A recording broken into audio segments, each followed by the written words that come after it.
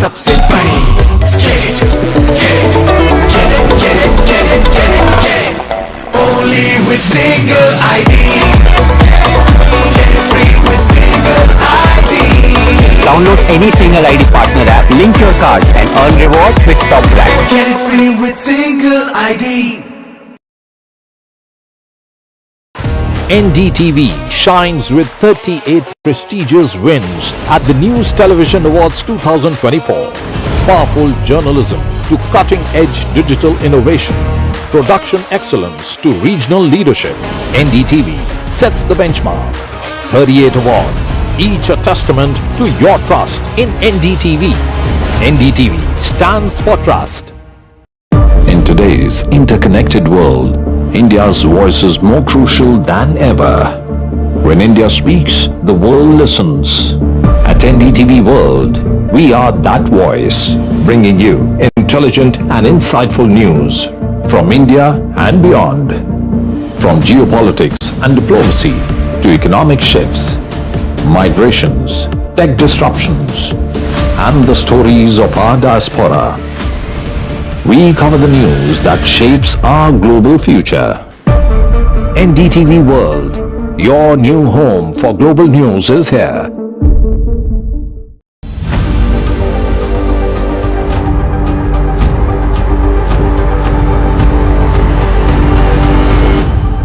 This week on India Ascents. Will Myanmar's junta chiefs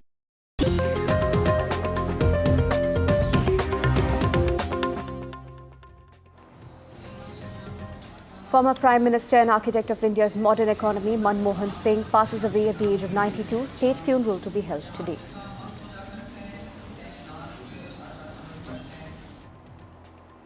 Government to build memorial to Manmohan Singh in the capital. Official sources say the government is set to allocate space for the memorial. Aviation regulator suspends Akasa Air Director Operations and Director Training. Alleged lapses in pilots training under scanner. US President-elect Donald Trump has raised concerns about China's expanding influence in the Panama Canal region, criticizing high fee and suggesting a return to US control. External Affairs Minister Jaishankar and US Secretary of State Antony Blinken review advancement of US-India partnership.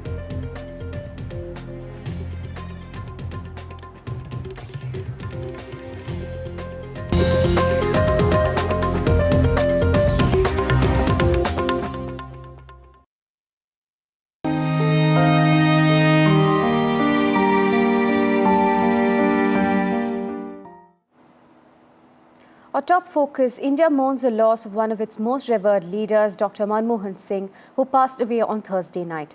Former Prime Minister Dr. Manmohan Singh, widely recognized as the architect of India's economic reforms, especially since the early 1990s, was 92 years old when he died. 7-day state mourning has been declared and all flags are at half-mast. As tributes pour in from across the world, as the Prime Minister for the 13th time in India, serving from 2004 to 2014, Dr. Singh has left an indelible mark on the country's history. The mortal remains of Singh will be kept at the AICC headquarters for an hour from 8:30 a.m. For the people and Congress workers to pay their respects. A state funeral is set to follow with full military honours for the former PM as well. Take a look at this report. The service of the people of India is a great honor and a great privilege. And let me say, I have enjoyed every moment of it. माना कि तेरी दीद के काबिल नहीं हूँ मैं.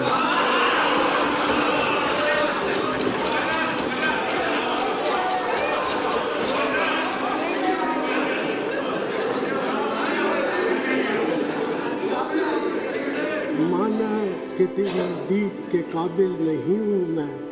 तू मेरा शौक तो देख, मेरा इंतजार देख.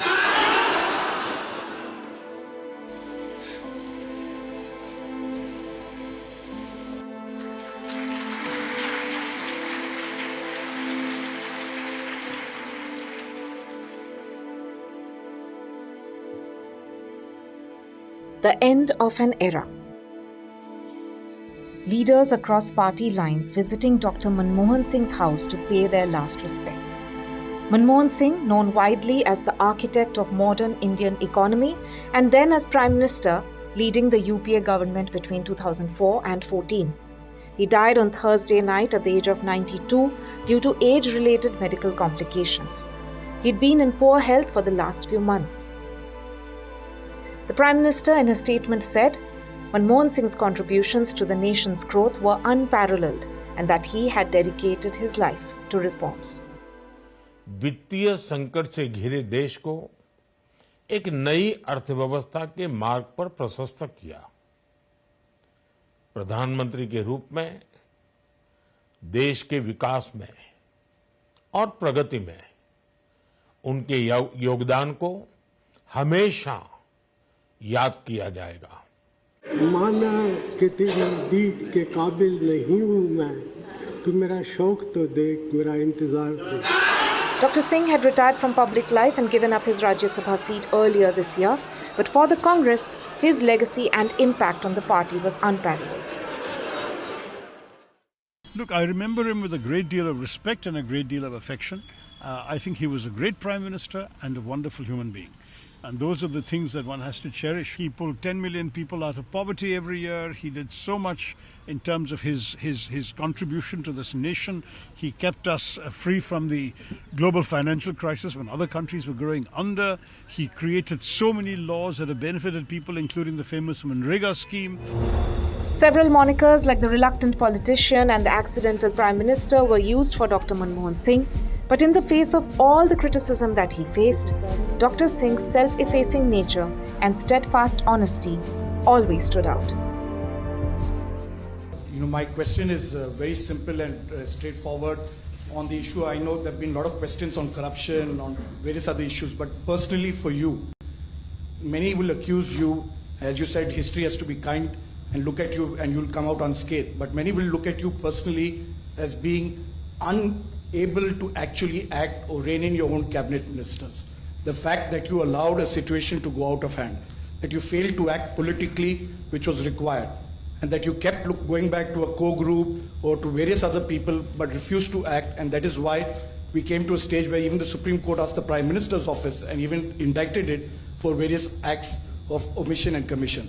So how do you respond to that politically, and how do you see your legacy because of the failure of you to act in a Well, I honestly believe that history will be kinder to me than the contemporary media or the powers, or for that matter, the opposition parties in parliament. Top international leaders and dignitaries also paid their respects to Dr. Manmohan Singh.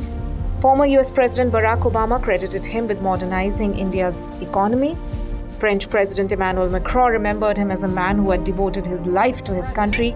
Angela Merkel, the former German Chancellor, said that Dr. Singh's primary aim was to improve the living standards in rural India. 7 days national mourning has been declared for Dr. Singh, and his last rites will be conducted on Saturday with state honours. NDTV Bureau Report.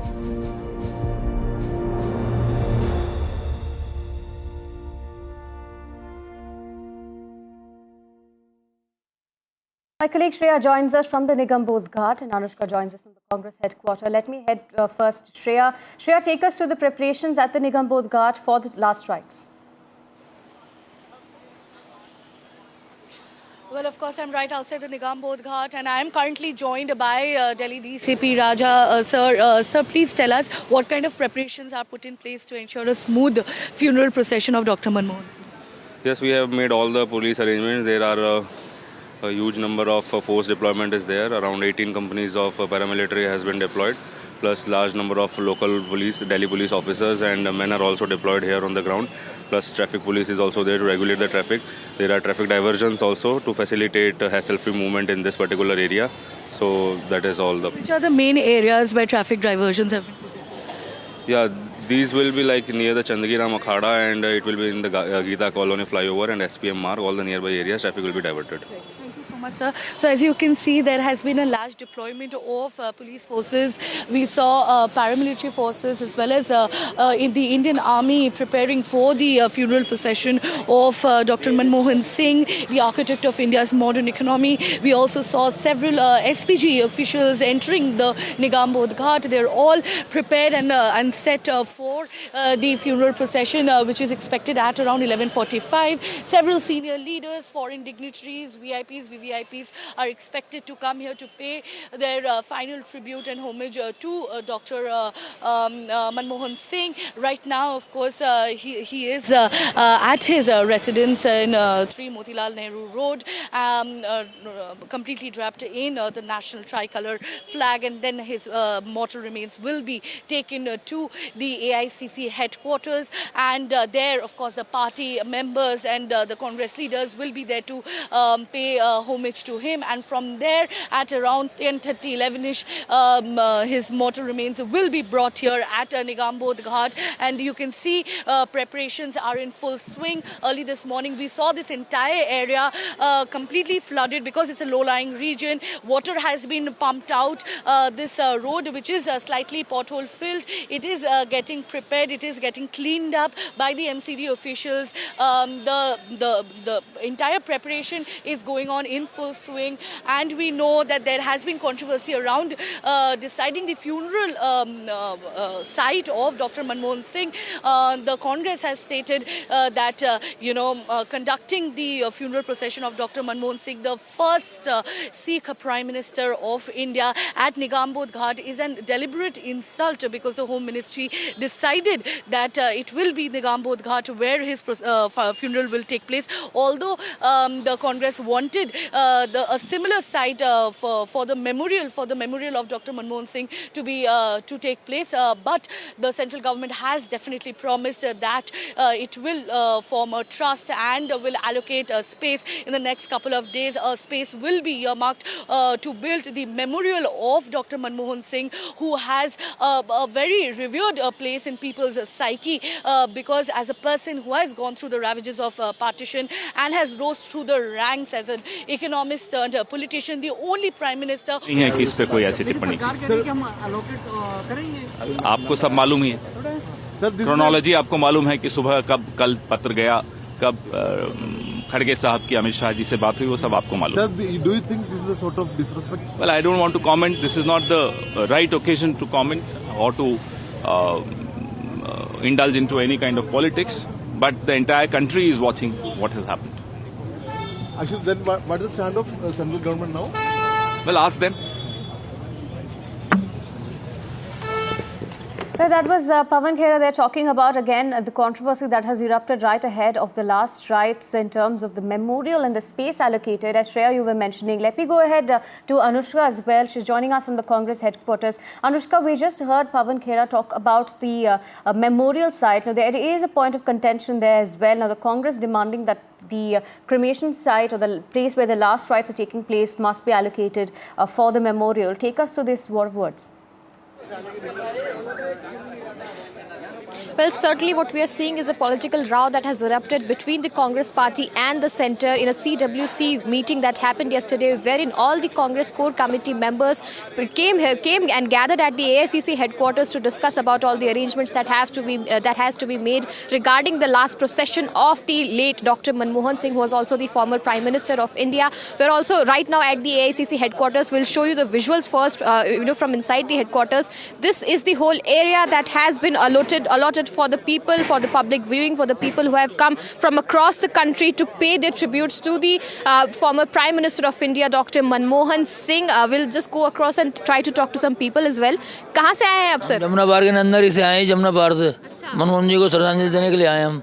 कैसे याद करते हैं आप उनको? तो बहुत दिल से मन से याद करते हैं। हम ये छोटी सी बात करना चाहते हैं कि मोदी जी ने हमारे जिन्होंने 10 साल राज किया उनको राजघाट पे जगह क्यों नहीं दी गई, जबकि चरण सिंह थोड़े दिन बैठे उनको राजघाट पे जगह दी गई। बहुत अच्छी राजनीति नहीं करनी चाहिए ऐसे टाइम में, लोग दूर दूर से। आपका नाम क्या है sir?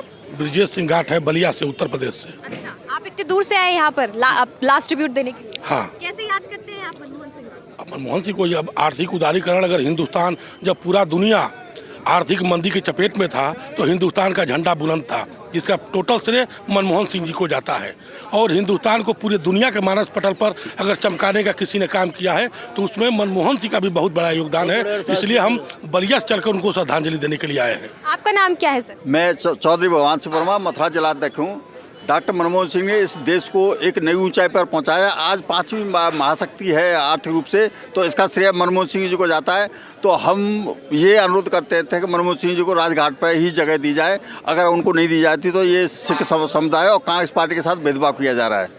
So certainly we can see a lot of people have come here to pay tribute to the late former Prime Minister Dr. Manmohan Singh. Also a political row has erupted between the centre and the Congress party regarding this whole matter. These Congress party members have also said that regarding this whole matter, regarding the cremation ground, the common cremation ground, that is the Nigam Bodh Ghat, that has been allotted for the former Prime Minister's last memorial. The Congress party has said that a place that is in fact matches his global stature should be given to former Prime Minister Dr. Manmohan Singh. Regarding this whole matter, the Home Minister has also given out a press release and has said that a trust is to be made, is to be formed for this whole memorial site, and a space should be earmarked so that all this procession can happen, the memorial can be built. But meanwhile, the last procession, the last rites should take place. That is at the ICC headquarters. We are showing you the visuals also. This is the main hall where the mortal remains of Dr. Manmohan Singh would be kept inside of AICC headquarters.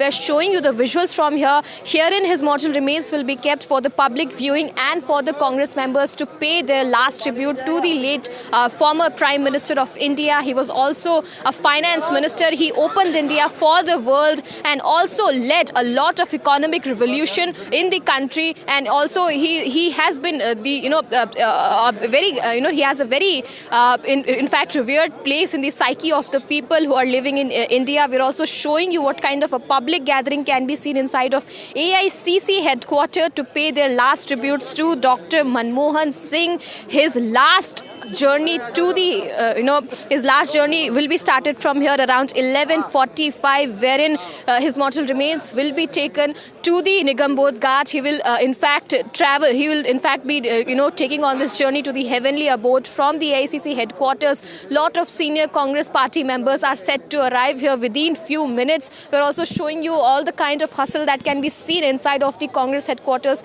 right now. Senior Congress leader, party members, workers and public have gathered here to pay their last tribute to Dr. Manmohan Singh, the former Prime Minister of India, who led a lot of economic reforms, was the hero of Indian middle class. A lot of people here are also in fact taking up the topic of the memorial site of the late former Prime Minister. They have said that Rajghat should be opened for his last rites, for the last ceremony, for the last procession of Dr. Manmohan Singh. And we're also seeing a lot of political row that erupted between the Congress party and the centre, wherein the Congress party have clearly said that place should be allotted that matches his global stature, not just a common cremation ground. But what the centre has said is that in fact they are creating a trust to build a memorial site for this whole for a space to be allotted for the memorial site of Dr. Manmohan Singh. Also, we are showing you the visuals. Right now, the mortal remains of late former Prime Minister has been kept in his residence, that is at Sri Motilal Nehru Marg. His mortal remains will be brought to the AICC headquarters, wherein all the preparations, all the arrangements have been made. The security has been beefed up around the AICC headquarters. The traffic diversions have been made at the Akbar Road, where the AICC headquarters is situated. Around 8:30 to 9ish, his mortal remains will be brought to the AICC headquarters. Here, the public, the Congress party workers and several people across the nations will be coming here to pay their last tribute, to pay homage to the late former Prime Minister. After that, his mortal remains will be taking on the last journey to the heavenly abode from AICC headquarters till Nigam Bodh Ghat, where the preparations is all set. With full state honours, all of the arrangements have been kept in place to pay final tribute to the former Prime Minister. Right, Anushka, like you mentioned, when you spoke to people there as well, people who've come there to pay their tribute to Dr. Singh, the one thing that was common was them talking about the memorial, which is also one of the main things that the Congress is pushing for at this point. They've released a fact sheet as well, and we are learning that the Home Ministry has said that they've communicated to the Congress President that the centre will be allocating an area for the memorial. Well, certainly last evening also what we saw is that a CWC meeting was held inside the AICC headquarters. A lot of Congress leaders were quite agitated regarding the memorial site of the late Dr. Manmohan Singh. They have in fact also said that the Nigam Bodh Ghat is not a proper place and it does not matches the stature of the global stature of Dr. Manmohan Singh, and Raj Ghat should have been the ideal place that should have been allotted for the memorial, for the crematorium site, for the memorial to be built there also. But what the centre has said, in fact, in a press release also, is that a trust has to be made regarding this whole matter. A space has to be allotted, to be earmarked for the memorial to be built regarding, in the name of the late former Prime Minister Dr. Manmohan Singh. Also, the people who have come here, who have arrived here, are also saying that, in fact, this whole Rajghat should be opened, for the cremation of the late Dr. Manmohan Singh. But also, what we are seeing is that the Congress has said that this is not just an insult for the former Prime Minister, but also, this is in fact, a dirty tactic by the centre, not giving the proper crematorium site to, late Prime Minister who is in fact who has left a very deep impact on the psyche of the public. We are also showing you the visuals from the AICC headquarters, where it can be seen that huge number of public have gathered here. People have arrived from different corners of the country to pay their last tribute. We'll in fact also talk to some people. क्या नाम है आपका? रमेश कुमार। कहाँ से आए हैं आप? Mehrauli block Congress committee का अध्यक्ष हूँ मैं जी। क्या कुछ कहेंगे आप लोग यहाँ पर आज अपना लास्ट ट्रिब्यूट देने के लिए आए हैं, जो फॉर्मर प्राइम मिनिस्टर थे मनमोहन सिंह, उनको? डॉक्टर मनमोहन सिंह जी को श्रद्धा सुमन अर्पित करने आए हैं। बहुत अच्छा काम किया, 10 साल रहे, कोई लड़ाई नहीं, झगड़ा नहीं। मोदी जी से अनुरोध करेंगे इनको राजघाट पे जगह दें, ऐसे पार्शलिटी ना करें। इतने अच्छे प्रधानमंत्री जिन्होंने विश्व में नाम रोशन किया, उन लोगों को कह रहे निगम बोध घाट पे, गलत बात है मोदी जी की। मैं मोदी जी सरकार से अनुरोध करूंगा इनको राजघाट पे जगह दी जाए। आपका नाम क्या है सर? प्रकाश निधिकर। कहाँ से आए हैं? फिरोजाबाद, यूपी। अच्छा, आप यहाँ पर अंतिम श्रद्धांजलि देने के लिए आए हैं मनमोहन सिंह जी को? जी। क्या कुछ कहेंगे, कैसे याद करते हैं आप उनको? देखिए, मनमोहन सिंह जी ने जो मनरेगा दिया, बहुत कुछ योजना उन्होंने ऐसी दी, RTI दिया, जो जनता आजीवन याद करेगी। आपका नाम क्या है? मैं अनूप वर्मा। कहाँ से आए आप? यूपी से। अच्छा, कैसे याद करते हैं आप former prime minister doctor Manmohan Singh को? जब पूरे विश्व की अर्थव्यवस्था मंदी के दौर से गुजर रही थी, उस टाइम पे देश को जो है एक मजबूती अर्थव्यवस्था को देने का कार्य किया, और ऐसी मजबूती जिसके ऊपर आज जो अर्थव्यवस्था की जो ग्रोथ है, वो उसके लिए एक नींव रखने वाले ही हमारे वित्त मंत्री के रूप में या प्रधानमंत्री के रूप में मनमोहन सिंह साहब थे। और ऐसे अर्थशास्त्री को हिंदुस्तान ही नहीं, पूरा विश्व जो है नमन करता है, और हर कोई चाहता है कि उनको अंतिम दर्शन करके श्रद्धा सुमन अपने अर्पित किए जाएं। So certainly we are seeing that people from around Uttar Pradesh and Bihar and several of the country have the former Prime Minister. They have in fact, by the way, which people are... Right, we'll try and get my colleague Anushka there, but there you go, you did hear people who had come there at the AICC headquarters to pay their respects. We're also getting in visuals of the truck that's going to be getting the mortal remains of the former Prime Minister, and then we'll head to the AICC headquarters where the leaders as well as Congress workers and his supporters will come to pay their last respects to him before he heads on to Nigam Bodh Ghat, where my colleague Shreya is at the moment. Shreya, take us to the preparations at Nigam Bodh Ghat. Of course, as we saw that the Congress supporters who had come there were picking up the issue. आपके लिए और सिखों के लिए हमेशा तैयार रहता हूँ। तो अब तो एक लौता मातर, इतनी आबादी है हमारी, एक लौता सिख देश का प्रधानमंत्री बना था, और अगर वो ऐसा करेंगे और देश के लोगों में इसके प्रति बीजेपी के प्रति और सरकार के प्रति एक और भावना बनेगी कि भाई इन्होंने अच्छा काम किया है। Again, talking about the memorial there to be built for former Prime Minister Dr. Manmohan Singh, the Congress and its supporters again saying that Rajghat would be the ideal place for the last rites. Not just that, but that an appropriate place should be given for the memorial to be built. My colleague Shreya joining us from Nigam Bodh. Shreya, take us through the preparations there. Well, if you talk about the preparations right outside Nigam Bodh, you can see the paramilitary, military forces have been deployed.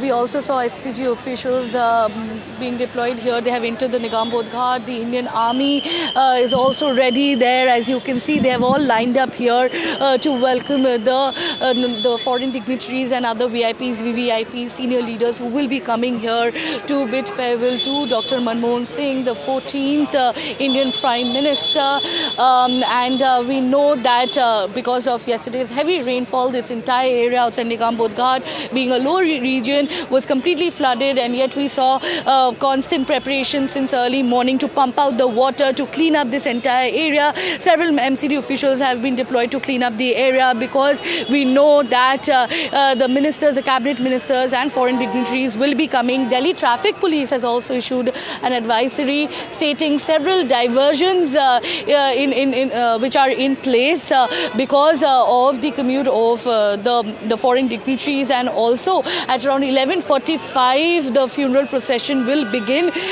wherein Dr. Manmohan Singh will be brought here, and a state funeral will be conducted with full military forces, and we know that right now his mortal remains is at his residence in 3 Motilal Nehru Road. At around 9:30, 10ish, he will be brought to the AICC Congress office, and after the party officers, party people pay homage to him, he will be brought to Nigam Bodh. Definitely a controversy has been erupted regarding the site of the funeral. The Home Ministry announced that Nigam Bodh is where the funeral will take place, and in the next couple of days a separate area will be allocated to build the memorial of Dr. Manmohan Singh, considering how magnanimous his journey has been, how inspiring his journey has been as a politician and as a person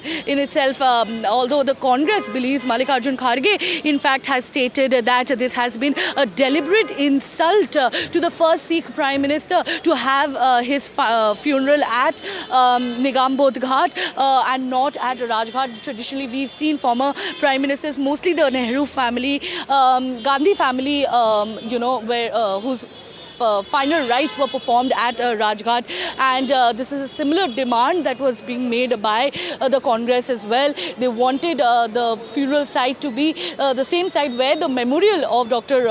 Manmohan Singh should be built, but the central government has promised that in the next couple of days a separate area will be allocated for his memorial. Considering his incredible journey, he's a man who rose from the ashes. He comes from a very humble background, and he personally faced the ravages of the partition, and he rose through the ranks through his educational qualifications. He also happens to be the world's most qualified head of government, and he's an economist turned accidental politician, or reluctant politician. Although his journey, his political journey is quite inspiring, considering how he brought about the entire economic liberalization at a time when India was going through a fiscal deficit, and also how he handled the India-US nuclear deal. These are some of the highlights of his political tenure. Apart from that, we also know how he brought about several political social reforms, including the Manrega, RTI, RT, Aadhaar, all these things which revolutionized India, which steered India into its 21st century, is the vision of Dr. Manmohan Singh. And to mark tribute, to mark respect to this very man, you can see the preparations are ongoing here at Nigam Bodh, where his final journey from, from the AICC headquarters to here, to the heavenly abodes will take place. Several foreign dignitaries, VIPs, VVIPs will be arriving here shortly in the next couple of hours, and the entire nation will get to bid farewell to Dr. Manmohan Singh. Back to you. Thank you, Shreya and Anushka, for joining us and bringing us those details from the ground. Continue tracking as developments take place. Remember, Manmohan Singh's mortal remains will first be taken to the Congress headquarters and then to Nigam Bodh Ghat for the last rites. Now, India has remembered the reforms that have been brought about by Dr. Manmohan Singh as well during his tenure as the finance minister. Listen into what former Principal Secretary to Dr. Singh, T.K. Nair, had to say.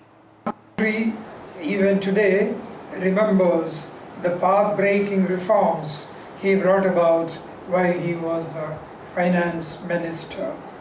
During those days, he literally opened the country to foreign investment and foreign capital, which would go a long way in building industry and infrastructure in the country. At times he was perhaps misunderstood, but all the time he kept in mind what he believed to be in the interest of the country and its people.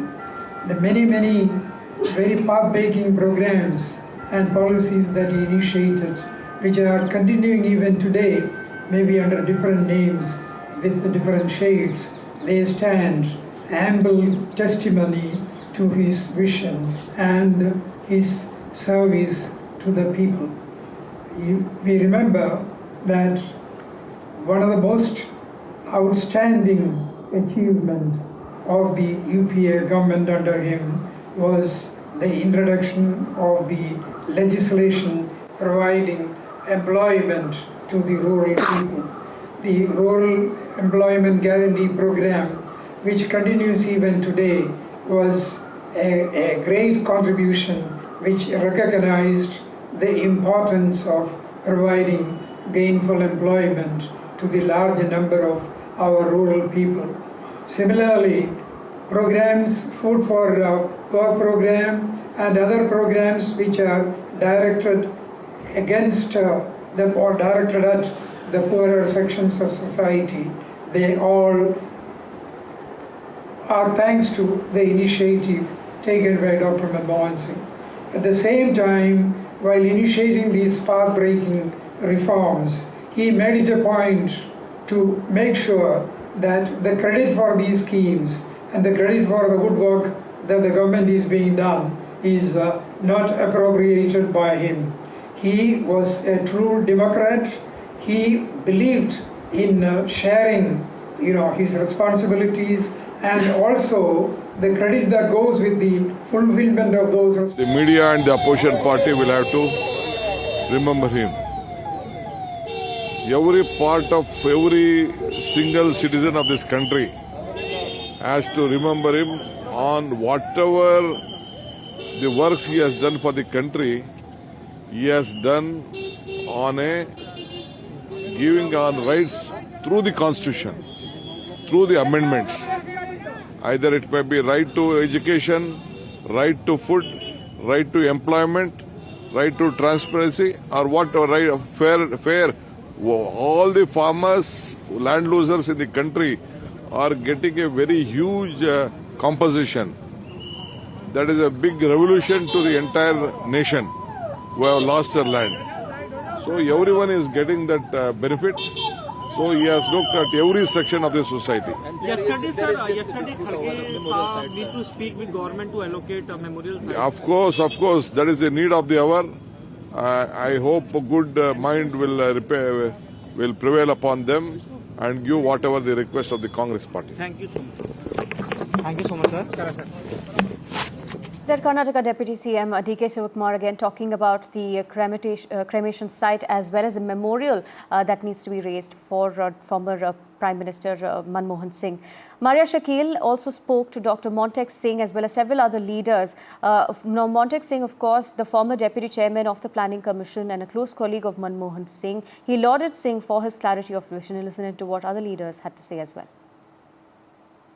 Dr. Manmohan Singh will be remembered for his economic reforms, and someone who worked very closely with Dr. Manmohan Singh was Montek Singh Ahluwalia. Sir, thank you so much. You were responsible for actioning the vision of an economist prime minister. How was it like working with Dr. Manmohan Singh, and what was the clarity of thought that he gave you when you were working with him? Well, I had known Dr. Manmohan Singh well before he became Prime Minister. As a matter of fact, he brought me into the Finance Ministry and then later on made me part of his team when he was Finance Minister. So I'd been working with him for quite a long time. And, he was a person of great clarity of vision. And anyone working for him knew exactly what his thinking was. He also encouraged you to give your own views. I mean, he didn't simply sort of say, well, this is my vision and now you, as you say, implement it or action it. He said, look, this is my vision, and if you have a different view, you're free to express it. So it was a very exhilarating time when we were considering all kinds of new and different things. And you had the sense that different options were being weighed, which was pretty exciting for the period, actually. I'm also being joined by Sanjay Jha as well as Sandeep Shastri to discuss more about Dr. Singh and his legacy. And we'll come to that after a short break.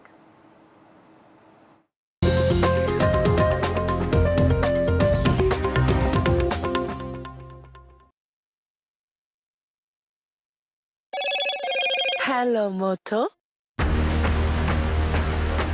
Motorola Edge 50 Pro, world's first AI-powered pro-grade camera.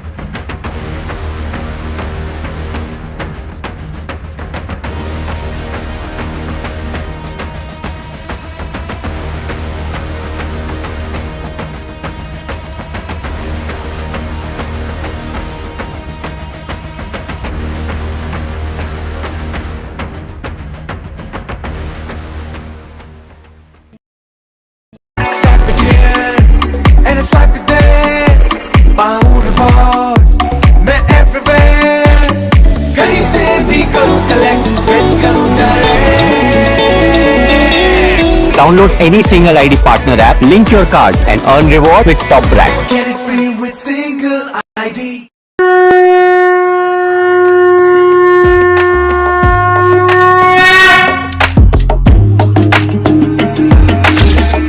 Mahakumbh, a festival of faith, the world's biggest spiritual festival, the divine dip at the spiritual Sangam, a sacred confluence of faith, culture and heritage. NDTV's mega coverage of the Mega Fest.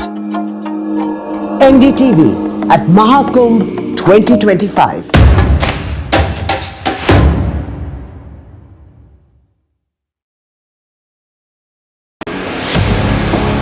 (2024), the year that was, when India welcomed Ram. When India decided, मैं Narendra Damodar Das Modi, when Jammu and Kashmir turned a historic leaf, as Chief Minister for the Union Territory of Jammu and Kashmir, when India mourned, when India celebrated,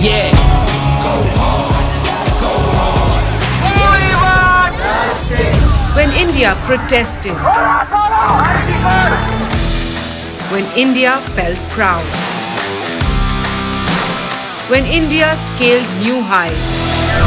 NDTV brought it all to you, your trusted news destination, yesterday, today and tomorrow. A very warm welcome to the first edition of the NDTV Emerging Business Conclave 2024.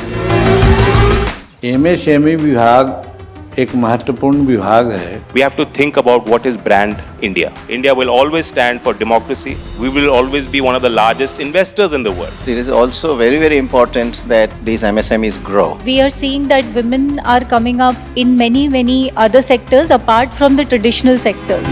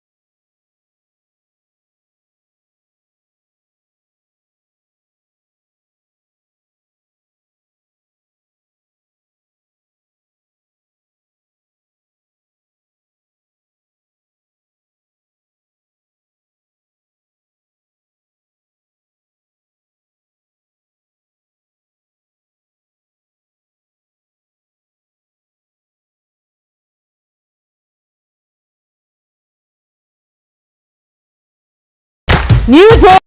And I do feel that if you look at the 2004 to 14 period when he was the prime minister, a lot of us who look at economics very closely will call it the real golden period of India's economy, because for the first time in the entire decade of growth, continuous 10 years, India grew at nearly 7.8%. And at the same time, lifted around 270 million out of poverty, which showed to you that the policy of inclusive growth, that the policy of actually bringing about lifting the poor people out from poverty, as well as giving Indian industry and Indian corporate sector an opportunity for growth, could coexist together. You see, there are a lot of people who believe that the two are actually contradictory. And actually what Dr. Manmohan Singh proved, and I think the Congress needs to take a lot of credit for that you could have FDI along with RTI. You could have, privatization along with Manrega. You could have greater degree of, shall we say, liberal stock markets and lower taxes, and that could be also coupled with the Food Security Act. And I think that is really the genius of Dr. Manmohan Singh. Stay on with us, Mr. Jha. Let me bring in Mr. Shastri as well. So it's quite common for great minds to be criticized when they're alive, and once they leave us, they're remembered kindly. And Dr. Singh was right when he said that history would remember him far more kindly than the media was to him. You know, he has been given several monikers: accidental prime minister, he's been called a silent prime minister and all those things. But he handled that with grace, sir.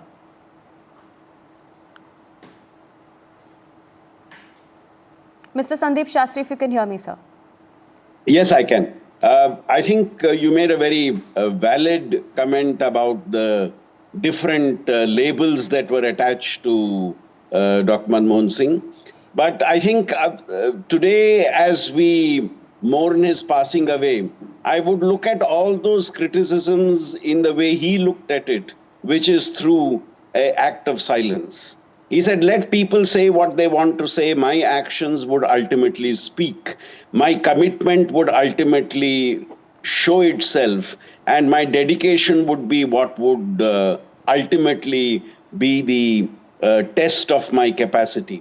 And I think, as you very rightly said, Aarti, at the start of your comments, history, I think, will judge Prime Minister Manmohan Singh in a much more positive way than was done during his lifetime or even later.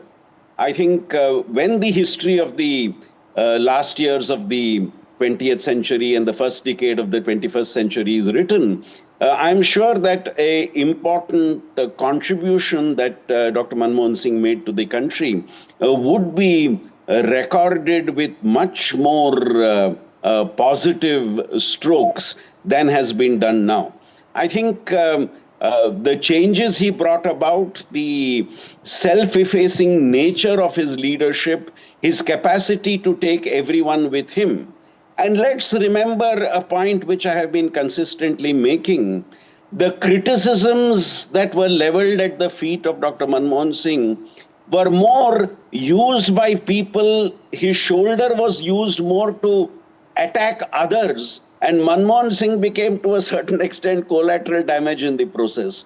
It was not a direct attack on Manmohan Singh, but more using his shoulder to be able to attack others. So I said, as history looks at the times in which he led the country, I think there would be much more positive reflections and a much greater appreciation of his role as a prime minister of the country and also as the finance minister of the country.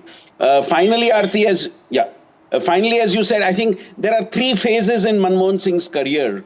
Before he became finance minister, when he held several important positions which were connected with politics. And then as finance minister and finally as prime minister. And I think we need to see the bridge of connectivity between these three phases of his public life. Absolutely. Stay on with us, Sandeep Shastri and Sanjay Jha. I'm also being joined by my colleague Sunil Prabhu, joining us from the AICC headquarters in New Delhi. Sunil, as the nation is ready to bid farewell to Manmohan Singh, we're of course being joined by political analyst Sanjay Jha and Lokniti National Director Sandeep Shastri. At this point, if you'd like to make some comments or ask them about Dr. Singh's legacy, we were just discussing how he had taken criticism quite gracefully.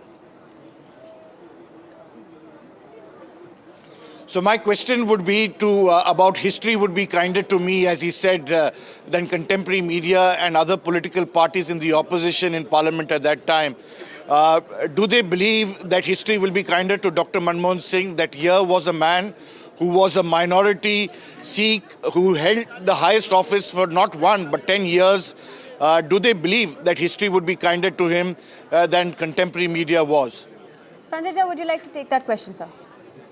Well, I think the simple answer to that is, as Sunil rightly asked, that if you look at his track record, Dr. Singh handled India during the time of the great mortgage crisis that happened in America and spread all over the world, which was called as the Great Recession, which was inspired by actually the horrific 1931, the Great Depression. And people said, well, is the world going to experience some very devastating shocks from which many economies took very, very long to recover?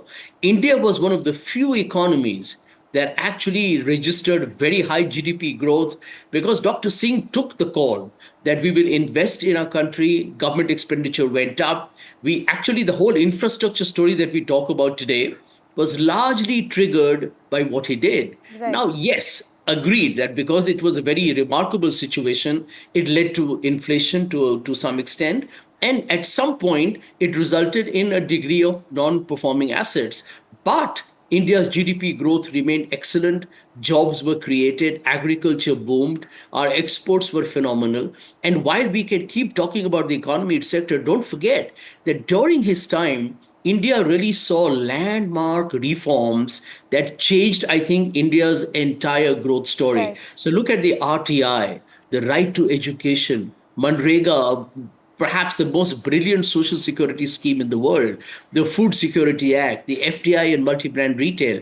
And most importantly, if you look at the one act on which his government took a lot of beating, a public scrutiny happened on the Lokpal agitation. And I think that really kind of hurt him very badly because Dr. Singh has an impeccable career record. Nobody could have ever accused him of corruption. Because the UPA was accused of a lot of scams that, as we all know, ultimately never got proven. The damage, however, politically was done because the party, to be honest, didn't handle it very well. And I think that was one of the reasons why he said, history will judge me differently. And he has been vindicated, Aarti, because look at it like this. The 2G scam was thrown out of the window by the courts. The coal has really gone nowhere. And actually, India implemented the anti-corruption RTI and the Lokpal bill with Dr. Singh as the Prime Minister. And that is the paradox. That is the irony that we need to understand. And he probably saw it. A lot of other people did not. Absolutely. Stay on with us. We're in fact getting in visuals at this point of Rahul Gandhi and Priyanka Gandhi there as they head to the SEC headquarters. They're going to be, of course, paying their last respects to Dr. Singh. We'll keep these visuals and updates coming in. My colleague Sunil is being joined by Pawan Khera. Let's quickly cut across. So thanks. Here I have with me somebody who has, worked very closely with Dr. Manmohan Singh's office in those years as political secretary to Sheila Dixit. How do you, your thoughts and... it's a glorious era that comes to an end, and unfortunately they don't make such leaders anymore. Cutting across party lines, I think Dr. Manmohan Singh stood tall for the values of integrity, humility, simplicity that he carried all his life. You were part of that entire time, critical period when the UPA saw a lot of turmoil with Sheila Dixit, the Commonwealth Games, the Shunglu Committee report, Dr. Singh setting it up, and yet he stood he stood by Sheila Dixit. I think what we need to appreciate is that Dr. Singh and Mrs. Dixit always stood for being correct in public life. So the correctness of conduct is something which both these leaders had. And a lot of our leaders definitely have. And so that era that you're talking about, yes, it was a tumultuous era, but everybody behaved in a very correct manner. Dr. Singh said, and as you all put it out in your advertisement today, history will be kinder to him. Do you believe that is now coming true? Sunil, people have already, over the last 10 years, started comparing. And that comparison, I'm sorry, this government will not be able to avoid. Comparisons will happen, they always happen. Dr. Singh stands tall. There's no doubt about that. In his silence, he achieved a lot, much more than all these people shouting around from morning to evening. One last point, unnecessary controversy about the memorial. It was avoidable, and I think the onus of avoiding these controversies lies at the doorstep of the government. You feel that the memorial... Obviously. He's the greatest, one of the greatest sons of India. So here you have it from good words, and those were tumultuous times when you had to deal with a very critical phase, and it's in that backdrop that these incidents took place. Dr. Manmohan Singh remained steadfast in his ability to bring in what they call a clean government and probity in public life, and that's something that they wanted to do. We have now Rahul Gandhi coming to the Congress headquarters here to pay his last respects to Dr. Manmohan Singh, who here lies in state, and the general public here have been coming in and paying their last wishes to him. And their respects to a man who became the Prime Minister, first Sikh minority to become the Prime Minister of this country, not for 1 but for 10 years, and ran a coalition government against many odds. Right, Sunil, we were getting shots of Rahul Gandhi and Priyanka Gandhi heading there, like you said, at the SEC headquarters. If you could show us around and take us through the hustle and bustle there just as they arrived. Well, so here is the kind of visuals. There's a big media contingent here, and Dr. Manmohan Singh's body is lying in state, and for people to pay homage to him. In a short while from now, they will be entering and giving their respects and paying their last respects. They've been doing this ever since, the Congress working committee, which was meeting in Belgavi, had to be cut short after the sudden and demise of Dr. Manmohan Singh, who passed away on the 26th of December. It's in that backdrop that the Congress has not only been in a state of mourning, but also trying to remember Dr. Manmohan's legacy and its relevance for India in the present times. Right, Sunil, continue tracking as developments take place. We're also getting in visuals of Dr. Manmohan Singh's mortal remains being taken to the AICC headquarters from his residence there. As you can see, the cavalry is heading towards the AICC headquarters, where Congress leaders will be paying respects. Remember, Rahul Gandhi, Priyanka Gandhi also just heading there. They have perhaps already reached there, and they will be paying their respects to Dr. Singh along with several other Congress leaders. Then his mortal remains will be taken to the ghat, where his last rites will take place as well. Let me bring in Sandeep Shastri. Sir, now Sanjay Jha had made a point about, yes, of course, there were economic reforms that Manmohan Singh is known for. But not just that, under his tenure, there were improvements in technology, in education and infrastructure that took place as well. That had in fact shaped or made the impetus for the development that India saw in the next coming years, sir. Aarti, you are so right. I think the point which Sanjay ji made was something that needs to be emphasized. We often talk only of the economic reforms that he was instrumental in bringing in. But I think as a prime minister for a decade, the changes he brought about and the conventions and culture he introduced, and all in a manner where he did not take any personal credit for what happened, but worked from behind the scenes, be it the Right to Education Act, be it the Right to Information Act, be it the Employment Guarantee Scheme. All these were quietly pushed by him during his prime ministership.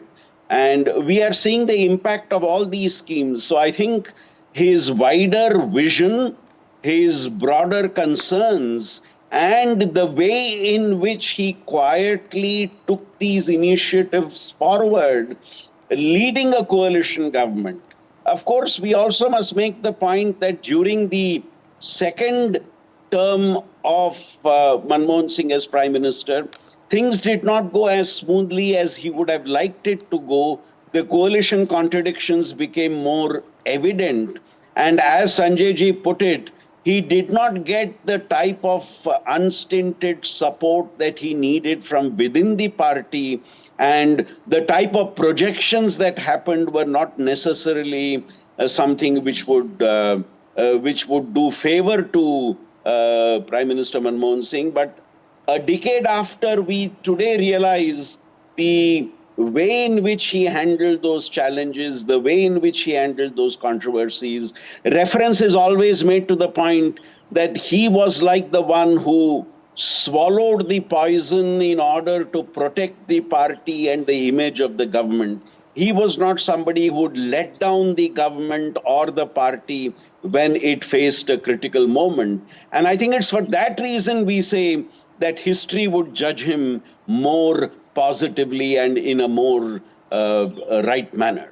Absolutely. Thank you, Sandeep Shastri and Sanjay Jha, for joining us and sharing your thoughts on this development there as Dr. Singh makes his last journey. These are, of course, visuals coming in of his mortal remains being taken to the AICC headquarters. We're getting in visuals from the cavalry that is taking his mortal remains to the AICC headquarters, as well as the scene at the Congress headquarters there as leaders are awaiting the mortal remains to pay respects to Dr. Singh.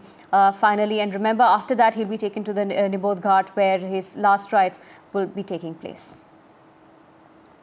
Remember, Rahul Gandhi and Priyanka Gandhi are at the Congress headquarters, are heading there, will reach shortly, perhaps, where they will also be paying their respects to Dr. Singh. Remember, there is also a point of contention at this point that's arising over the memorial as well as the last rites of Dr. Singh, where the Congress, in fact, has been demanding that the Rajghat be used to conduct his last rites. But there is, of course, a point of contention there where they say that the memorial should be done at an appropriate place as well.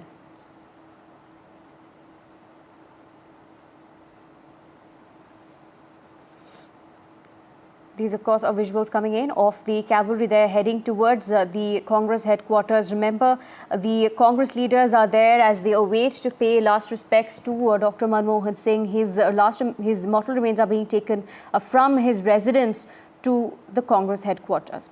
Now, we'll continue tracking this story as it develops and as we get in live updates. For now, a short break.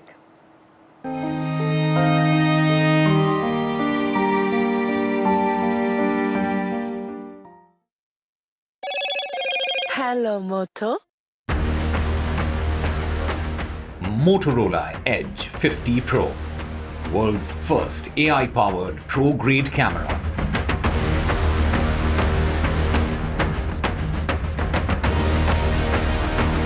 Bodh is covered in a blanket of snow as the area receives heavy snowfall.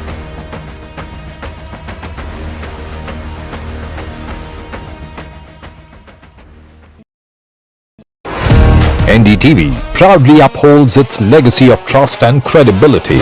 According to the prestigious Reuters Institute's Digital News Report 2024, NDTV is the top-most news platform in the country. Number 1 in both online and offline reach in India. Beating all its competition, NDTV stands for trust.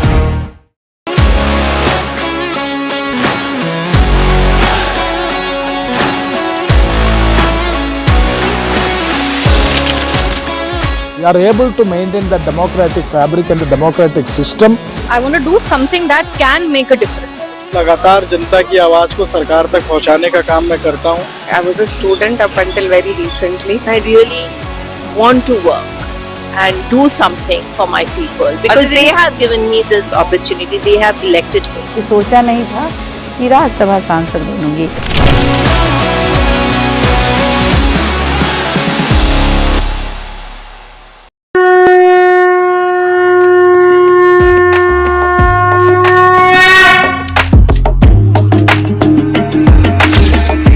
Mahakumbh, a festival of faith, the world's biggest spiritual festival, the divine dip at the spiritual Sangam, a sacred confluence of faith, culture and heritage. NDTV's mega coverage of the Mega Fest. NDTV at Mahakumbh 2025.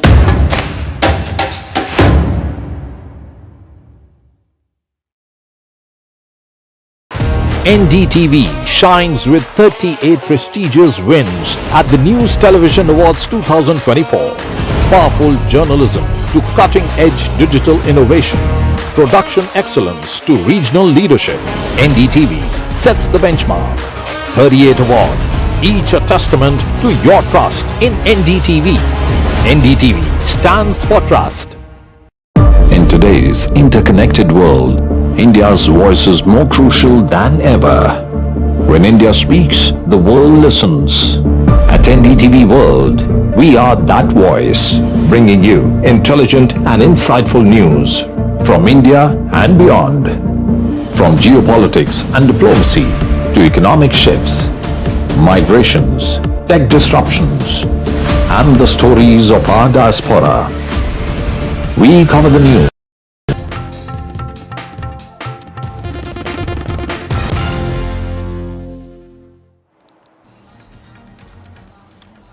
Former Prime Minister and architect of India's modern economy, Manmohan Singh, passes away at the age of 92. State funeral to be held today.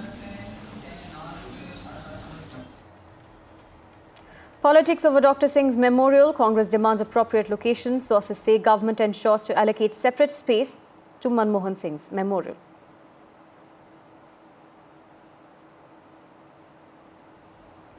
External Affairs Minister Jaishankar meets US Secretary of State Antony Blinken to review advancement of US-India partnership.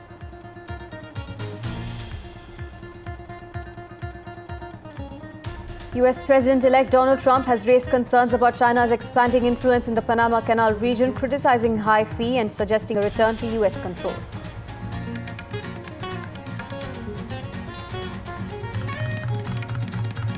Nitish Kumar Reddy marks his maiden Test half-century with Pushpa celebrations. India saves follow-on in Melbourne. Well, I can tell you 100% this is going to be the first of many, many more But that's what I'm saying, awareness of where the...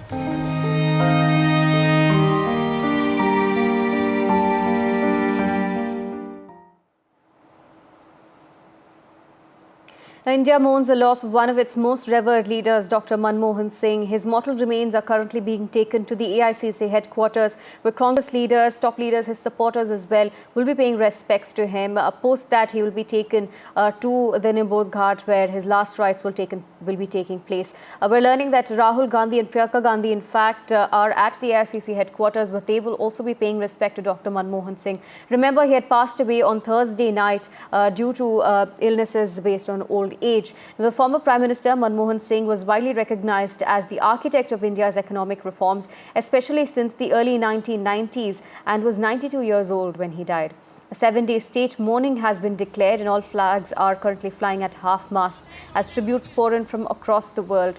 As the 13th Prime Minister of India, who had served from 2004 to 2014, Dr. Singh had left an indelible mark on the country's history.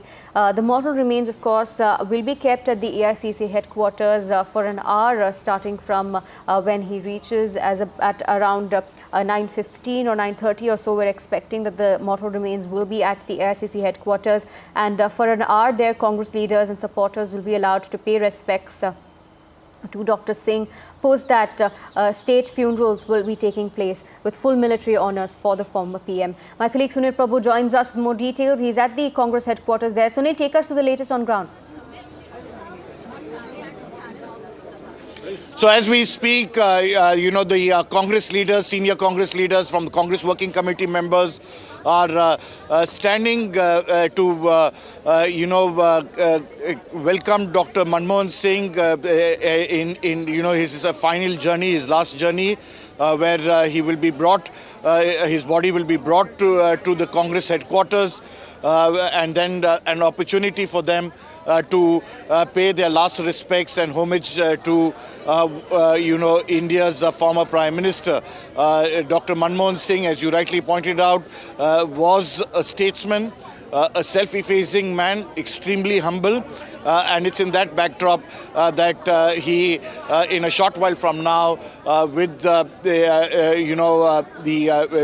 army and the military now taking over the final journey for Dr. Manmohan Singh, will bring him his body to the AICC office, and as I said, senior Congress leaders here waiting to pay their last respects and homage. There are hundreds of Congress workers here who are waiting to also join and paying their last respects. As you are well aware, for Dr. Manmohan Singh, it's been a journey of a lifetime. It's been a journey, life well lived. Starting off as a scholar, then of course an academician, then a technocrat, and finally as a politician. So it's been an important phase of Dr. Manmohan Singh, the last 33 years being of a politician, and his ability to continue to ride India through one of the critical phases of India's contemporary history.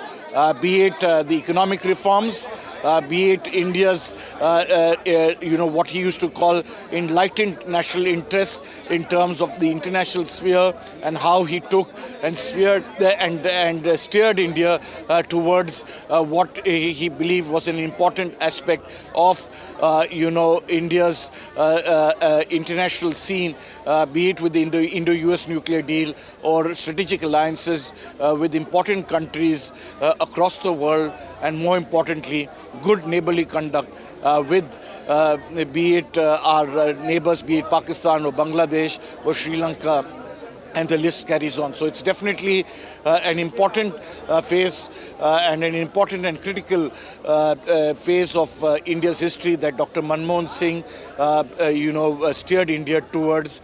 And as he said to us in a question, I hope history will be kinder to us. I think today across the world and across the media, everybody's paying glowing tributes to a man, a minority Sikh Prime Minister who took and held the highest office in absolute simple humble and incorruptible manner, something that will be extremely rare to find in recent times. Right, Sunil, another thing about Dr. Singh is that he never shied away from the media. He would always conduct press conferences like he himself mentioned after his foreign visits. And you yourself would have covered most of those press conferences. If you could take us through his relationship with the media, although he was heavily criticized at times. So Dr. Manmohan Singh had a hot and cold relationship with the media. It wasn't there, in that sense, something that, you could really explain in one word, because he actually believed in openness, an open book, and had the ability and the courage, which no Prime Minister has done in recent times and earlier too, of holding a national press conference and being able to take questions not once but I think 3 or 4 times. And that was his ability to engage with the media, to put his point across. He believed what he did was correct, and always wanted to speak to the media and answer critical questions for which he felt was extremely important, be it on strategic relations after his visits abroad or on his way, and to continue to engage and give his point across. There was never a moment, at least for me personally, when I would would ask, and request him to speak, and then he would say very categorically that his answers to any important questions, very, very difficult ones. One, of course, you saw where he's answered, where he says history is kinder. There have been times when the Supreme Court had indicted, for example, on the Chief Vigilance Commissioner, and then he would speak openly on that. Then when his relationships with any important aspect of alliances or any other important political, somebody's trying to pull away or do in coalition politics, he would always speak on those important matters, as well as, of course, the Indo-US nuclear deal. So that was Dr. Manmohan Singh that that I know, that the media knew. It's very difficult to believe that in present times we have had somebody who was so open and ready to be transparent and accountable in terms of the media outlook, something that we will now look at various ways, in terms of how we can go forward. So this is definitely something that, India has to really respect. That transparency and accountability of a Prime Minister, which is extremely rare to find in today's world. A lesson for all of us, young journalists and others, to know that he will go. This is, as we speak, the people are now giving their respect. His daughter and others coming to the Congress headquarters. Among shouts, of Amar Rahe. So that was Rahul Gandhi accompanying Dr. Manmohan Singh's family into the AICC headquarters so that people could pay homage to him. We are still awaiting the body of Dr. Manmohan Singh. Right, we're also getting in visuals of the mortal remains, perhaps just about to enter the AICC headquarters there. Sunil, that's right. Also talking about Sunil, that's right. So you can see also, you can see the.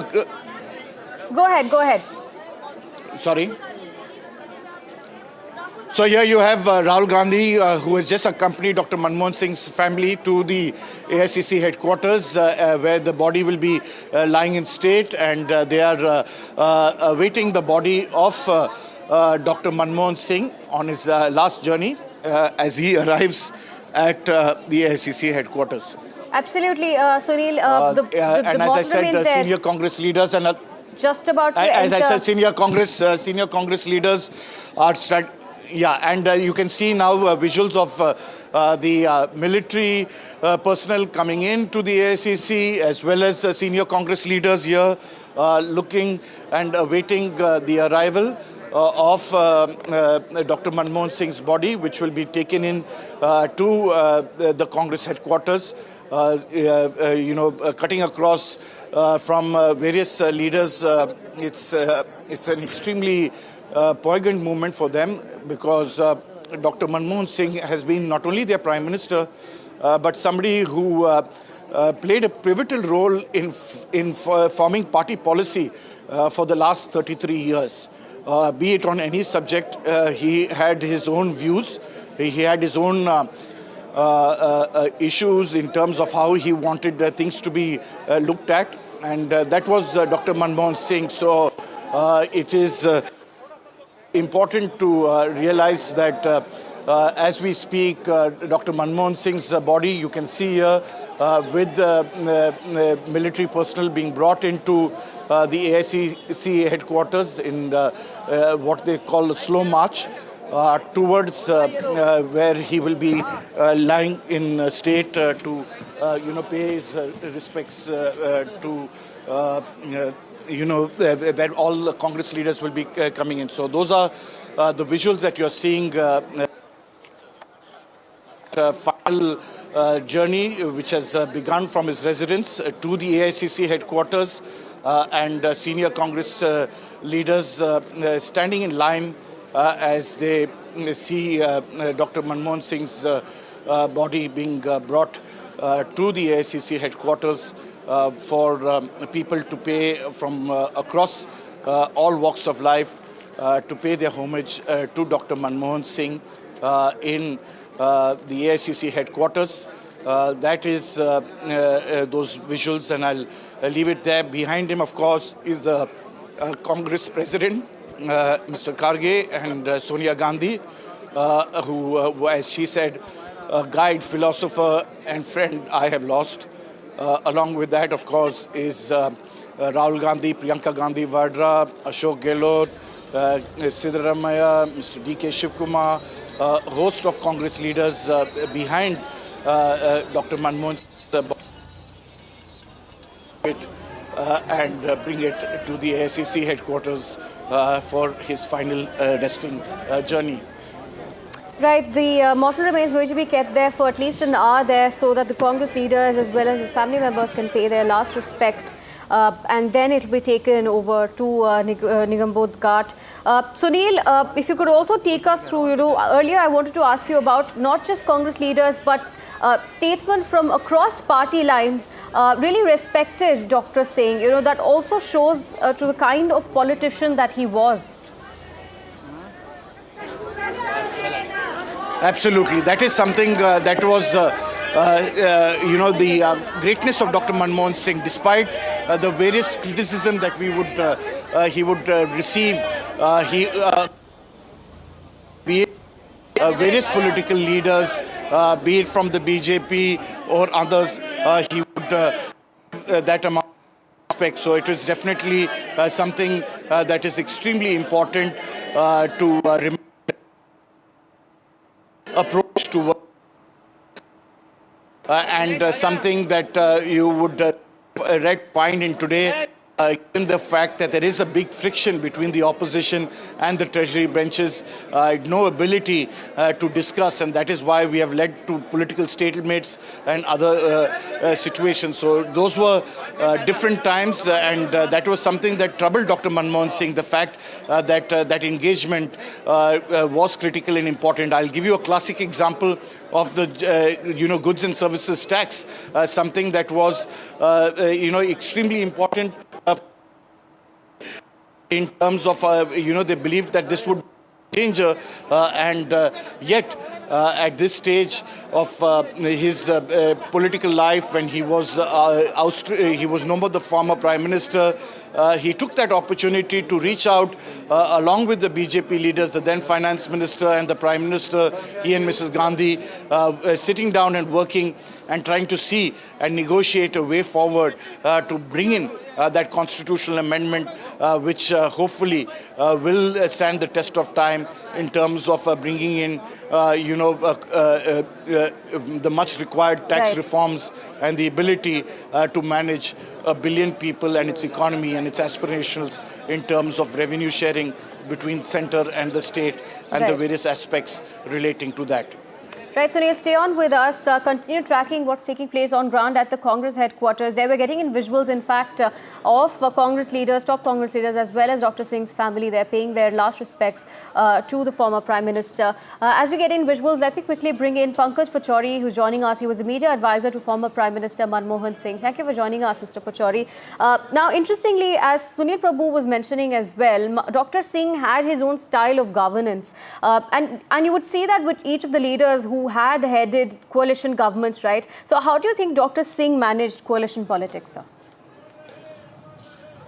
Thank you very much. I mean, my thoughts right now are with the family who are there. You can see on your screens, now Mrs. Gandhi is placing a Congress flag on the cortege of Dr. Singh, his three daughters, his wife. You can see them standing there. Yesterday was a very private affair at his residence, and today this is the Congress party giving their last homage to a leader, which the Congress, who actually increased the stature of the Congress party.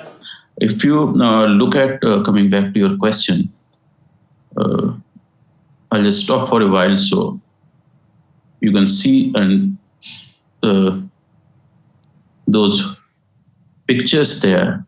And for me personally, it's a very unreal moment, because only about a few months back I was sitting with Dr. Singh, and as your reporter Sunil Prabhu was mentioning, he had a very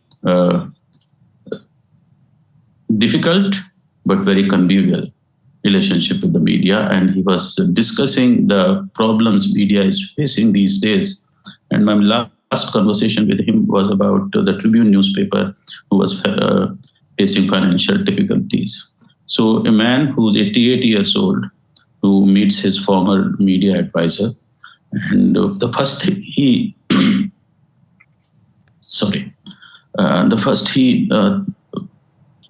that's Priyanka Gandhi there, paying homage to Dr. Singh.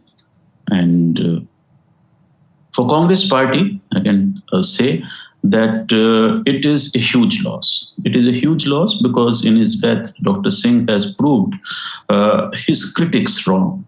The outpouring of support, of respect from different parts of the world leaders, and even from his opponents.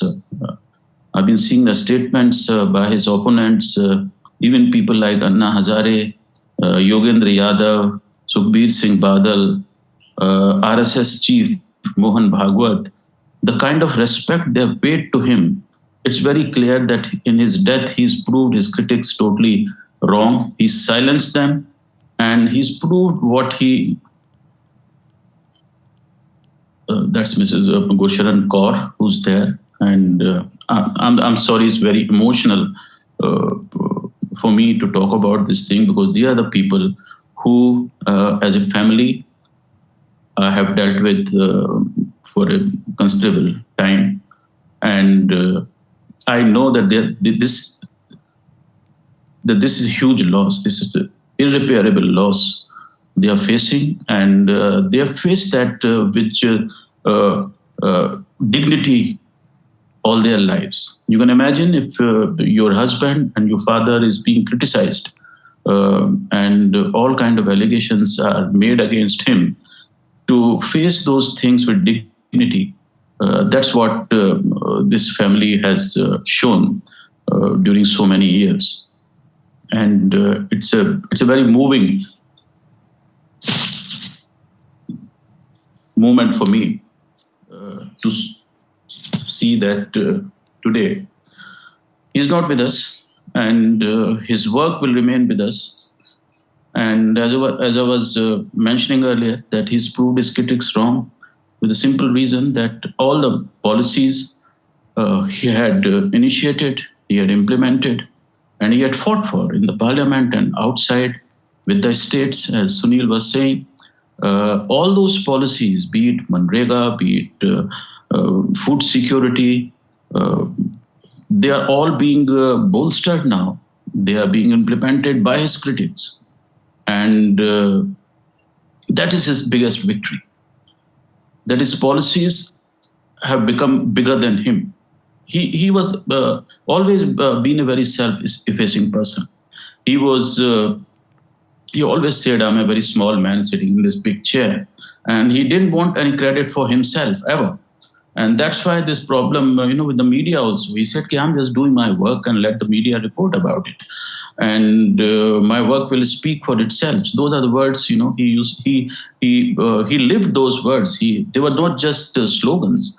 That your work should speak for itself, and that work is speaking. And I'm sure that a lot of people who are there today, the Congress party leaders who are there, and it must be a huge shock for the Congress party. They respected him all along, despite all the rumors you hear.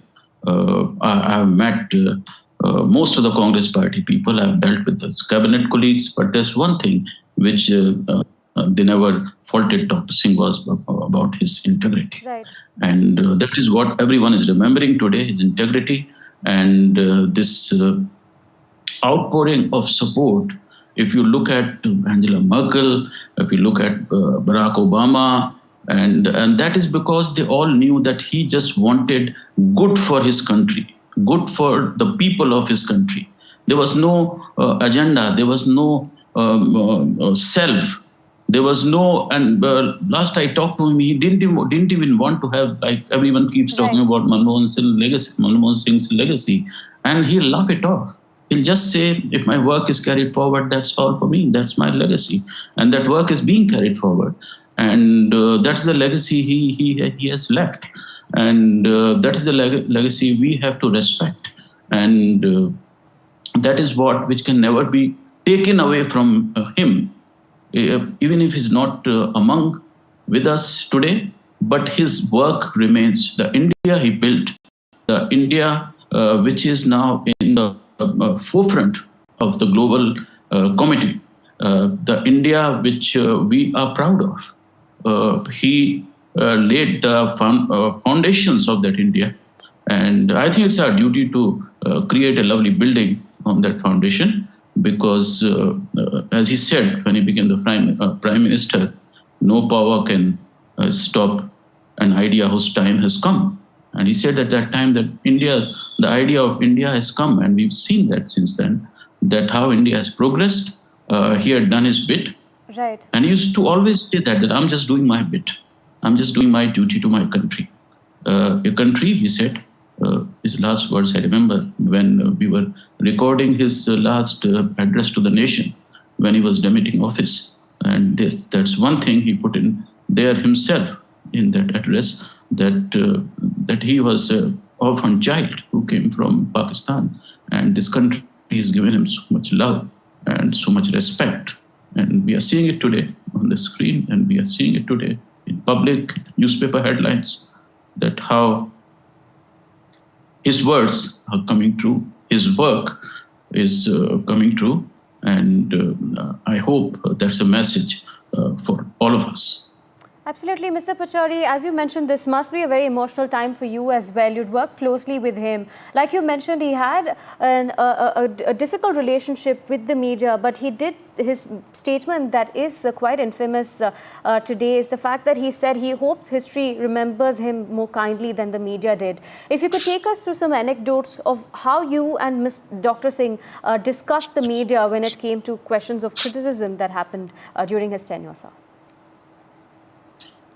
See, when I joined his staff, he was under a lot of pressure in terms of media, and that's why I think the government decided to join me. I was working in the place you are working today in NDTV, and I got a cold call from Prime Minister's office. I didn't know anyone there. I had not met the Principal Secretary to the Prime Minister ever. I had met Dr. Singh only once as a delegation with the television anchors and editors. I had met him there, and so I got this call that the Prime Minister has given you time on such and such date. I didn't believe that, and I thought someone is playing a prank. So I asked my producer to call back that number and see who's called me. And it turned out that it was from Prime Minister's office. And so I did go there. I met him, and he said to me very clearly that I do not know anything about this. You are a professional. You know about how to handle television. You know how to handle digital media. And digital media those days was beginning to gain ground in India. WhatsApp, Twitter, Facebook, all these new media platforms were there. And he had no knowledge about it. And his staff in the media had little knowledge about it. I had some knowledge about it. But he said that you have my full blessings. And I'm sure that you'll do your best in the circumstances we are facing. And people think that leaders and especially prime ministers and ministers, they are very worried about what happens in the media. He was least worried about what happens in the media. His only concern about the media was that media should not be misrepresenting what he's doing. And I still remember some of the top media editors around the world, from Financial Times, The Economist, they used to come to him to get their theories about economy clarified. I remember Martin Wolf. He sat with him. He used to come every year, once a year, and they used to discuss about how the world's economy is evolving. So, and about Indian media, he said, whenever you want, I'm ready to talk about it. If you remember that each parliament session, he'll come out himself and get out of the car and come out and face the media. Every parliament session, the beginning of the parliament session, he'll come out and make a statement. Every year, once a year at least, he will hold a huge media briefing. And his last press conference, which your correspondent Sujit Prabhu was talking about, was one of the largest media gathering a prime minister has addressed in our country. And unfortunately, the last such media gathering. It was totally unscripted. No one was asked to ask anything. And we prepared a long briefing for him. That what kind of questions can be asked. And I remember there were about 100 questions we had anticipated that the media people can ask. And we made a docket for him, a document, a briefing on that what could be, what are the facts on all those questions which could be asked. He looked at them and we flipped through that file and he said, but I know all this, don't worry. And that was one of the most forthright, in-your-face media interaction a prime minister has had.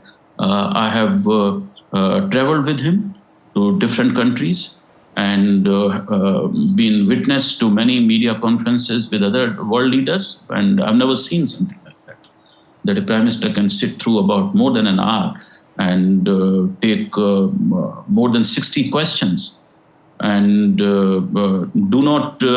he never ignored any questions. He never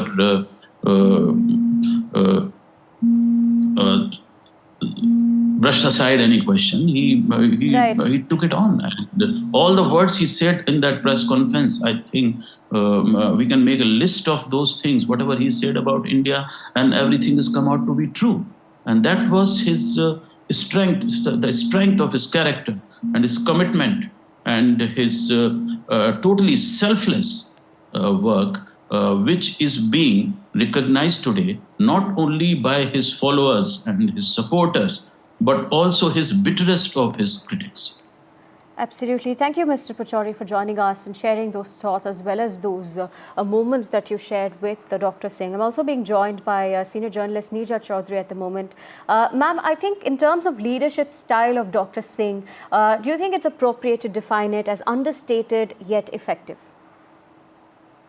Yeah, that's a good word to define it. Understated, very low profile, quiet, didn't say much, even in the cabinet meetings, it would be Pranab Mukherjee who would lead the discussions. Dr. Manmohan Singh said very little. In the party affairs, there was a core group that would meet once a week. In the party affairs also, he would keep quiet. It was Sonia Gandhi and her political secretary, Ahmed Patel, who took the decisions. So, Dr. Singh, yes, quiet and yes, effective in navigating a very difficult coalition model for 10 long years. So that was his efficacy. And he had to keep it going. And I think if there were angularities or assertion by him, that model would have, it was very difficult to keep that model together. And Sonia Gandhi also knew that he was her best bet. And several times he threatened to resign. He threatened to resign over the Indo-US nuclear deal when he felt he was not getting enough support from the party. And also even earlier on the appointment of some ministers from the DMK. But he never took it through, that threat.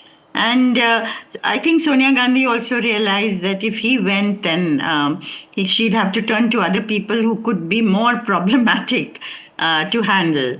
And therefore, it was a very interesting coalition because it meant that, the mandate was for Sonia Gandhi, and she transferred the mandate to him, and he became Prime Minister. And therefore, the power sharing was implicit in that model between her and him. And that has been criticized, that she was the power behind the throne. And I think, many people felt he could have pushed and asserted a little more being the Prime Minister of India. But that probably was not his persona and personality. It's exactly what you're asking. He was very quiet and self-effacing. And it's not that he didn't get upset or wasn't rattled or things didn't rankle him. They did. But, he stayed above it. But the second term I found very, very difficult for him, and the scams tumbled out. Right. And I remember seeing Dr. Manmohan Singh, he would walk through the Central Hall of Parliament to go from one house to another. And the thing that image that sticks to my mind is a very, distressed or, absolutely stoic looking, expressionless man who was dealing with all that was coming at his leadership, and he was being roundly criticized for all that was happening at that time, the Commonwealth Games scam and the 2G scam and the coal scam, and that tumbled out at that time. Right, Neeraj Chaudhary, earlier with Mr. Pachauri as well, I was discussing his style of leadership. In terms of coalition politics, like I was mentioning earlier, each leader had their own style. So how do you describe Dr. Singh's way of handling a coalition? I think, as I said, he gave, for instance, Pranab Mukherjee, he used to address him as Sir when he took over as Prime Minister. And apparently, he continued to do so for weeks afterwards. And then till Pranab Mukherjee asked him not to do it. And he turned to Pranab Mukherjee even to, where to seat Sonia Gandhi. She'd emerged very powerful. She'd said no to Prime Ministership, and she was being seen with very new eyes all over the country. She'd acquired a stature all her own. And therefore, where do you seat her in Parliament? That was a big dilemma for him. And then Pranab Mukherjee worked that out at a certain place in the front row. And so those kind of things, I think he relied on Pranab Mukherjee also. And with cabinet meetings, with so many GOMs that Pranab Mukherjee and some others headed. So I think there was a sharing of power with others. And of course, I remember Ahmed Patel used to get very frustrated sometimes when, particularly on the Indo-US nuclear deal, when he lined up the alternative support of the Samajwadi Party, because the left had threatened to withdraw support. And Samajwadi Party initially was not for the deal, but then he brought them around. He used Amar Singh's services to get to Mulayam Singh Yadav. And he was, he held firm at that time. So Ahmed Patel would say, Dr. Saab, but this is not your area. This is what the party is supposed to decide. Politics is what we are supposed to decide. Administration is your area. So I think it must have been quite frustrating sometimes, not even to get his people he wanted for the Rajya Sabha to be accepted for the party. But he did not rock the boat at any time. Right. He threatened to resign, but he refrained from rocking the boat. So he was a very cautious man in that sense also. Absolutely. Who knew he had to stay the course, and therefore he did that. Stay on with us, Neeja Chaudhary and Pankaj Pachauri. We'll take a short break and we'll be right back.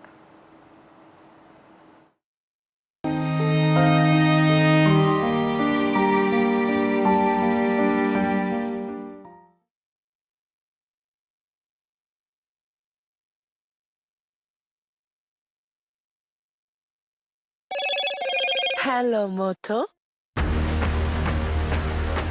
Motorola Edge 50 Pro, world's first AI-powered pro-grade camera.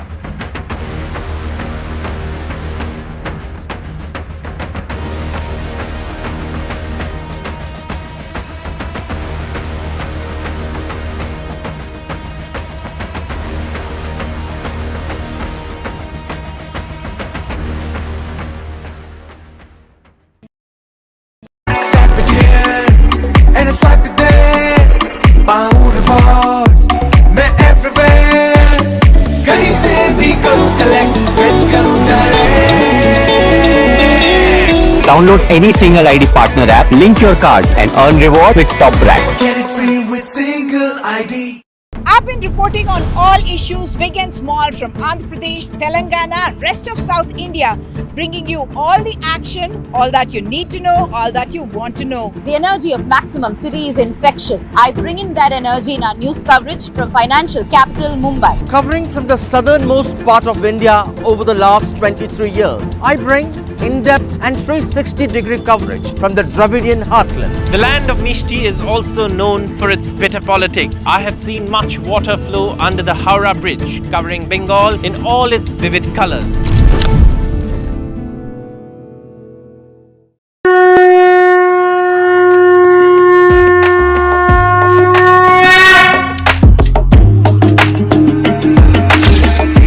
Mahakumbh, a festival of faith, the world's biggest spiritual festival, the divine dip at the spiritual Sangam, a sacred confluence of faith, culture and heritage. NDTV's mega coverage of the Mega Fest. NDTV at Mahakumbh 2025.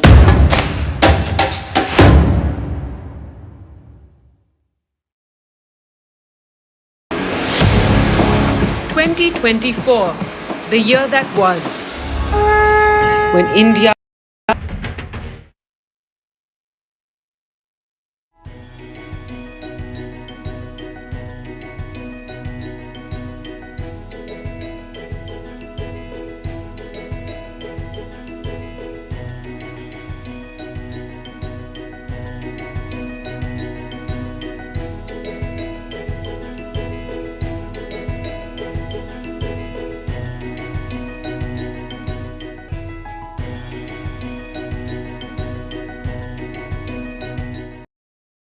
A very warm welcome to the first edition of the NDTV Emerging Business Conclave 2024.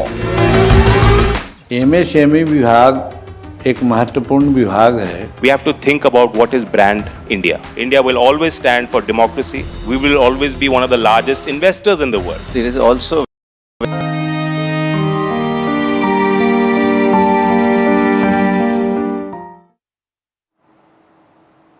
The nation is mourning former Prime Minister Dr. Manmohan Singh. His mortal remains are currently at display at the AICC headquarters in New Delhi, where several leaders are paying their respects. Priyanka Gandhi, Kharge, as well as Sonia Gandhi, as well as Karnataka CM Siddaramaiah, several other top leaders, as you can see, are paying respects, laying wreath at the AICC headquarters. Remember, his mortal remains are going to be taken to the Bodh Ghat right after this at about 10 o'clock perhaps, after an hour of paying tribute at the Congress headquarters. He's going to be taken there for his last rites. Let me bring in Pankaj Pachauri, who's the former media advisor for Manmohan Singh, as well as Neerja Chaudhary, who's a senior journalist. Mr. Pachauri, now talking about the other point of contention that has risen at this point is the issue of the memorial for Dr. Singh. Now Congress, in fact, saying that for the last rites, Rajghat would be the ideal place. Not just that, they're also saying that an appropriate place must be allocated for the memorial to be built. You'll be very shocked to know that Dr. Manmohan Singh never talked about it. He never thought about it. He never coveted it. Given to himself, he would think that my work will continue and that's the best homage to me. But the Congress party, naturally, it is interested. It was their major leader, and they are within their rights to ask for something like memorial for him. And it's a very unseemly and unnecessary and avoidable controversy. It shouldn't have been there. He is a prime minister who's been two-term prime minister. Before that, he served this country as long as he was called for any duty, first by Dr. Mr. P.V. Narasimha Rao to become the finance minister in a very difficult time for this country, when we were about to go bankrupt as a nation. And he put his shoulder to the chariot which was stuck. And he pulled out India from that morass. That's his service. After that, as a prime minister, not many people remember, and though people talk about his genius as an economist, that during 2008-2009 global financial crisis, when all the world's biggest economies were under pressure, he decided that, and he took a active decision, that he will decouple India's economy from the rest of the world. And that's why at that time, India did not face any economic hardships.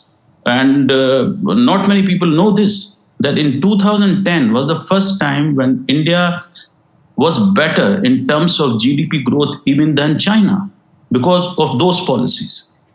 He and his cabinet, he never took any credit himself. He said his cabinet took the decision to waive off 60,000 crore worth of loans by the farmers.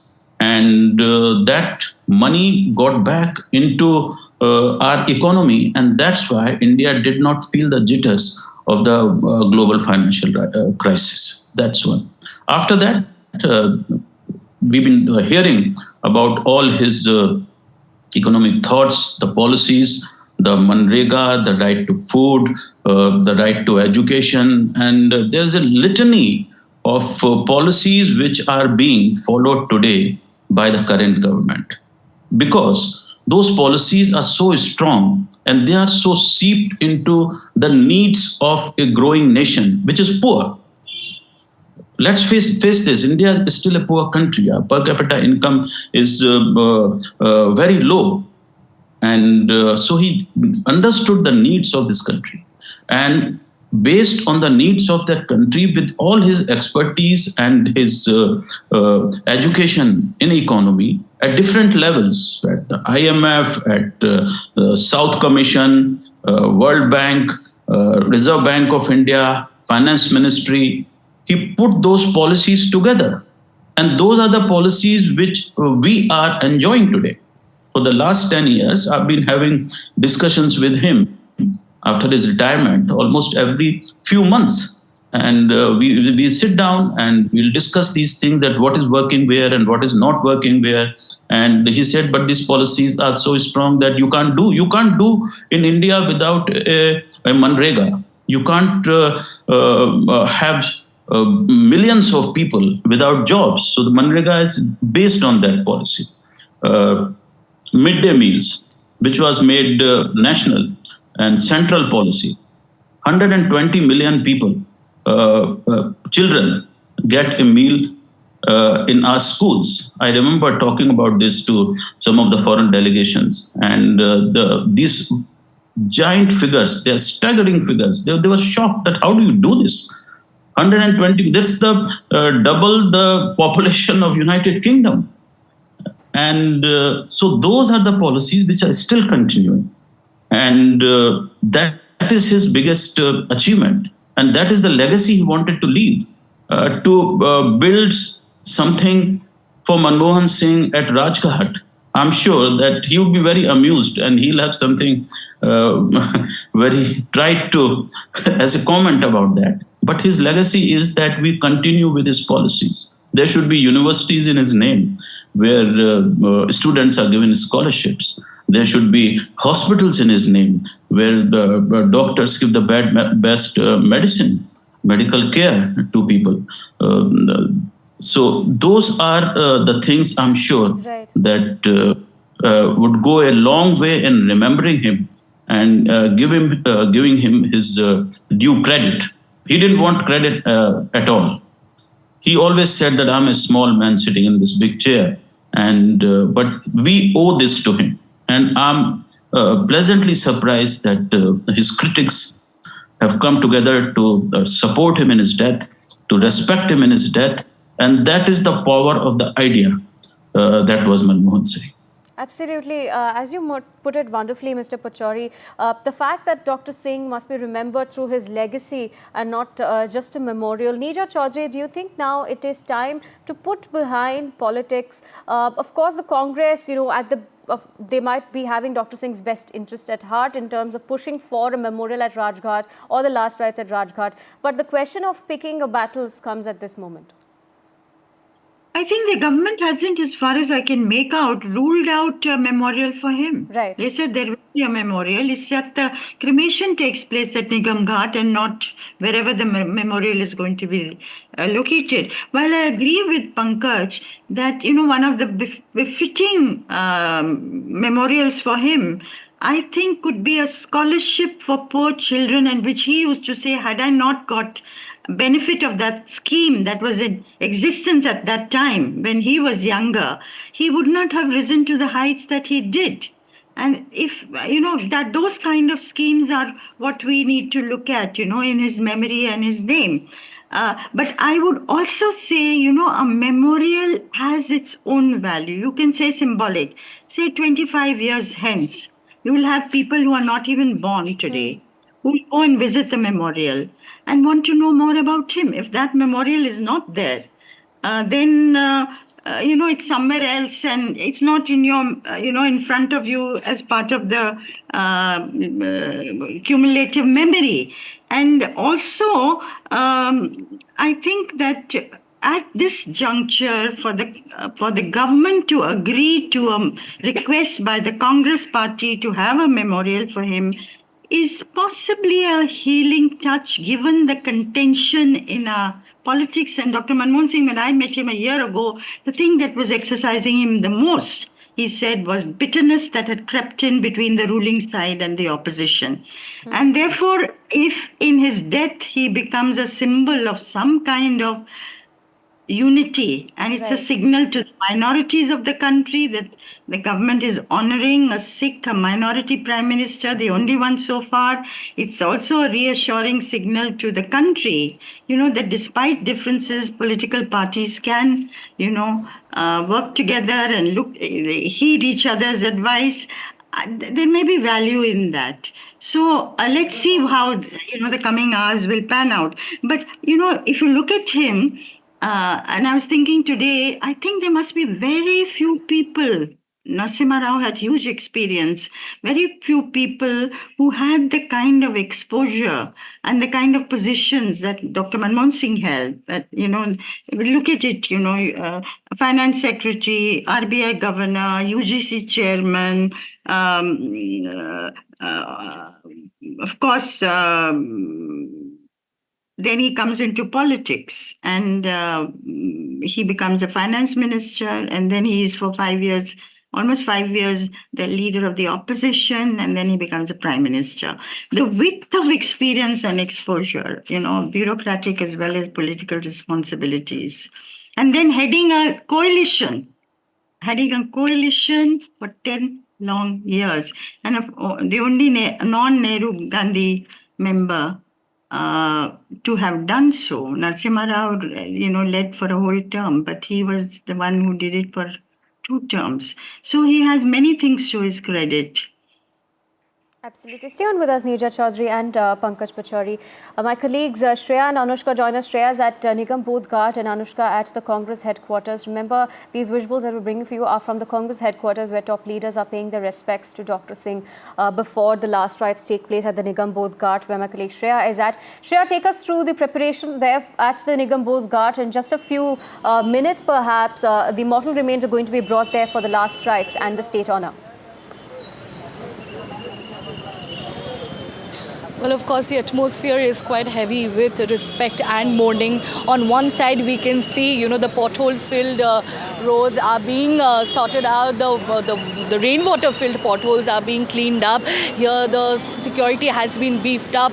The barricades are put in place. You can see the Indian Air Force members are stepping into the Nigam Bodh Ghat. You can also see right there the Indian Army ready, as a guard of honor. They are all standing in line. They are here to welcome the mortal remains of Dr. Manmohan Singh.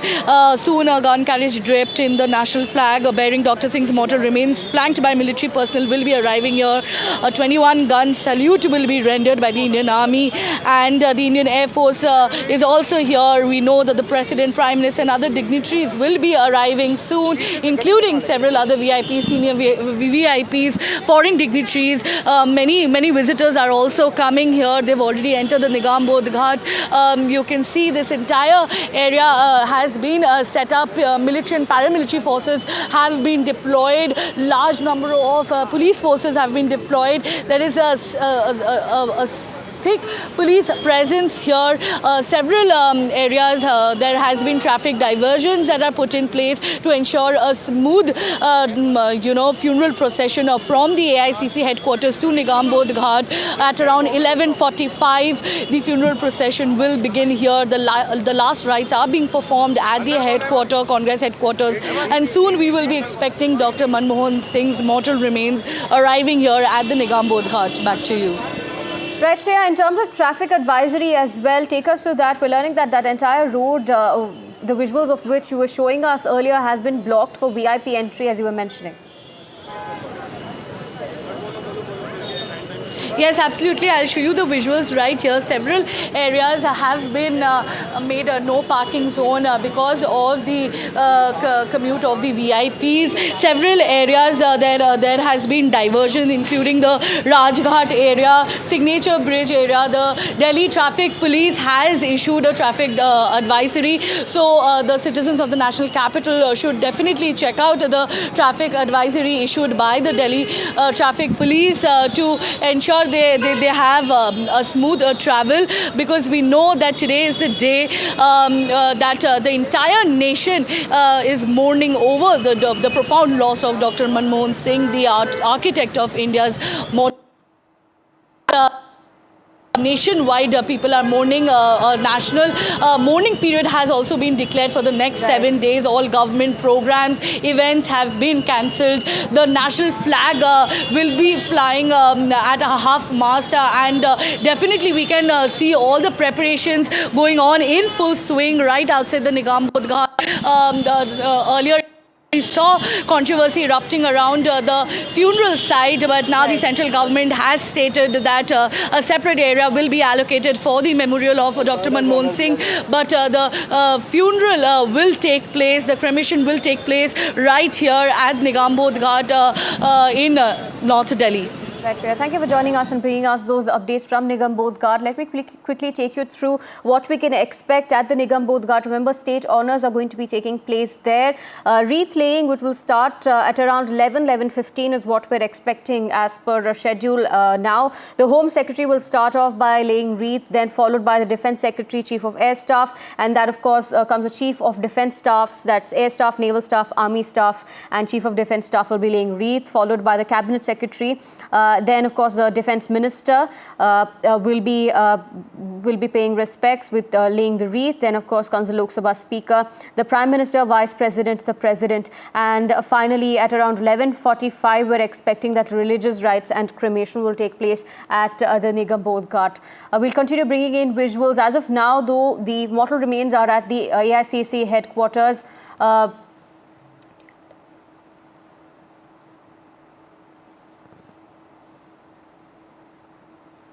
Right, let me in fact quickly get in. Right, remember these visuals that are coming in are of the AICC headquarters. The mortal remains now, as you can see, being taken out of the AICC headquarters there. All top Congress leaders as well as supporters have paid their respects to Dr. Singh. His mortal remains are now going to be taken to the Nigam Bodh Ghat. And we're expecting that state funeral or state honours will be conducted there as well, followed by the last rites at around 11:45 is what we're expecting. Now, Dr. Singh's mortal remains are being taken to the Nigam Bodh Ghat. They're just being transported there. Remember, we'll bring you these visuals from the Nigam Bodh Ghat as well, where tight security has been put in place. But first, a short break.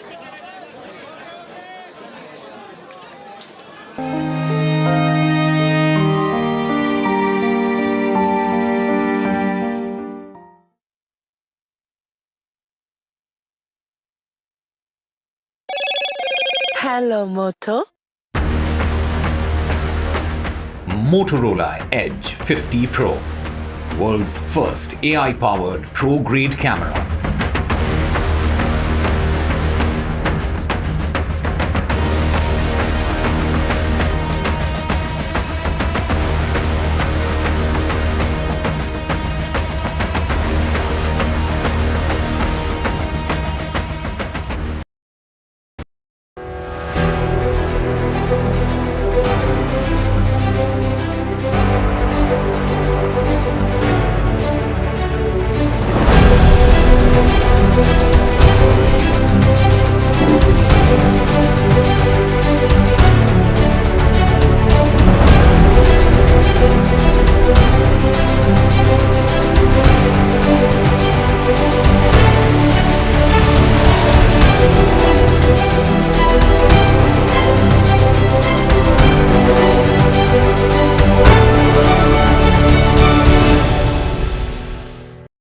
New day, new show, a new experience. Start your day with the news, not views. We bring you stories that matter and impact your lives. News that informs and keeps you ahead. From Maximum City, Mumbai, to the seat of governance, Delhi, NDTV brings to you the best breakfast show. The breakfast show only on NDTV 24/7 every morning at 8 a.m. NDTV proudly upholds its legacy of trust and credibility. According to the prestigious Reuters Institute's Digital News Report 2024, NDTV is the top-most news platform in the country. Number one in both online and offline reach in India. Beating all its competition, NDTV stands for trust.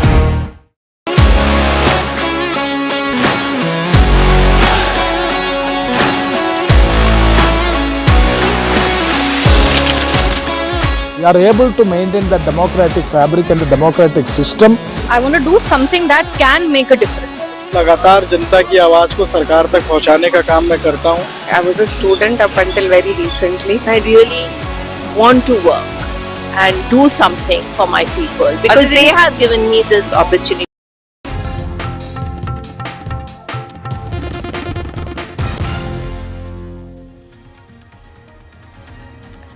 Formula E race haunts KTR. ED summons BRS working president KTR to appear before ED on 7th of January.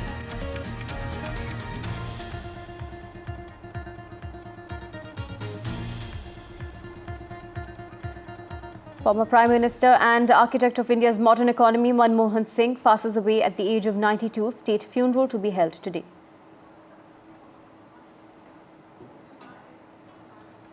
Politics over Dr. Singh's memorial. Congress demands appropriate locations for the memorial. Sources say government ensures to allocate a separate space.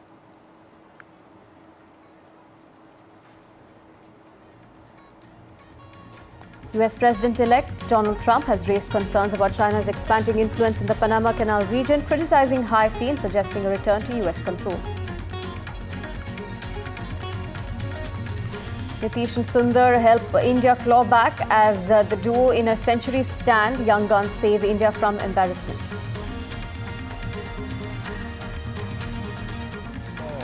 But that's what I'm saying. Awareness of where the fielders are as well. Pushpa.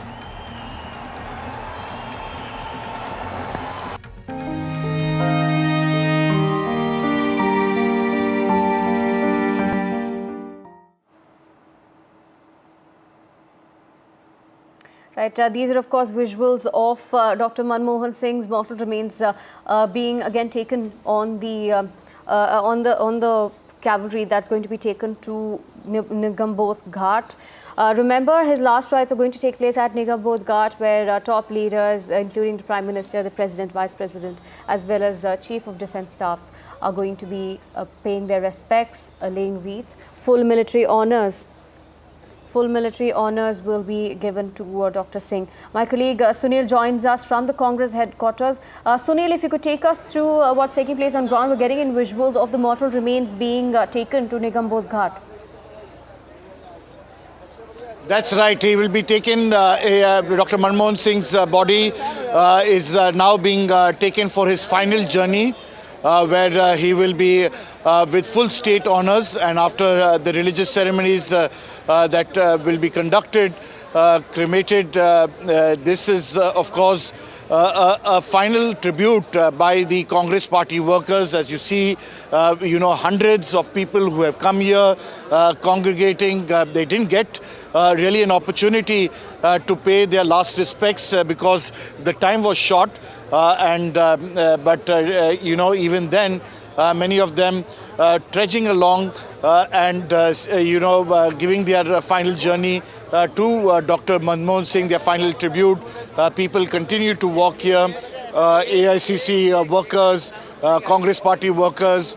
I saw even the party leaders from the Trinamool Congress, Sudip Bandyopadhyay, who were deputed here to be, to come and give their tribute to Dr. Manmohan Singh. So it is now the final journey of Dr. Manmohan Singh at the age of 92, being a minority Sikh Prime Minister and was able to run this country at the helm of affairs for 10 long years, the architect of modern India in terms of economic reforms. We haven't seen an entire generation who will take a long time to understand that here was a father of bringing in liberalization, much against, and those people today, it's ironical, were opposed to economic reforms. Be it the left parties, be it the BJP, it was in those trying times, even within his own Congress party, that he was facing brickbats, that he steered clear with the full support of then Prime Minister Narasimha Rao to take India and make that giant leap in economic liberalization. So it's in those contexts that we will be waiting to see how his legacy, and as he said to us, history will be kinder, how in the years to come, they would look at a man who was humble, simple, incorruptible, and yet was able to steer clear through a very, very critical phase in India's history in the recent past. So that's Dr. Manmohan Singh for you.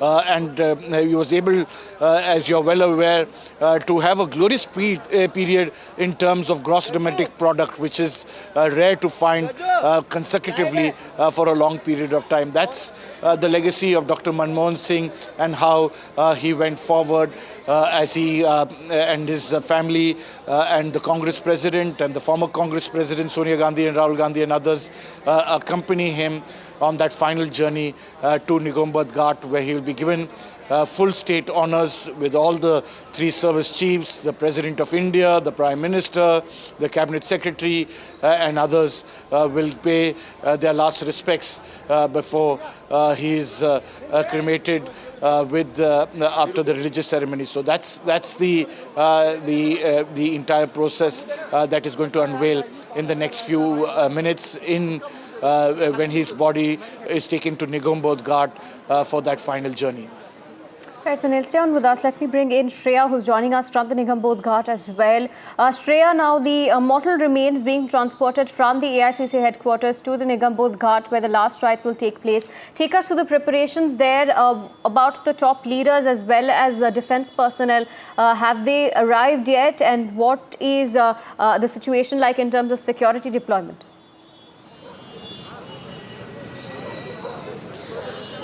Well, of course, the atmosphere is very heavy with respect and mourning as the funeral procession of Dr. Manmohan Singh, India's 14th Prime Minister, has started from the AICC headquarters towards the Nigam Ghat.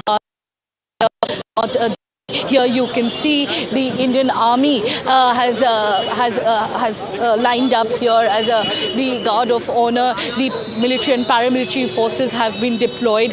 Barricades are put in place. Delhi police forces are also are here. The security has been beefed up because we know that several VIPs, VVIPs, foreign dignitaries will be coming here to pay the last respect. And also, if we talk about the other leaders who will be here, including President Draupadi Murmu, Prime Minister Narendra Modi, Defence Minister Rajnath Singh, Lok Sabha Speaker Om Birla, all of them, leader of Lok Sabha Speaker Om Birla, all these people will be arriving here shortly at around 11:45 after several leaders paid their final rites, respect, and performed the last rites at the AICC headquarters. It is here at Nigam Ghat where the final journey of Dr. Manmohan Singh to the heavenly abode will take place. The cremation will take place. We know that he was going through extreme age-related conditions for the last 2 months, and we lost him day before yesterday. He was 92 years of age. We know that last night one of his daughters arrived from the US, and that is why the funeral got delayed a tad bit. Today, final funeral procession will take place with his entire family. We will see them shortly here at Nigam Ghat. Preparations are in full swing. Security has been beefed up.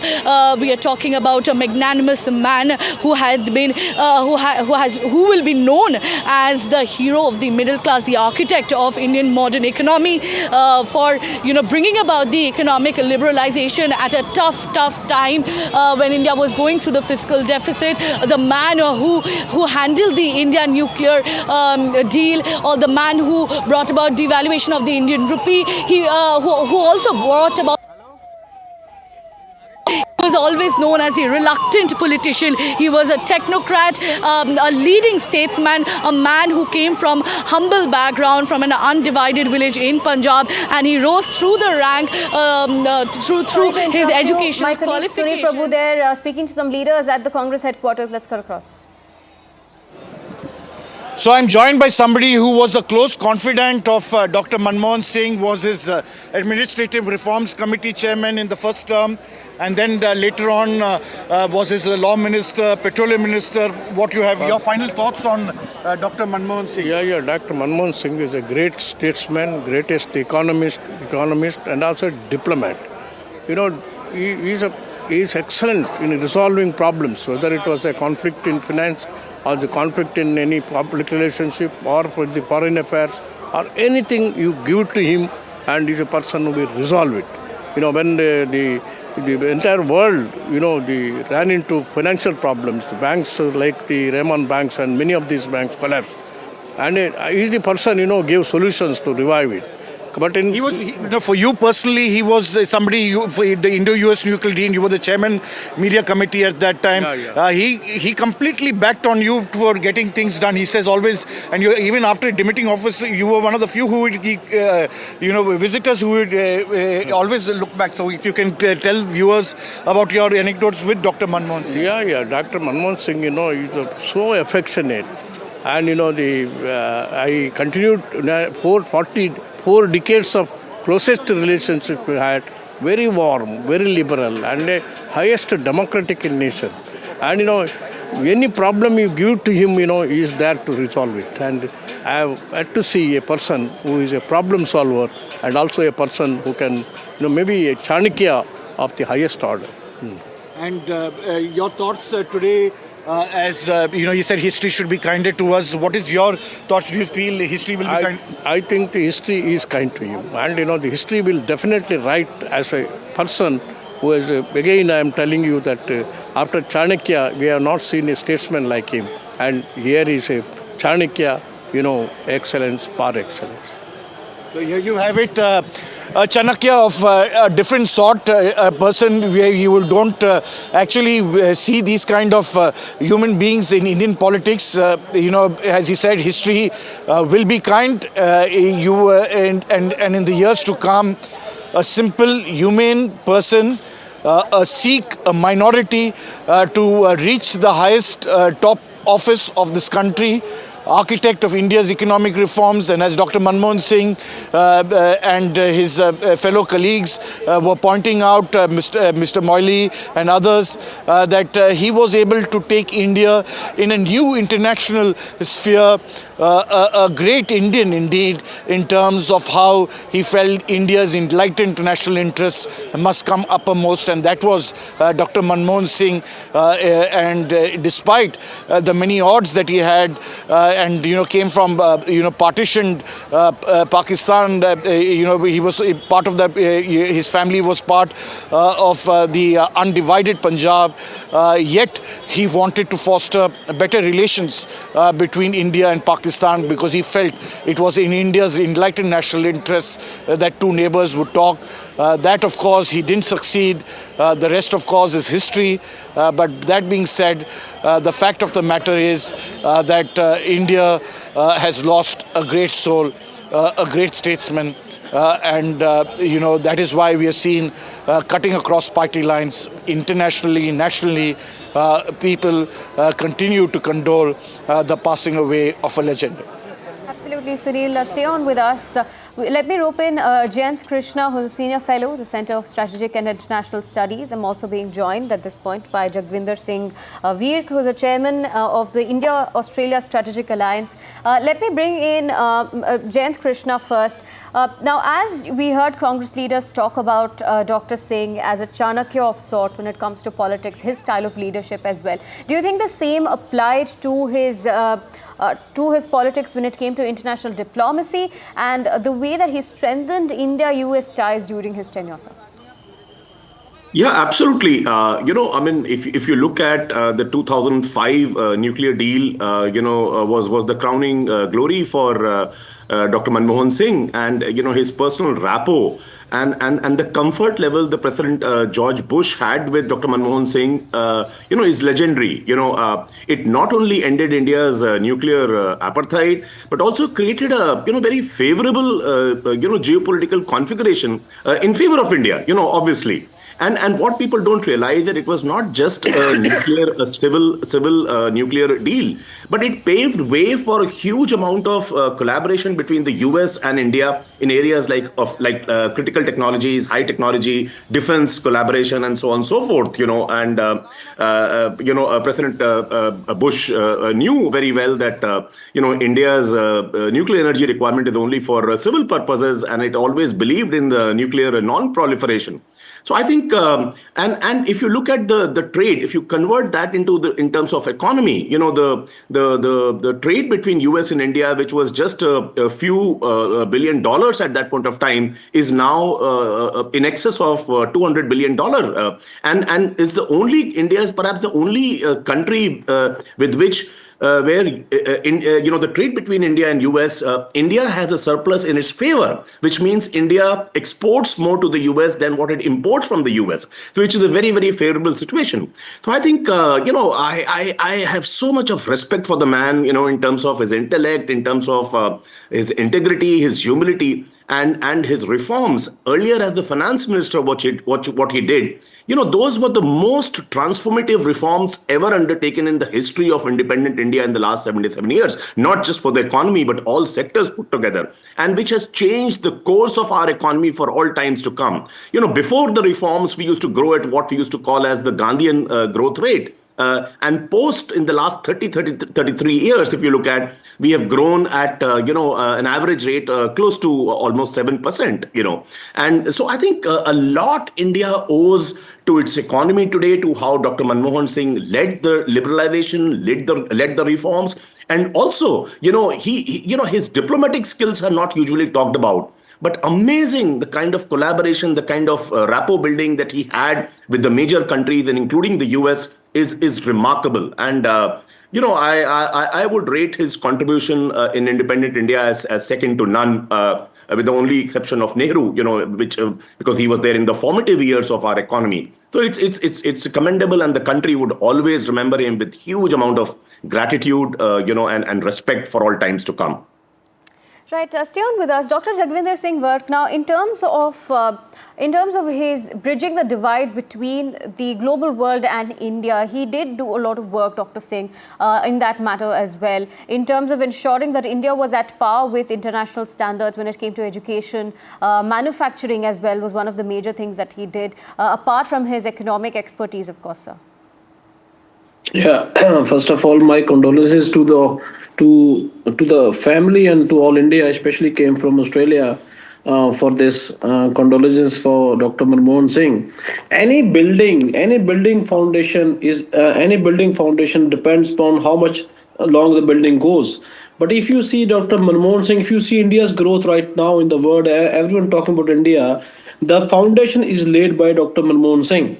And that's when we were young, and that's the best example of Dr. Manmohan Singh in politics, how to be honest in politics and how to live your life in politics, and without a single black dot on his shirt. That's the best example of any politician in the history of India. And I must say, some people said in the past as well, accidental prime minister, this thing, that thing, but I don't. And today, if I see, if every eye is crying, every eye has a water in it because of Manmohan Singh, the person yesterday visited his house, Mr. Naveen Jindal, everyone is talking about him. That's the best thing what Dr. Manmohan Singh did. And across worldwide politics, if you see when President Obama said, when Dr. Manmohan Singh speaks, world listens. That is one of the best statement any leader has given in the US. And yesterday I spoke with Peter Dutton, our opposition leader in Australia, and he also has high regards for him. I don't know any leader in the world who don't have a high regards for Dr. Manmohan Singh. And that's the best thing what we have as Indians. For last 20 years, I'm staying in Australia. The respect what we got overseas, Dr. Manmohan Singh played a significant role. And now Prime Minister Modi is taking that role forward and taking the India forward. But the foundation is laid by Dr. Manmohan Singh. And in Hindi, we say Sardar bhi hai aur Asardar bhi hai.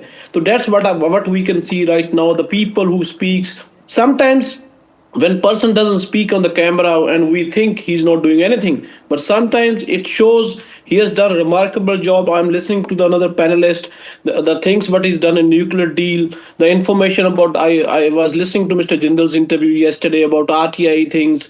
There are a lot of things, the respect of women, what he has in his mind. I think that's a remarkable thing for a leader. And any youth leader who wants to be in politics, I think he has to follow those footsteps as an economist. I don't have any words. The things what he have achieved coming from Pakistan at 12 years of age, and for 12 years where he stayed, there's no electricity in his house. He came from that humble background. And once upon a time when he was studying in Cambridge, he didn't have 20 pounds. and to pay his fees and all the things. But see, from that level, he will struggle. I think it's the best example of struggle what we have, what we seen in Dr. Manmohan Singh today. Jayant Krishna, before I come to you, let me quickly tell our viewers about the visuals that we're bringing in at this point. The funeral convoy there of Dr. Manmohan Singh, where his mortal remains are being taken to Nigam Bodh Ghat. We can also see Rahul Gandhi in the convoy as well, along with the mortal remains there. Let me bring in Jayant Krishna. Sir, now in terms of relationships that Dr. Manmohan Singh cultivated with leaders, like Barack Obama or George Bush, do you think that also played an important role in ensuring that India has good bilateral ties with the West? Oh, absolutely. By any reckoning, the ties that he had with George Bush, with President Obama, with the German Chancellor, with the UK's Prime Minister, I think that paved, a way for the kind of bilateral ties we have, the kind of bilateral trade we have, the kind of FDIs that we get into India today. I think it's amazing, and FDI as a percentage of GDP actually peaked during Dr. Manmohan Singh's prime ministership. So I think I remember before joining the government, I was with the Tata Group, and when our international clients used to come to India, or we used to go abroad to meet them, and very often these people, many of them would say that what an amazing country you are. You have one of the best economists the world has seen as your prime minister, and one of the best scientists all over the world, as your president. What they meant was Dr. APJ Kalam when these people were there at the same point of time in history. Right. So I think it was a very different era, and look at Dr. Manmohan Singh, how his complete career was based on merit and nothing else. Look at the role in the kind of roles he got: the principal economic advisor, the vice chairman planning commission, the chairman of UGC, the finance secretary, RBI governor, finance minister, and subsequently the prime minister. All this happened by virtue of his merit. He didn't know anybody. There was nobody to recommend him. He didn't have a huge political base. He was not even a politician. But today we criticize about the lateral entry into government. But I see a lot of merit into it if it is done the right way. And if there was no lateral entry, somebody of the capability and intellect of Dr. Manmohan Singh would never have come in public life in the country. So I think it's an amazing thing. And I personally had a few interactions with him during when he was reforming India's skills landscape, at the later part of his UPA 1 and a lot of it in the UPA 2. And how seamlessly the National Skills Qualification Framework was ratified by the Union Cabinet. The Apprenticeship Act reforms were all finalized. Of course, the act was passed when Prime Minister Modi came, but all the formative work was done in Dr. Manmohan Singh's regime. The National Skill Development Corporation as a public-private partnership to deliver schemes on a large scale happened. The Sector Skill Councils came. So this man was all about transformation, about reforms, and let me tell you, people who think that he was a mild-mannered person, soft person, I have no hesitation to say on this channel that behind his soft exterior there was a no-nonsense and a very, very strong interior. He was very resolute in the things that he believed in, be it the economic reforms, be it the nuclear deal, be it the right to education, a right to information. I remember when right to information was getting passed in the parliament, he said, we are giving you one big stick to beat us with. But this is a kind of law whose time has come, and it has my full support. Right to information, right to education, Manrega, Aadhaar, land acquisition bill. So I think the list is long. All his life, this man for reforms. And India wouldn't have been what it is today if Dr. Manmohan Singh was not the finance minister in 91, supported by the then Prime Minister Narasimha Rao, and later as the finance minister, as the prime minister of the country from 2004 till 2014, and especially during the UPA 1. Laura, look at 2008. When the world was seeing such a bad economic situation. Dr. Singh's strategy could keep India largely isolated. From the negatives of the economic crisis of 2008. Right. So I think the list is long. I have so much of respect for this man. I can't even, I don't have words to describe it fully, Absolutely. Stay on with us, Mr. Krishna and Dr. Work. Let me quickly bring in my colleague Shreya, who's joining us from the Nigam Bodh Ghat. Shreya, now we are getting in visuals of the funeral convoy heading towards Nigam Bodh Ghat. We are seeing the top leaders that are accompanying the convoy as well. Rahul Gandhi can be seen sitting in the convoy. Take us through the preparations there right outside Nigam Bodh Ghat as the last rites are about to take place and perhaps in just another half an hour. Well, of course, we can see, the VIP senior leaders coming in. We just spoke to Delhi Congress Chief Devendra Yadav, and you can see the preparations are in full swing, and soon we will be bearing Dr. Singh's mortal remains flanked by military personnel here at the Nigam Bodh Ghat very soon.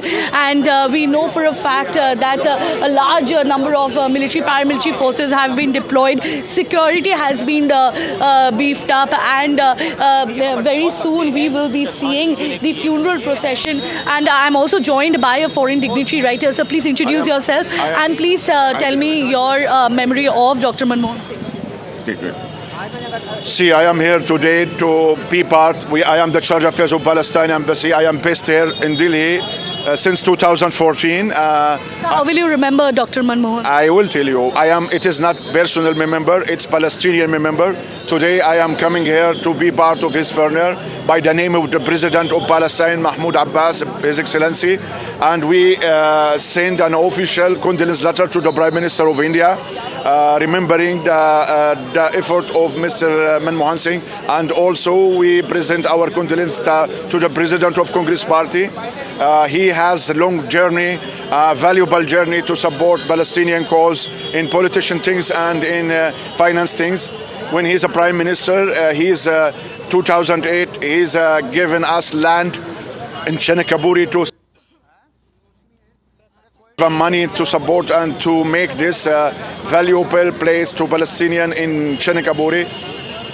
Then he, former Prime Minister with the President of Palestine together, they are in September 2012. So we have long time of relationship with him as an Indian politician. Have you ever personally met him? No, I have never met him, but most of our leaders has met him. And first meeting is in 1992 when the leaders of PLO, Yasser Arafat, coming to Delhi, when the Prime Minister Nassim Rao, he's union. That just goes on to show the magnanimous global stature of Dr. Manmohan Singh, his contribution to not only the country but also worldwide. Here the situation is getting chaotic, as we can see the security getting tightened up. We will soon see the gun carriage draped in the national flag bearing Dr. Manmohan Singh's mortal remains arriving here as we bid him goodbye.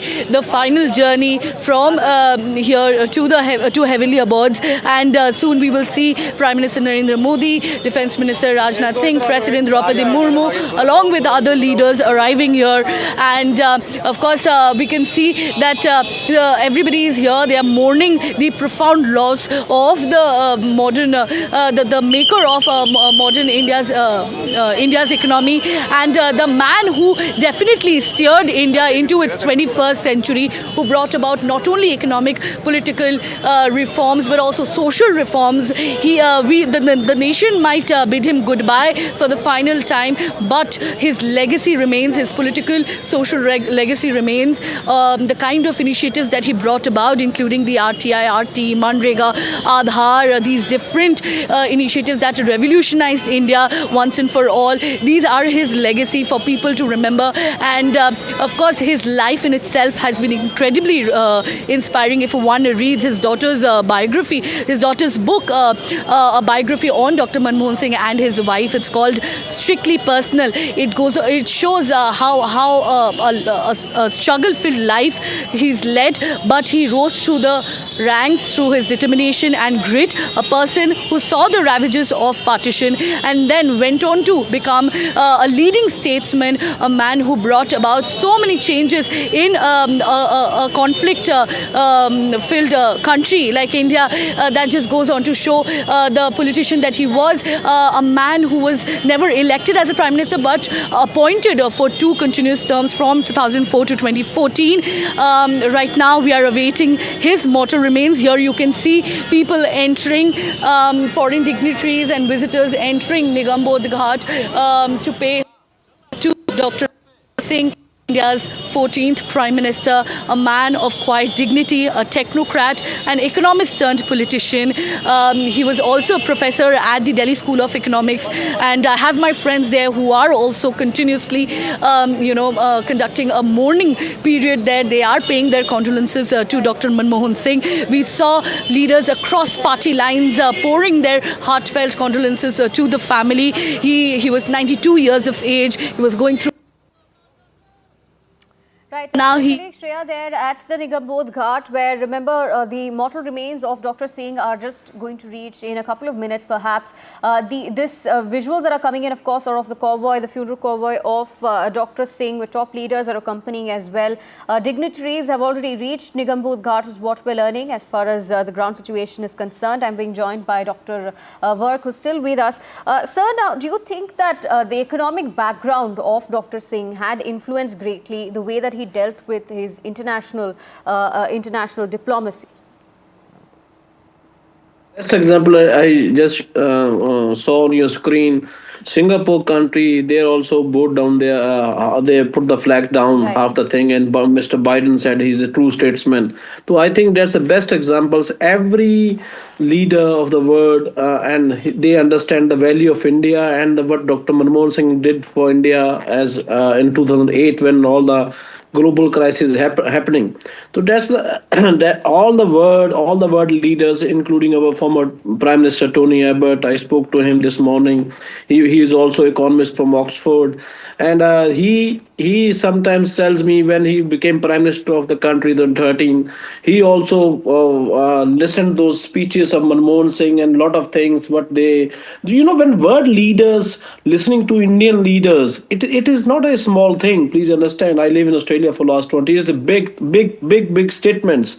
So that's what Manmohan Singh was the only, if I may say, if the only Prime Minister of India independence after 1947 who is very well respected as a person, as an economist, as a politician, or as a statesman. He was very widely respected worldwide, and that's what we also feel respect the same way when our NREs who live in Australia, Canada, US, and my prayers and my condolences from every NRI who is countries like Australia, Canada, US, and various all countries, and our condolences. And we feel proud.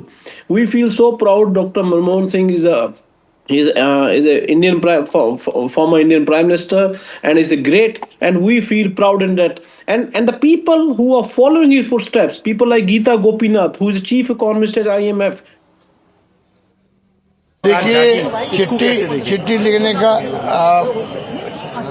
स्थिति आनी नहीं चाहिए थी। बिना चिट्ठी लिखे हुए ही केंद्र सरकार खुद को आगे आकर के फैसला करना चाहिए था।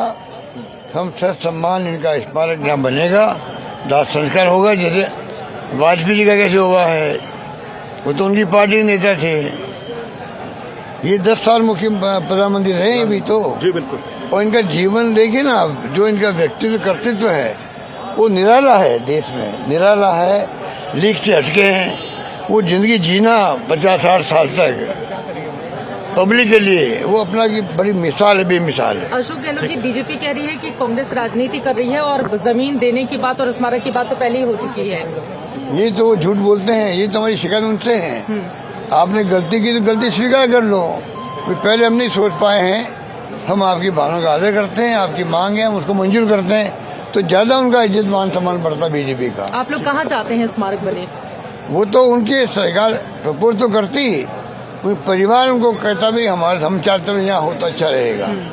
फैसला करना गवर्नमेंट को होता है, कलम उनकी चलती है। Your thoughts on Dr. Manmohan Singh? Ashok Gehlot there talking about the memorial that is set to be built for Dr. Singh. आज याद आता है what we are feeling today, at least myself, Right, we'll bring you more reactions, of course, that are coming in from the ground. Dr. Work, there we are seeing, of course, there are reactions coming in from the ground as well. But Dr. Work, if you're still with us, I'd like to ask you about how Dr. Singh navigated the issue of border politics as well, you know, when it comes to China and leading the global south.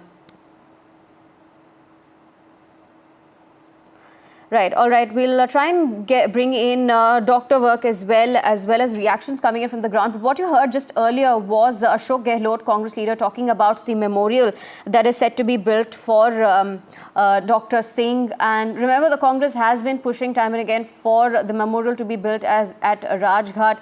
They were also earlier pushing for the last rites to be done at the Rajghat. But as of now, the mortal remains are being transported to Nigam Ghat, where the last rites and military honours will be given for Dr. Singh. We'll continue tracking these details.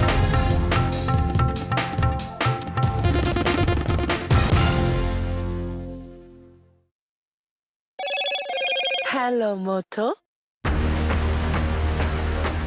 Motorola Edge 50 Pro, world's first AI-powered pro-grade camera.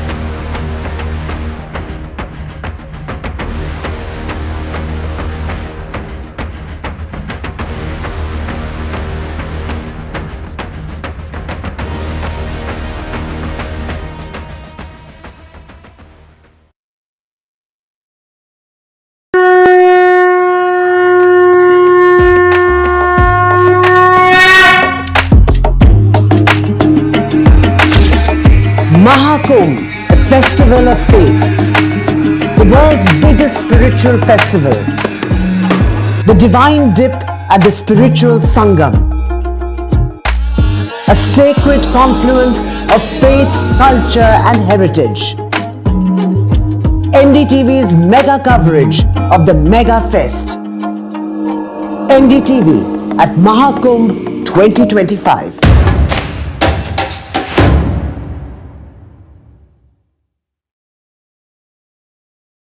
NDTV shines with 38 prestigious wins at the News Television Awards 2024. Powerful journalism to cutting-edge digital innovation, production excellence to regional leadership. NDTV sets the benchmark. 38 awards, each a testament to your trust in NDTV. NDTV stands for trust. In today's interconnected world, India's voice is more crucial than ever.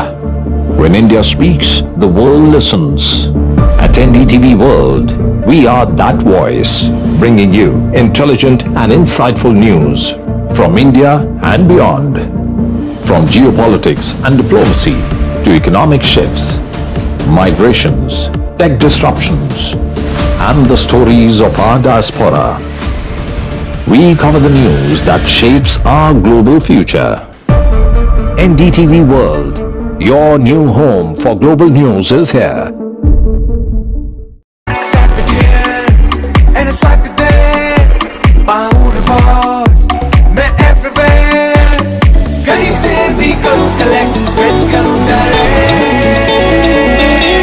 Download any single ID partner app, link your card and earn reward with top brand. Get it free with single ID. I've been reporting on all issues big and small from Andhra Pradesh, Telangana, rest of South India, bringing you all the action, all that you need to know, all that you want to know. The energy of Maximum City is infectious. I bring in that energy in our news coverage from financial capital Mumbai. Covering from the southernmost part of India over the last 23 years, I bring in-depth and 360-degree coverage from the Dravidian heartland. The land of Mishti is also known for its bitter politics. I have seen much water flow under the Howrah Bridge, covering Bengal in all its vivid colors.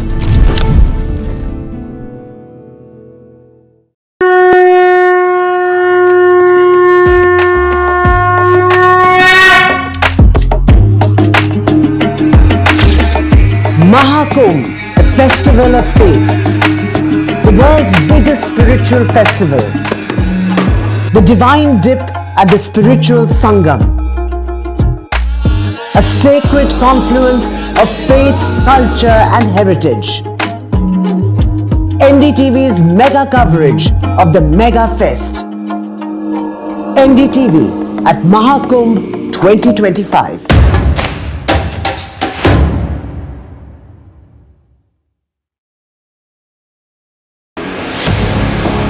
2024, the year that was, when India welcomed Ram. When India decided, मैं Narendra Damodar Das Modi, when Jammu and Kashmir turned a historic leaf, as Chief Minister for the Union Territory of Jammu and Kashmir, when India mourned, when India celebrated,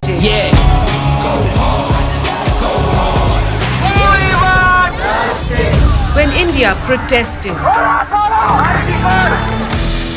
when India felt proud,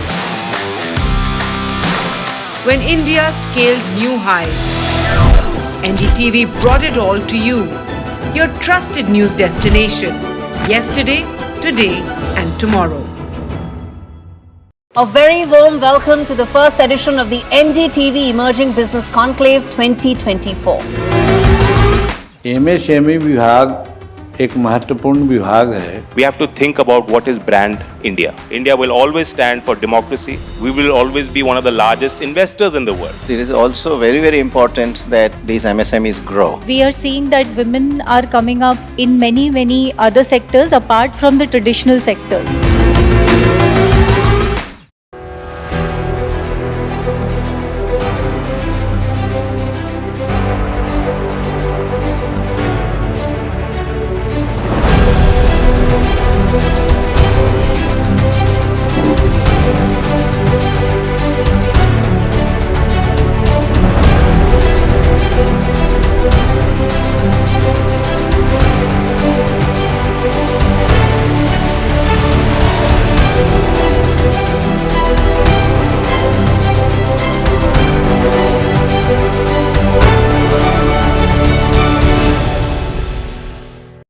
New day, new show, a new experience. Start your day with the news.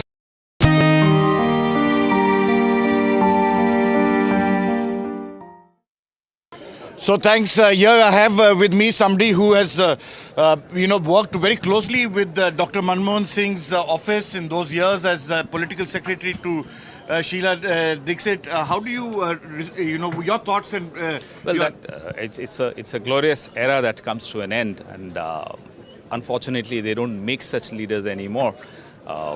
Cutting across party lines, I think Dr. Manmohan Singh stood tall for the values of integrity, humility, simplicity that he carried all his life. You were part of that entire time, critical period when the UPA saw a lot of turmoil with Sheila Dixit, the Commonwealth Games, the Shunglu Committee report, Dr. Singh setting it up, and yet he stood he stood by his Sheila Dixit. I think what we need to appreciate is that Dr. Singh and Mrs. Dixit always stood for being correct in public life. So the correctness of conduct is something which both these leaders had, and a lot of our leaders definitely have. And so that era that you're talking about, yes, it was a tumultuous era, but everybody behaved in a very correct manner. Dr. Singh said, and as you all put it out in your advertisement today, history will be kinder to him. Do you believe that is now coming true? Sunil, people have already, over the last 10 years, started comparing. And that comparison, I'm sorry, this government will not be able to avoid. Comparisons will happen, they always happen. Dr. Singh stands tall.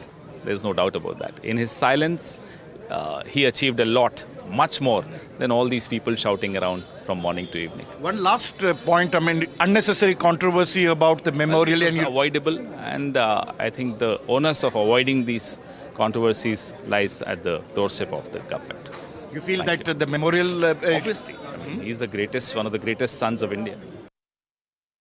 जहां तक हमारी सरकार का प्रश्न है, प्रधानमंत्री श्री मोदी जी की सरकार ने दलगत भावना से ऊपर उठकर सभी नेताओं को सम्मान दिया है। कांग्रेस पार्टी के 3 नेताओं को भारत रत्न दिया है, मदन मोहन मालवीय जी, पीवी नरसिम्हा राव जी और प्रणब मुखर्जी जी। कांग्रेस के अनेक नेताओं को पद्म अवार्ड दिया है, जिसमें एससी जमीर और तरुण गोगोई जी हैं। सरदार पटेल की सबसे ऊंची मूर्ति बनाई है। इससे बहुत स्पष्ट है कि जहां एक तरफ श्री नरेंद्र मोदी जी के नेतृत्व में भारतीय जनता पार्टी और एनडीए की सरकार सभी महानुभावों को, महापुरुषों को जिन्होंने देश में कोई भी योगदान दिया है, उसके प्रति उनको इतिहास में उचित स्थान देने के लिए प्रतिबद्ध है। इसीलिए हमने प्रधानमंत्री संग्रहालय बनाकर देश के सभी प्रधानमंत्रियों को इतिहास में उचित स्थान दिलाने के लिए और उनका सम्मान दिलाने के लिए वह व्यवस्था बनाई है, जिसमें अधिकांश कांग्रेस के ही प्रधानमंत्री हैं।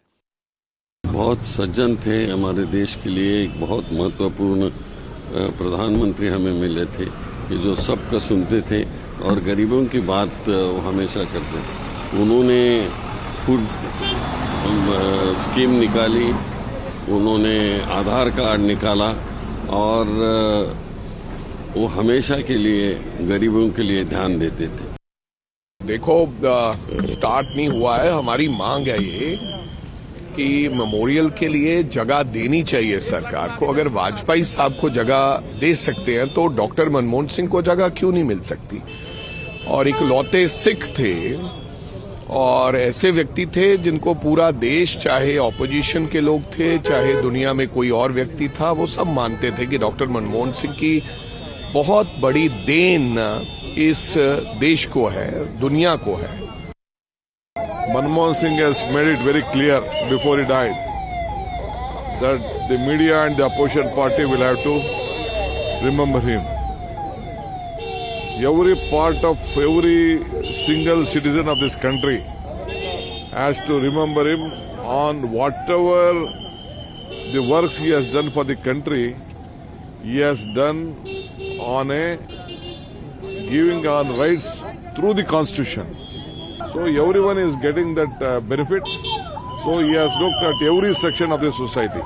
Yesterday, sir, Kharge need to speak with government to allocate a memorial site. Of course, that is the need of the hour.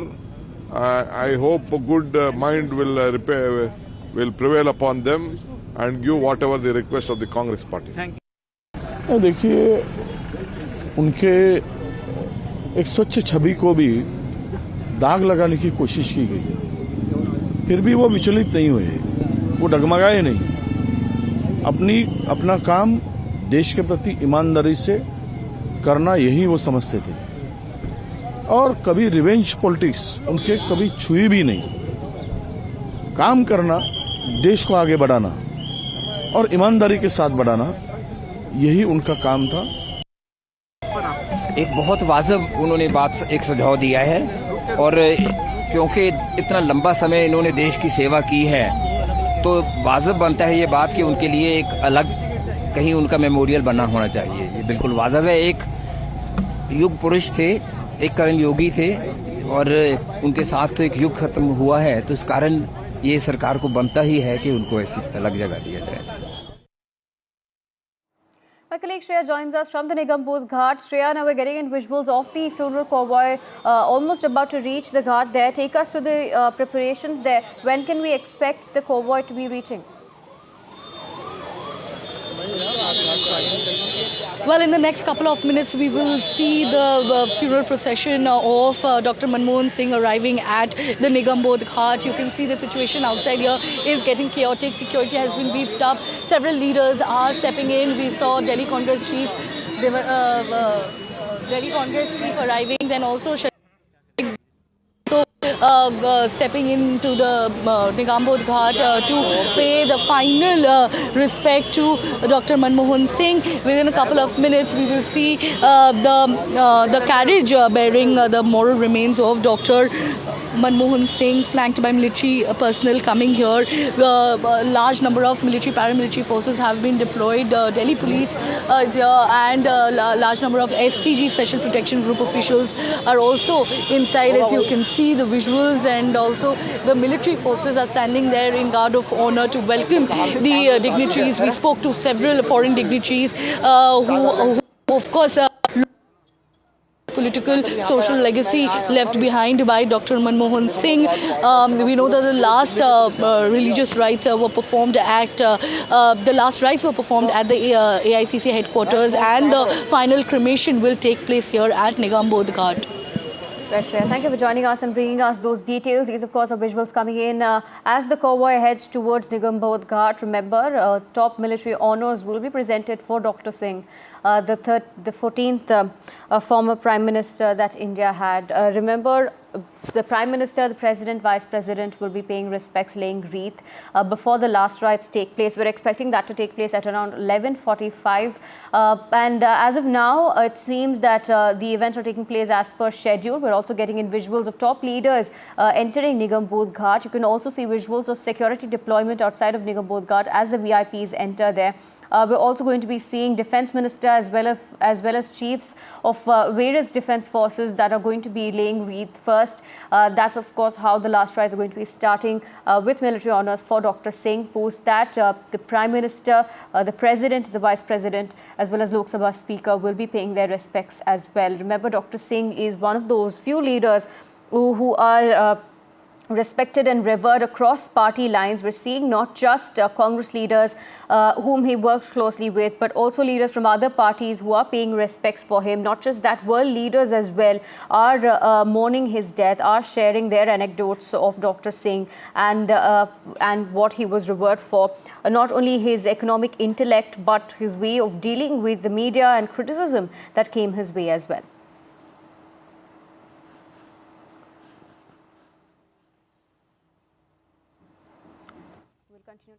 Stories for you. For now, a short break.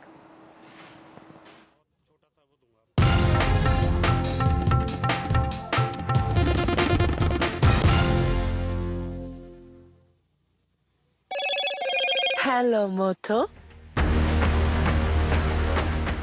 Motorola Edge 50 Pro, world's first AI-powered pro-grade camera. Former Prime Minister Manmohan Singh passes away at 92. State funeral shortly.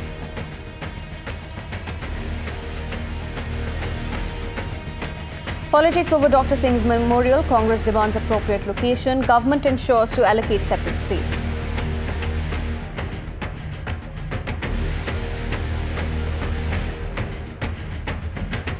ED summons BRS working president KTR in the Formula E race case.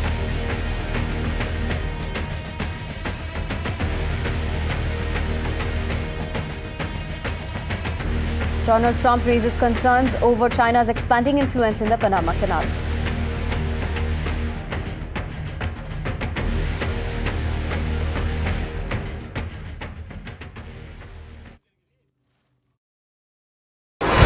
NDTV proudly upholds its legacy of trust and credibility.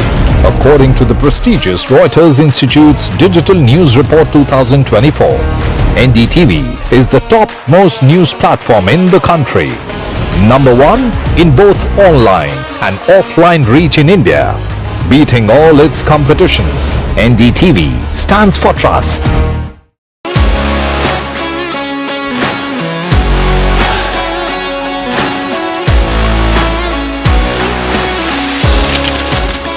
We are able to maintain the democratic fabric and the democratic system. I want to do something that can make a difference. लगातार जनता की आवाज को सरकार तक पहुंचाने का काम मैं करता हूं. I was a student up until very recently. I really want to work and do something for my people because they have given me this opportunity. They have elected me. सोचा नहीं था कि राज्यसभा सांसद बनूंगी.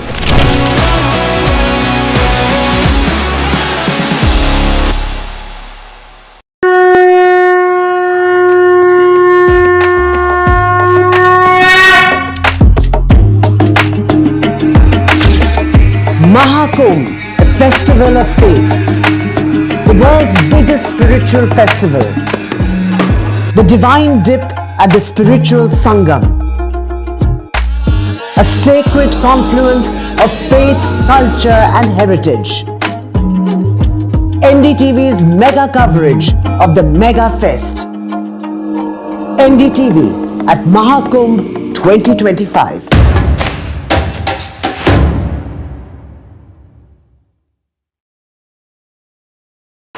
NDTV shines with 38 prestigious wins at the News Television Awards 2024. Powerful journalism to cutting-edge digital innovation, production excellence to regional leadership. NDTV sets the benchmark. 38 awards, each a testament to your trust in NDTV. NDTV stands for trust. In today's interconnected world, India's voice is more crucial than ever. When India speaks, the world listens. At NDTV World, we are that voice, bringing you intelligent and insightful news from India and beyond. From geopolitics and diplomacy to economic shifts, migrations, tech disruptions, and the stories of our diaspora. We cover the news that shapes our global future. NDTV World, your new home for global news is here.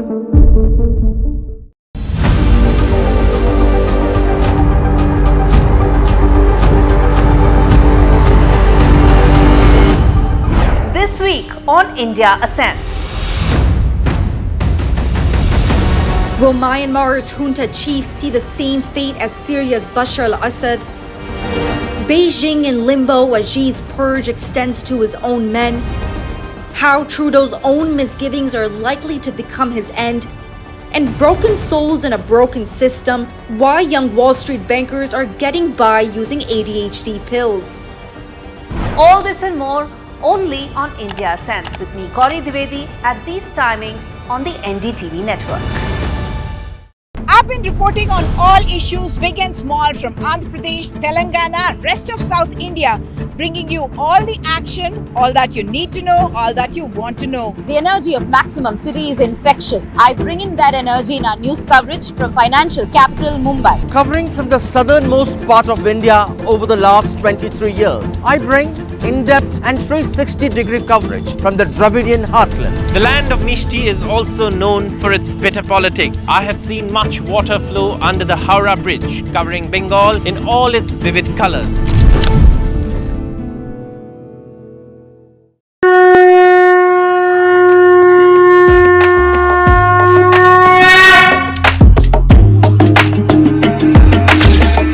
Mahakumbh, a festival of faith. The world's biggest spiritual festival.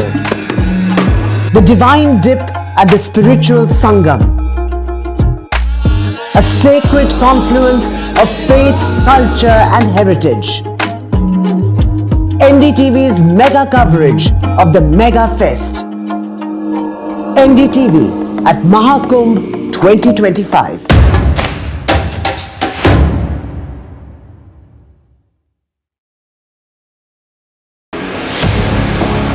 (2024), the year that was, when India welcomed Ram.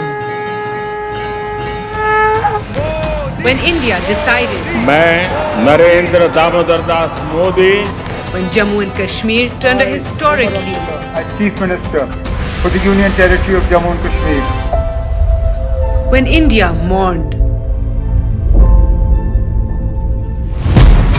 when India celebrated,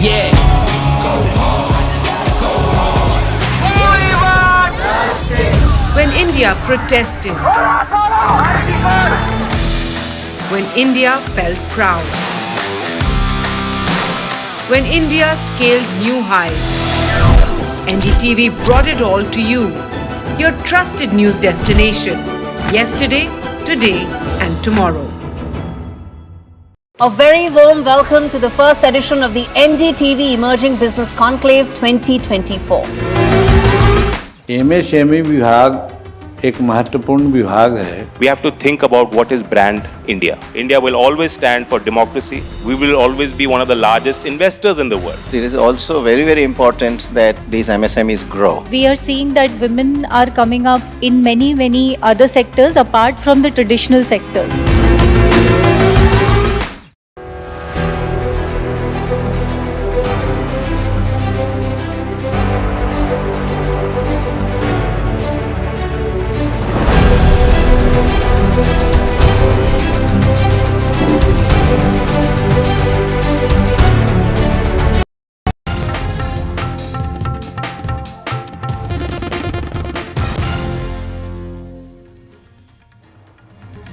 nation is bidding farewell to former Prime Minister Dr. Manmohan Singh. His mortal remains are being taken to the Nigam Bodh Ghat, where the last rites will take place with full military honour. We'll bring you the latest updates from the ground on his last journey. But first, the headlines. Former Prime Minister and architect of India's modern economy, Dr. Manmohan Singh, passes away at the age of 92. State funeral to be held shortly.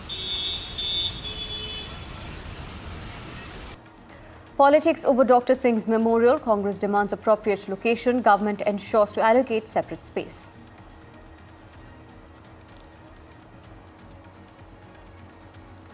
Formula E race case haunts KTR. ED summons BRS working president KTR to appear before ED on the 7th of January.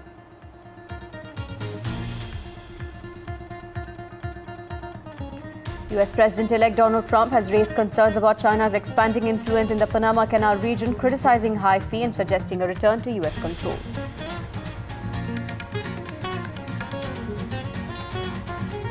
And the Nitish Sundar duo help India claw back in a century stand. The young guns save India from embarrassment. Well, I can tell you 100% this is going to be the first.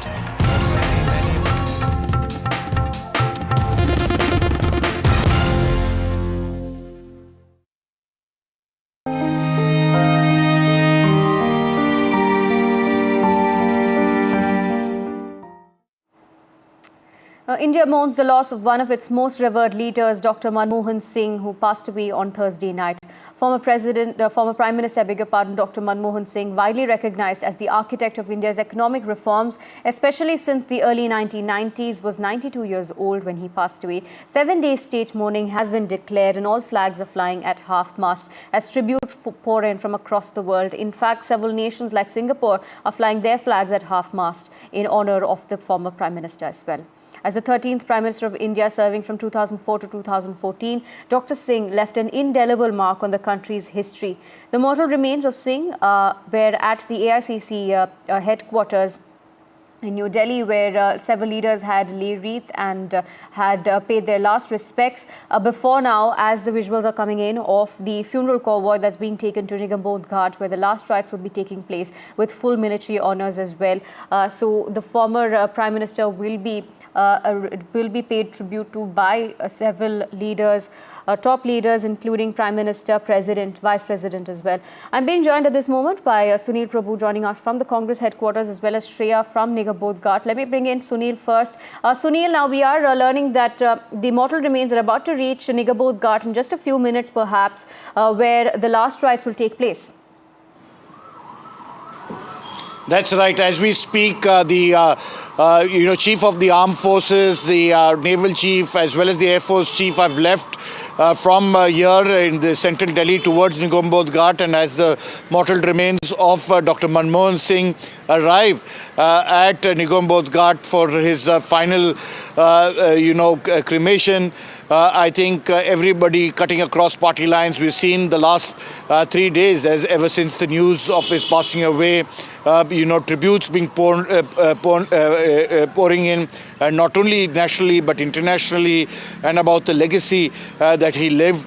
As he said, hopefully history will be kinder to him. I think today, as we have seen in the last 3 days, history has been kinder, even prompting the government to say that a befitting memorial will be put in place for Dr. Manmohan Singh, who's seen as the father of economic reforms, in helping India get a strategic place. So that was the role of Dr. Manmohan Singh, a minority Sikh Prime Minister, who held the office for 2 consecutive terms and has been the first Prime Minister since Nehru to get a second consecutive time.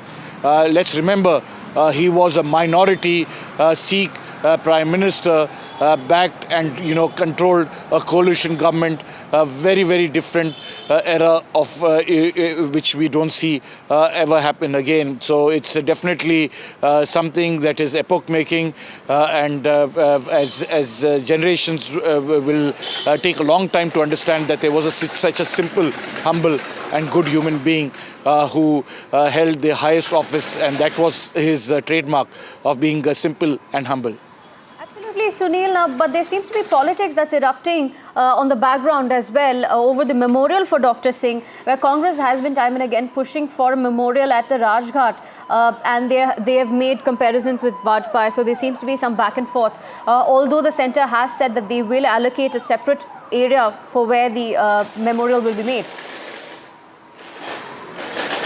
That's right. It's an unfortunate, state of affairs that definitely has taken place. But the fact is that, irrespective, finally, that whether a former prime minister should have been in the Rajghat precincts instead of Nigam Ghat as a resting place, is it really about a trust or a issue about allocating space? But that being said, I think we'll leave that controversy for another day.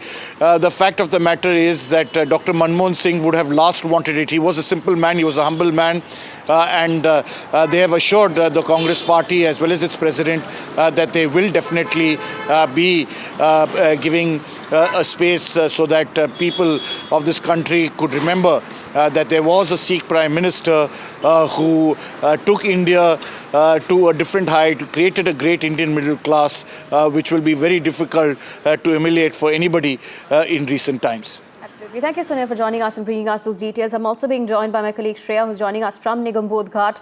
Shreya, we're expecting the funeral convoy to reach Nigam Ghat shortly, where the last rites will take place with full military honour. Where we are learning that most of the top dignitaries have already reached the Ghat.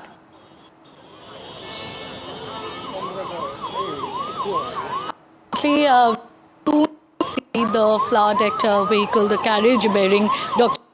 Singh's mortal remains arriving here.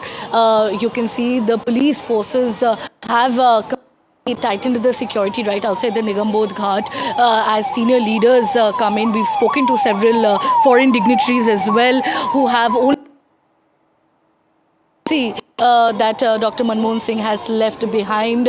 We can see the military and paramilitary forces that have been deployed, the military forces that are standing, as a guard of honor to welcome all the dignitaries who are here to final home last to Dr. Manmohan Singh. This is where the cremation will take place at around 11:45. Soon the carriage, bearing Dr. Manmohan Singh draped in the national flag will be arrived here. The entire road has been cleared up. As you can see, the Prime Minister Narendra Modi is expected to come from this route. Right, my colleague Shreya there at the Nigam Ghat, as she was explaining, the security arrangements are in place. Most of the dignitaries already there at Nigam Ghat. We are expecting that the Prime Minister and President, as well as Vice President, will be arriving soon as well. Remember, they're going to be paying their respects as well. And at around 11:45 is when we're expecting the last rites and cremation will take place. The visuals on your screen, of course, are of the funeral convoy that is expected to reach the Nigam Ghat shortly. I'm being joined by senior journalists Aarti Jairat and Aditi Fadnis. Thank you for joining us. Let me start off with Aarti Jairat. Ma'am, in terms of criticisms, unfortunately, Dr. Singh was on the receiving end of several criticism that came along his way during his tenure. One of those being that he could have done more in terms of corruption or curbing corruption, and then, there was criticism of that sort of overshadowing his achievements, ma'am.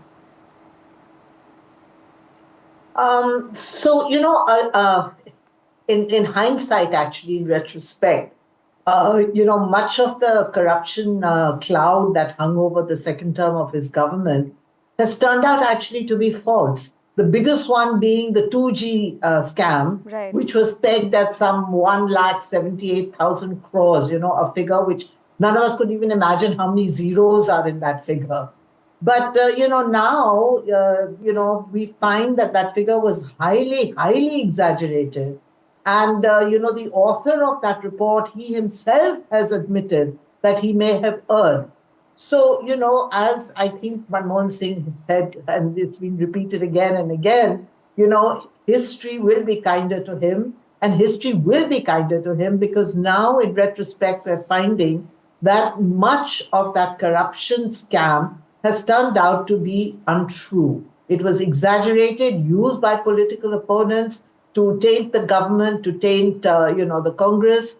And, and it's very sad because it led to policy paralysis, and after years of high growth, we recorded perhaps the highest growth during his tenure. But the last 2 years of that tenure period, unfortunately, saw a slump because of policy paralysis caused by these scandals, which now we find some of them actually had no basis.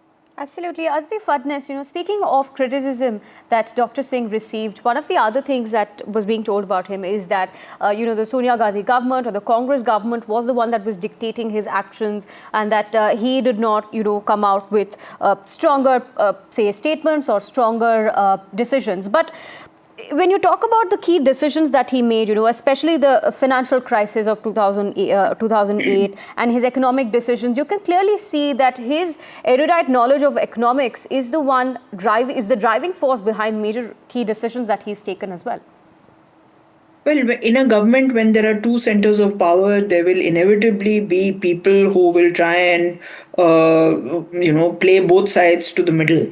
So, naturally, there were people who wanted things to be done. And they said, they used to tell him, they used to tell the PMO that we've spoken to Madam, she has agreed to this and you should go ahead with it. PMO was not likely to ring up Madam and ask whether she had indeed assented. So there were a whole lot of things that happened because of that. But I think mainly Dr. Manmohan Singh's personal honesty and personal integrity can never be questioned by anyone.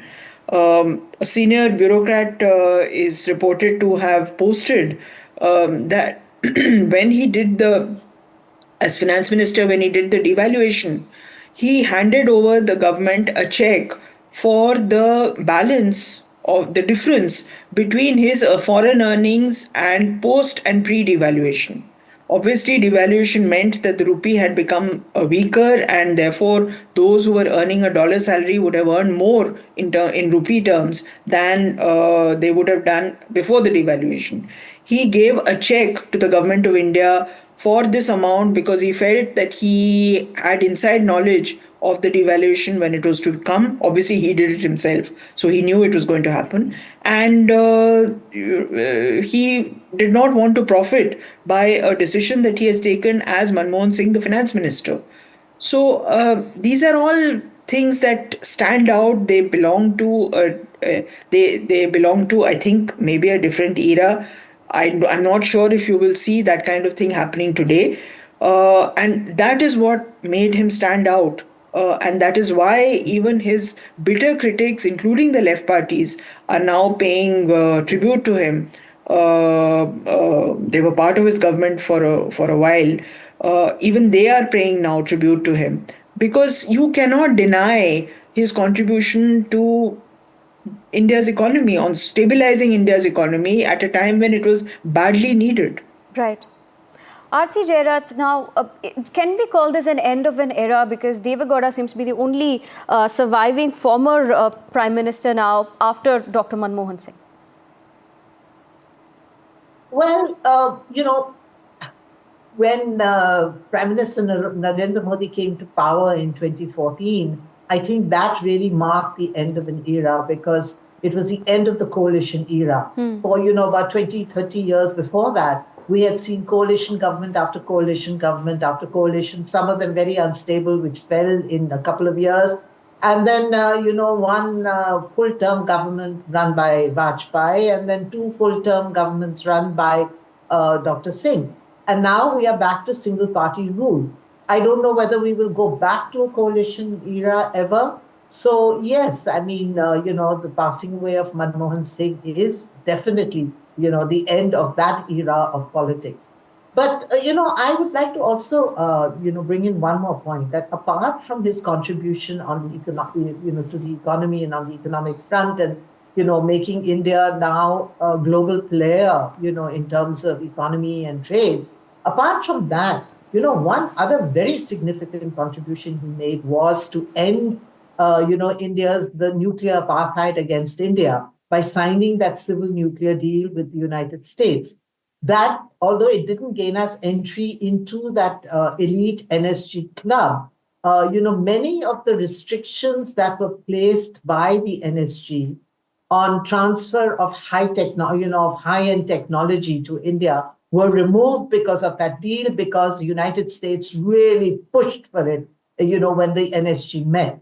And because those restrictions have been lifted, we are today in a position to, for instance, one of the, big showpieces of the Modi government is that India is now going to be manufacturing semiconductors. And that has only happened because we now have access to that kind of technology, which would never have happened had he not pushed that nuclear deal. And the nuclear deal is one instance of which, when everybody says that he was a puppet prime minister and so on, he stood his ground on that because he felt it was in India's national interest to gain access to all the technology that had been denied it for decades. And he stood his ground to the extent that he gave an interview saying that if his government falls, if the left wants to withdraw support, so be it. He was ready to sacrifice his government for that. So yes, it is the end of an era, not just in terms of politics, but I think in the kind of politics. A man who's ready to give up his government for a principle or a policy that he genuinely believes is in the national interest. It's difficult to conceive of having that kind of a leader again. Absolutely. Aditi Fadnis, now talking about India's rural-urban divide, do you think as an economist turned politician, Dr. Singh played a major role in bridging that divide? Well, there are many divides and those divides continue to exist. So yeah, he played his part. The right to information, although it is not leveraged or used that much, could have had, as it was envisaged, could have had a profound impact on recognition of government programs and so on. Much more than this was his contribution to the whole idea of Aadhaar, which was an idea which started in his tenure, but found fruition much later. So there are so many things that he laid the foundations for, which helped rural India, particularly the Mahatma Gandhi Rural Employment Guarantees Program, so many other things that he laid the foundations for, which helped us a lot in later years,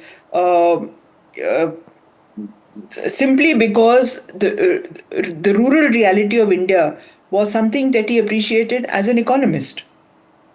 Absolutely. Stay on with us. We are, of course, getting in visuals of top leaders arriving at the Nigam Bodh Ghat. Remember, that's where the last rites of Dr. Singh will take place. The funeral convoy we're expecting will reach Nigam Bodh Ghat in just a couple of minutes, where top dignitaries will be paying their respects. That, of course, includes Prime Minister Modi, President Murmu, as well as Vice President, as well as Lok Sabha Speaker, who will be paying respects, laying wreath. This also includes several chiefs of the defense forces there, as well as military honors will be presented to Dr. Singh. Let me bring in Aarti Jairat. Ma'am, do you think the end of nuclear apartheid as a decision was one that was taken by an economist Prime Minister? Yes, of course. That was completely scripted by him, so this is the interesting thing, that although, we go on and on about him being an economist and, his contribution to India, to opening up of India's economy, yes, there's no question that he did that, when he was finance minister during in the Narasimha Rao government. But, there is also this other aspect to him, which was a very keen understanding of international politics and diplomacy. And, he really is the one who, I think, the sort of foundation for that the burgeoning Indo-US relationship was laid by Prime Minister Vajpayee. But Manmohan Singh really built on that, with the result that today India is considered a very crucial strategic partner by the United States. And, and I think one of the main reasons why we see Prime Minister Modi paying such deep and, such warm tributes to Manmohan Singh is that, he does understand that, his government is, benefiting by the foundations that were laid during the tenure of Manmohan Singh. And, what Modi is being able to do is build on those foundations and accelerate the progress and development that we see today. So, it's all part of a process. And I think, this is something which future generations must understand, that it's not one man who contributes to the development of India. It is a series of leaders, one by one by one by one. They lay building blocks, and another comes and builds on that, and another comes and builds on that, right, and takes it higher and higher. And, I think the contribution of Manmohan Singh to the economy, to, India's international standing, these are things which really will be written in, golden letters in history. Right. I think the funeral convoy there has almost reached the Nigam Bodh Ghat. We're getting in visuals of the funeral convoy sort of just entering the Nigam Bodh Ghat. Remember, top dignitaries have already arrived at Nigam Bodh Ghat to pay respects. Now, Aditi Fadnis, as Aarti Jairat was mentioning, it is a series of leaders that it takes to build a nation. But when you compare his leadership style with the others, right, what do you think made Dr. Singh stand out? I think leadership styles are different for every leader. It reflects their personality.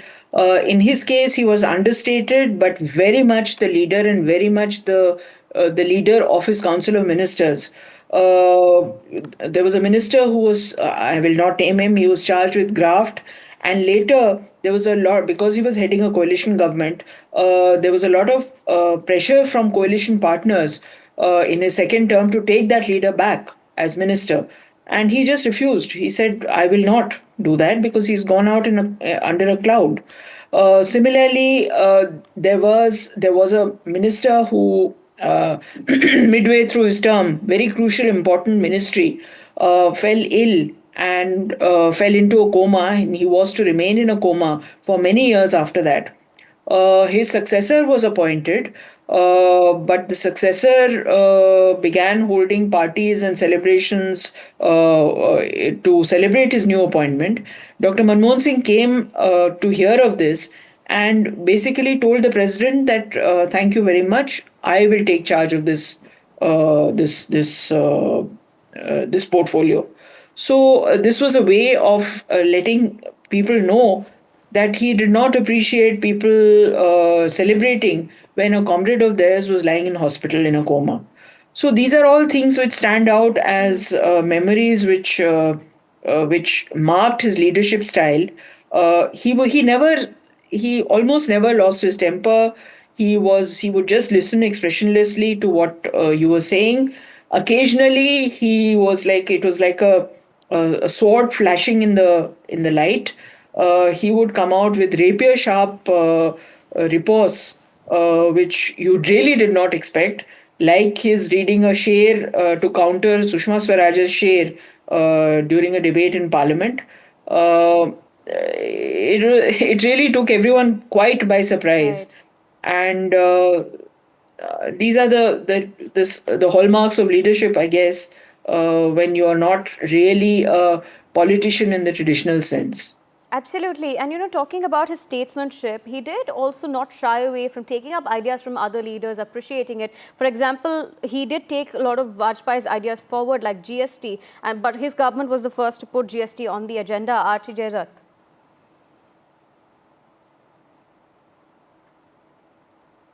Aarti Jairat, ma'am, if you can hear me.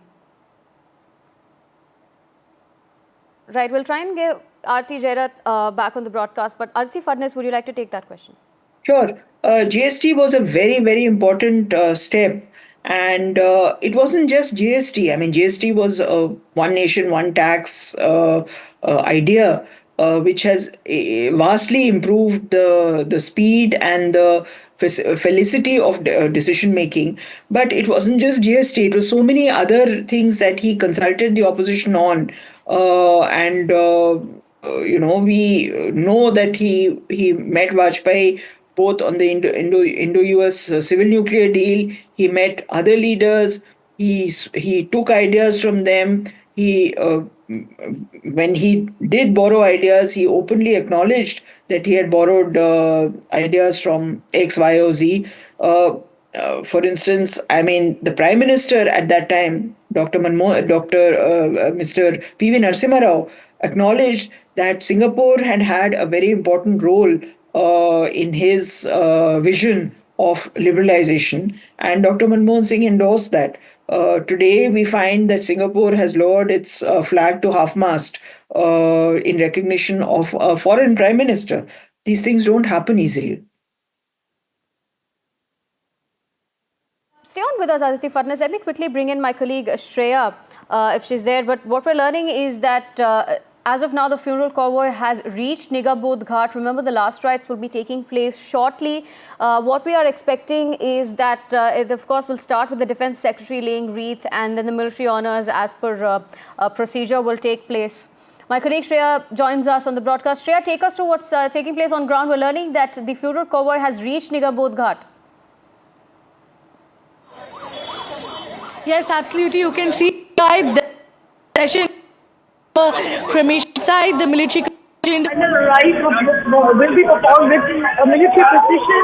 A fitting service to a leader who has served the nation with a dedication and distinction, the architect of India's modern economy, the hero of the Indian middle class. His cremation is about to take place here in North Delhi's Nigam Bodh Ghat. You can see the entire convoy, all the VIPs have arrived here. Soon you will see PM Narendra Modi, the President, Vice President, all of them arriving. The foreign dignitaries are already inside. You can see the security has been tightened up. The military paramilitary forces have been deployed. The Air Force, military forces are also inside. Here you can see this entire road has been created for the exclusive movement of the VVIPs. We can also see Congress party workers moving around, saying that Dr. Manmohan Singh will live long, will live forever in the hearts of the people. He will be remembered with utmost kindness in people's hearts. And you can see that this entire area has been choked with the convoy of the leaders who are arriving here to pay the final homage to Dr. Manmohan Singh.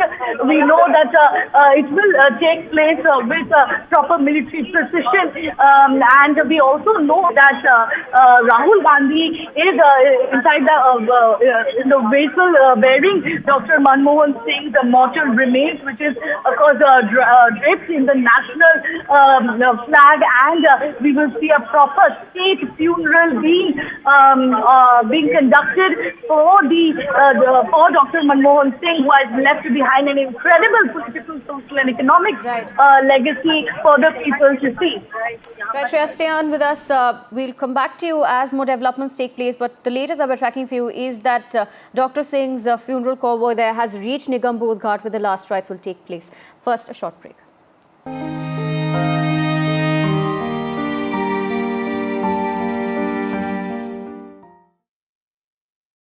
New day, new show, a new experience. Start your day with the news, not views. We bring you stories that matter and impact your lives. News that informs and keeps you ahead.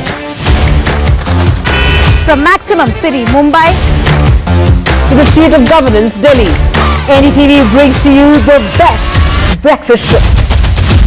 The breakfast show only on NDTV 24/7 every morning at 8 a.m. NDTV proudly upholds its legacy of trust and credibility. According to the prestigious Reuters Institute's Digital News Report 2024, NDTV is the top-most news platform in the country. Number one in both online and offline reach in India. beating all its competition. NDTV stands for trust.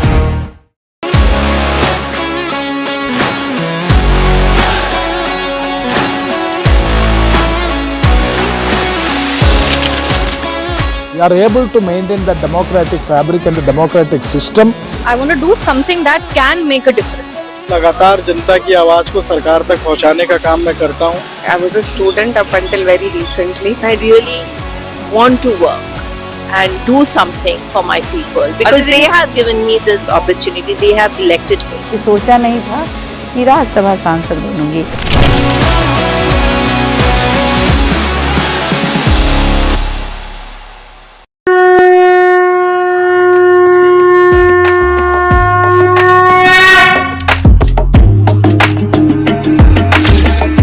Mahakumbh, a festival of faith, the world's biggest spiritual festival, the divine dip at the spiritual Sangam, a sacred confluence of faith, culture and heritage. NDTV's mega coverage of the Mega Fest. NDTV at Mahakumbh 2025.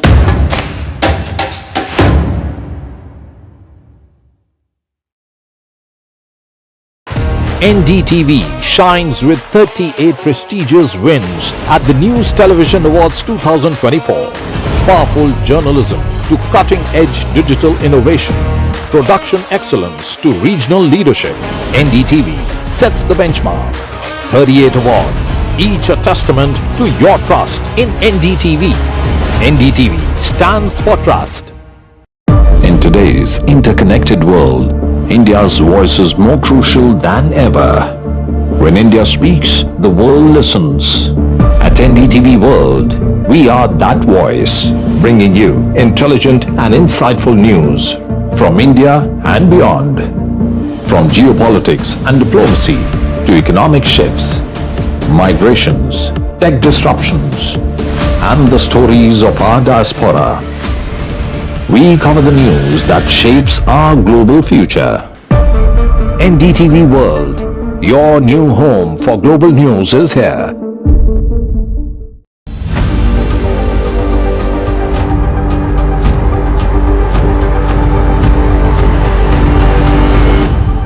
This week on India Ascends. Will Myanmar's junta chiefs see the same fate as Syria's Bashar al-Assad? Beijing in limbo as Xi's purge extends to his own men. How Trudeau's own misgivings are likely to become his end. And broken souls in a broken system, why young Wall Street bankers are getting by using ADHD pills. All this and more only on India Ascends with me, Gauri Dwivedi, at these timings on the NDTV network.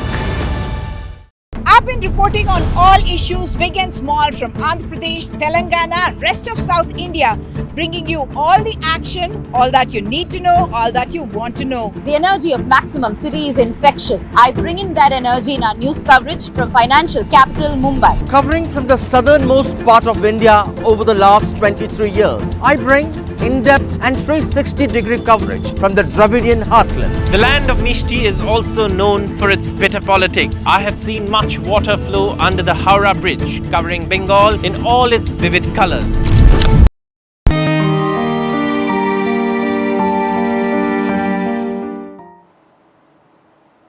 The last rites of Dr. Manmohan Singh are set to take place shortly. His mortal remains have reached the Nigam Bodh Ghat, where the military honours will be taking place. After state honours, the last rites are expected to take place in about 45 minutes or an hour from that as the event starts. As of now, these are visuals that we're tracking for you from the ground from Nigam Bodh Ghat, where his mortal remains have just reached.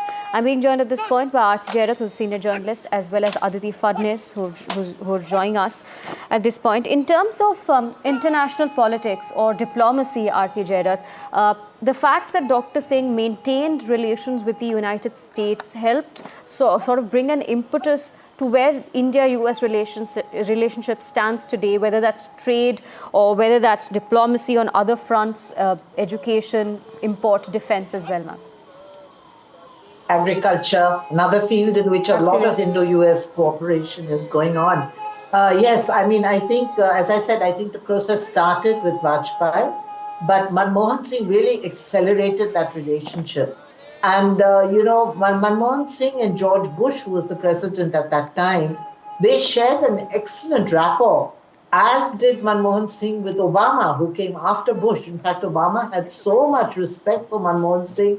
He called him his guru because he said every time he met Manmohan Singh, he learned something new. There was so much to talk about. So, but it was not just a personal rapport. I think, both Manmohan Singh and George Bush were really invested in.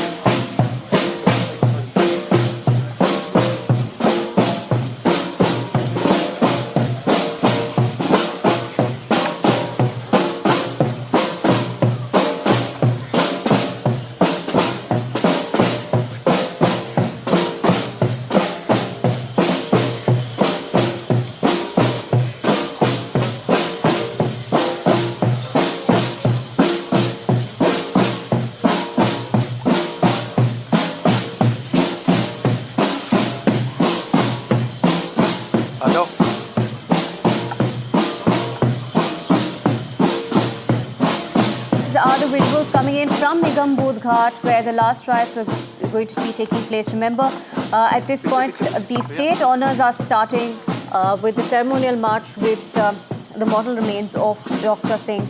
Aarti Jairat, I'm sorry we had to interrupt you there. We were bringing in the live visuals coming in from Nigam Bodh Ghat. I'll let you finish your thought, ma'am. So as I was saying, I think that, Manmohan Singh, sort of really accelerated and built on a process that began during Vajpayee's premiership. And, George Bush, who was the president of the United States at that time, shared an excellent rapport with Manmohan Singh. But apart from their rapport, I think both of them were deeply invested in building this relationship because, the Soviet Union had collapsed at the end of the Cold War. And I think Manmohan Singh felt that, there were many things that the US could give India, to help in development and, moving ahead and becoming part of the world, sort of economy, getting onto the high table and so on. And so he really pushed, and so did George Bush. When that NSG thing happened, after we signed the nuclear deal, and NSG had to give us waivers for accessing certain high-end technology, it was really George Bush who pulled out the stops and, personally rang up, other European world leaders and said that this has to be done for India. So, this is what I'm saying. As an economist, he realized that for India to grow economically, you needed technology. You needed access to all kinds of technology, not just nuclear technology, but also to technology for agriculture, for developing your communication system, and so on and so forth. So, he pushed for that, and he felt the United States was the best source for this, the United States and its Western allies. So he really pushed this relationship. And I think today we're, seeing the benefit of it. Yes, there are people who have reservations about the neoliberal economic policies and getting too close to the United States because, one downside of this, building the relationship with the US was that we ignored our traditional relationship with Russia. Right. And, in fact, at one point there was a kind of coldness that developed between Russia and India, which I think now the Modi government has moved to correct, so that, there is some balance again in our, in our relationships with other countries. Absolutely. Stay on with us. These, of course, visuals coming in from the Nigam Bodh Ghat. We can see the Congress delegation following as the mortal remains are being taken into Nigam Bodh Ghat, where the military honours will be done. We can see Rahul Gandhi Kharge as well leading the delegation there, as well as Priyanka Gandhi, as the Congress leaders have arrived from the AICC headquarters to Nigam Bodh Ghat, where top dignitaries will now be paying respect. Remember, earlier Congress leaders had paid respects and laid wreath to Dr. Singh at the AICC headquarters. Now, of course, visuals that we're getting for you are from Nigam Bodh Ghat, where the last rites will take place, and before that, the military honours will take place, where top military officials as well as Prime Minister, President and Vice President, as well as Lok Sabha Speaker will be laying wreath and paying their respects to Dr. Singh. Let me bring in Aditi Fadnis. Ma'am, now in terms of his strategy to maintain peace and stability in South Asia, since we're talking about his diplomacy and that side of his governance, what role do you think he played as far as bringing the global South forward? It was really difficult for him because while his personal conviction was to have friendly relations with Pakistan, it was during his tenure in 2008 that the Mumbai attacks took place. And he was personally very shattered by those events. So he did try to normalize relations. He was very keen to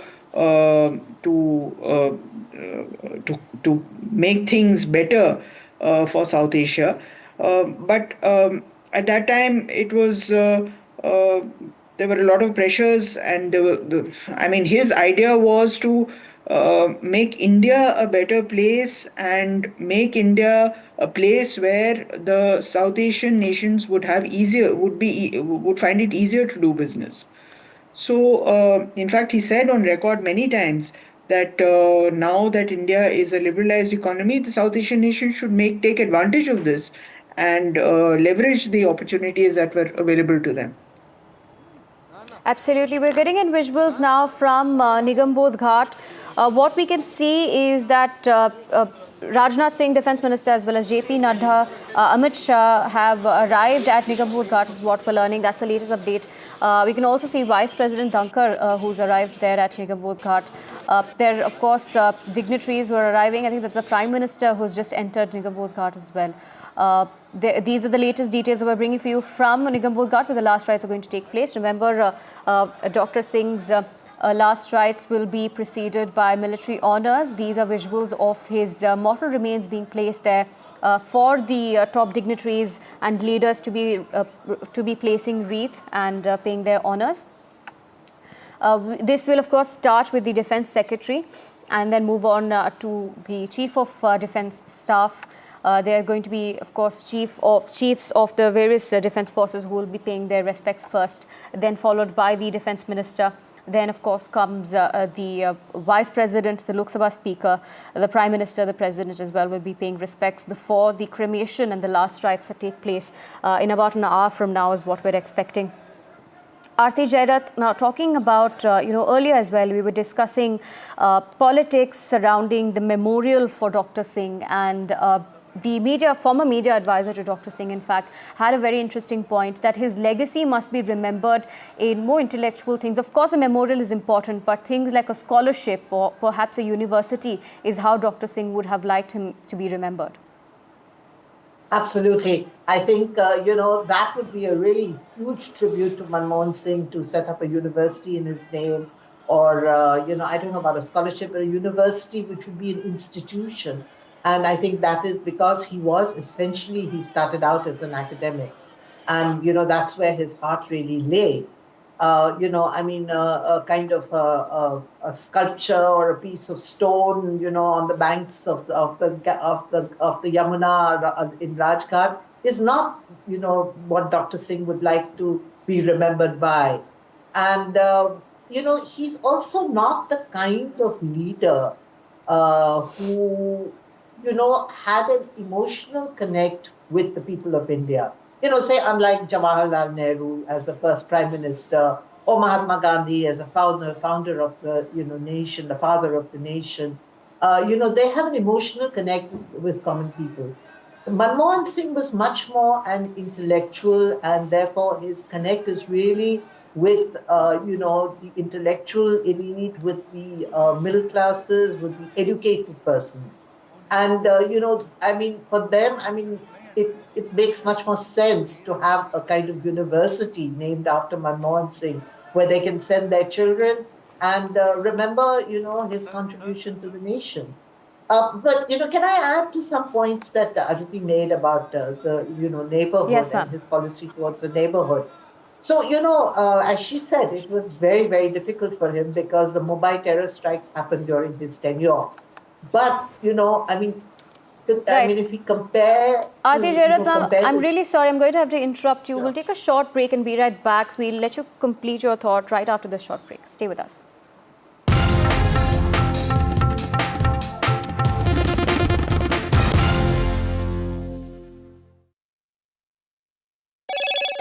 Hello, Moto. Motorola Edge 50 Pro. World's first AI-powered pro-grade camera.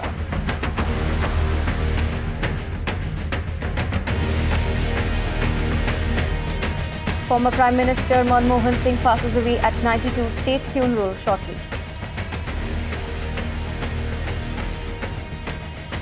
Politics over Dr. Singh's memorial. Congress demands appropriate location. Government ensures to allocate separate space.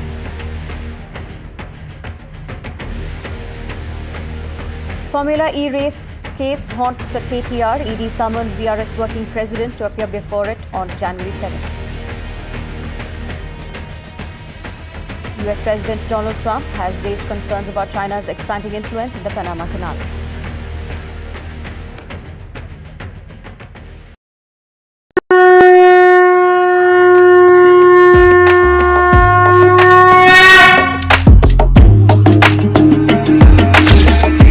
Mahakumbh, a festival of faith, the world's biggest spiritual festival, the divine dip at the spiritual Sangam,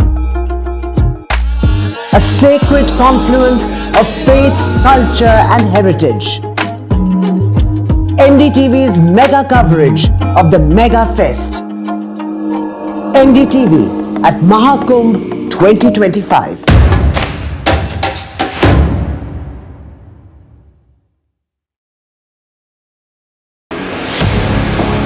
2024, the year that was, when India welcomed Ram.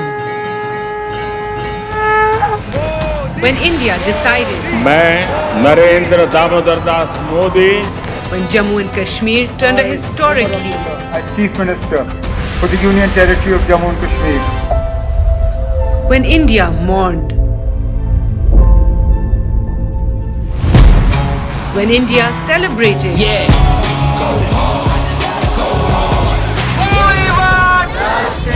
When India protested.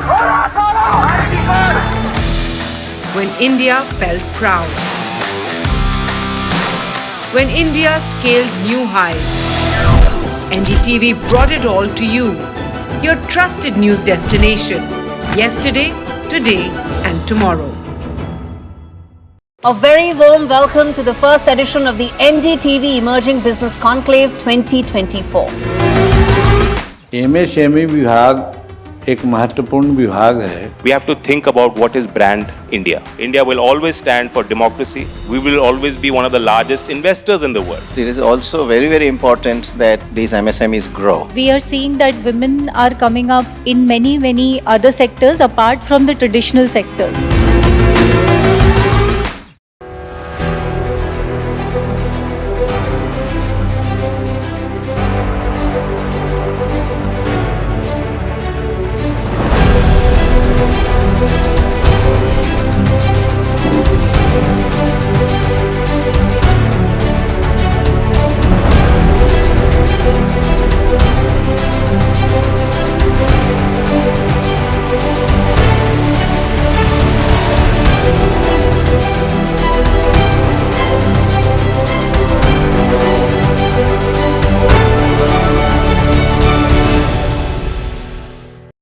New day, new show, a new experience.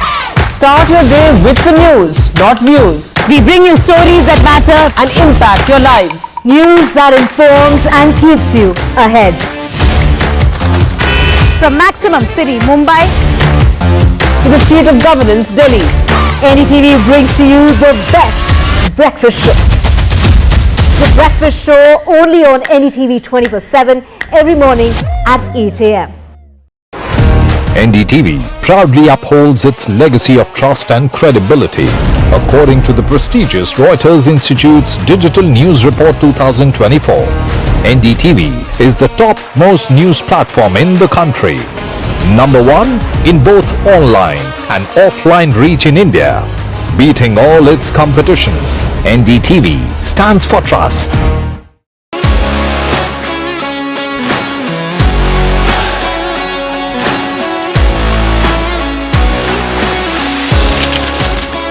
We are able to maintain the democratic fabric and the democratic system. I want to do something that can make a difference. लगातार जनता की आवाज.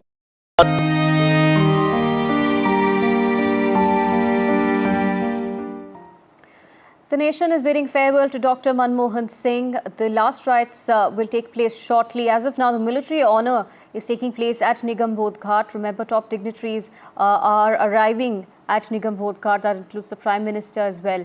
Several leaders are already there. The Defence Minister Rajnath Singh, who will also be laying wreath at the Nigam Bodh Ghat. We also have JP Nadda, Amit Shah, who have already reached the Nigam Bodh Ghat to pay their last respects. Remember, Dr. Singh's last rites will take place and will be preceded by military honours at the Nigam Bodh Ghat. That is set to start anytime. But we'll also be discussing the details and the legacy that has been left behind by Dr. Singh. I'm being joined by senior journalists Aarti Jairat and Aditi Fadnis with us as well.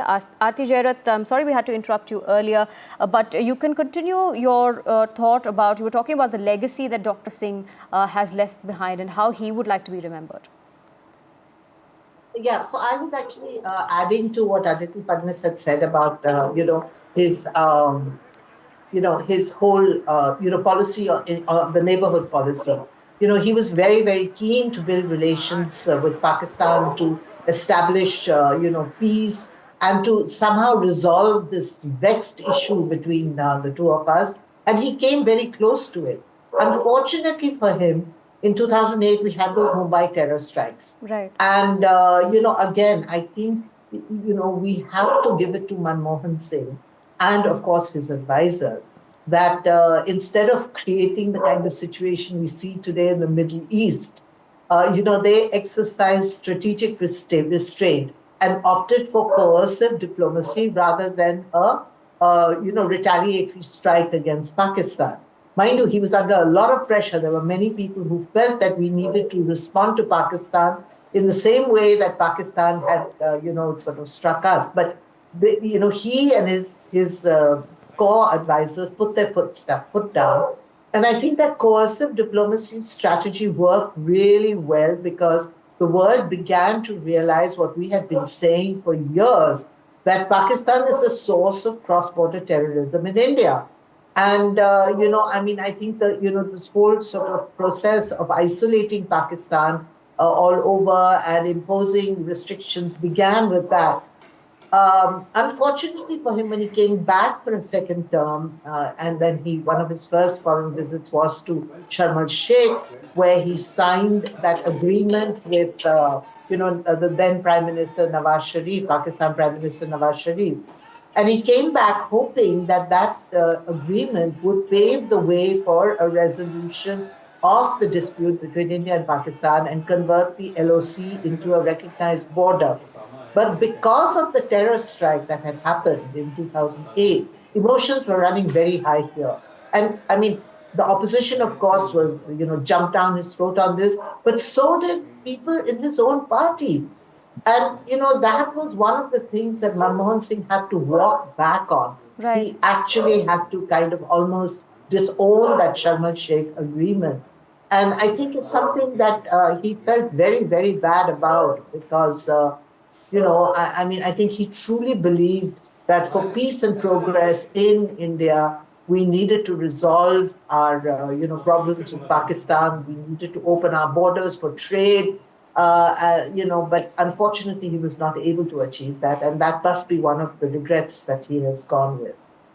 Right. So Aditi Fadnis, now the 1991 economic liberalization was perhaps the most landmark or significant turning point in India's economy. But how much of its success do you think we can attribute to Dr. Singh? Oh, all of it, I think. It was a team. It was basically Manmohan Singh and P. Chidambaram who did all the heavy lifting.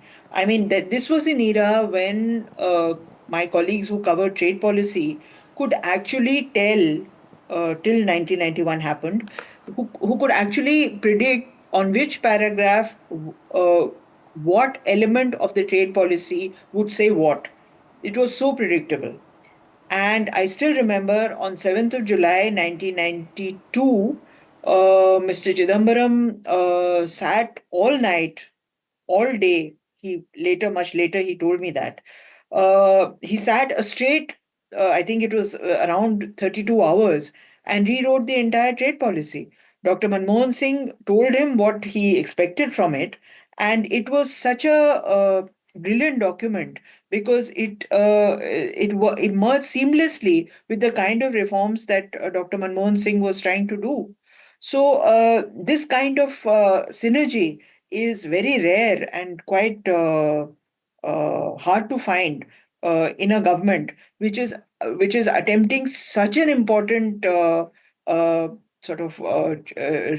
rewriting of India's economic policy. Speaking of India's economic policy as well, when he was finance minister as well as after he became the prime minister, in terms of economic reforms and the momentum that he provided to India's economy, what do you think stands out the most? It's hard to say that any one thing that stands out, but he restored India's credibility in world eyes. I think that included steps to get back gold, which was pledged, which was in popular image and imagination a dreadful, terrible thing to happen. He also organized the devaluation. We saw the kind of crisis that accompanied demonetization, which was a sort of a similar upheaval in India's monetary system. But devaluation had to be managed very carefully. Overnight, India's fuel bill would have gone up, everything would have gone up. And I think he put in place things that made sure that at least most of India was cushioned against economic shock. So for that alone, I think we must be very grateful to his understanding as an economist, as a Reserve Bank governor, and as a trade economist with a very fine understanding of commerce. For that alone, I think we need to be very grateful to him as a nation.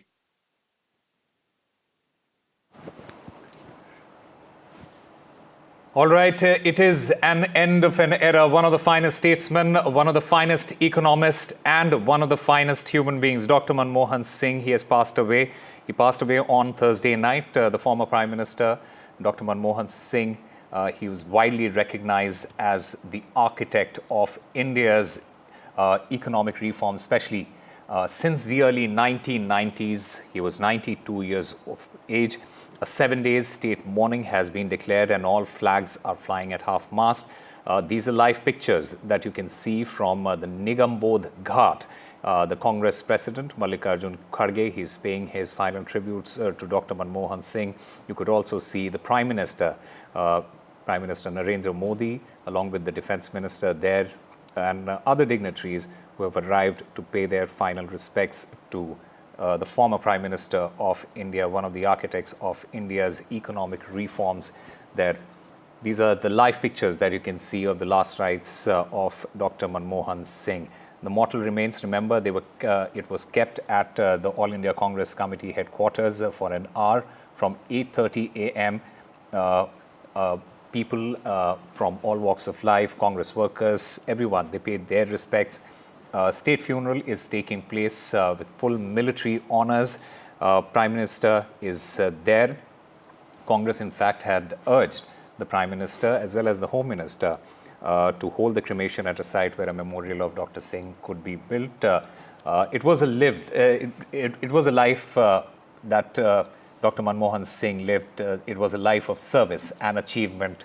Dr. Singh was born on September 26, 1932 in Gah in West Punjab, now in Pakistan. And his life, indeed, is a testament to his unwavering commitment to public service. He, in fact, earned his doctorate in economics from Oxford University and went on to serve in various capacities for the country. He was the chief economic advisor. He was the governor of the Reserve Bank of India. He was the head of the Planning Commission. He was the finance minister. He was then the leader of opposition in the Rajya Sabha. He then became the 13th Prime Minister of India in 2004, remained the Prime Minister till 2014. My colleague Shreya Ghosh, she's there at the Nigam Bodh Ghat. Shreya, just take us through what all is happening there at the moment.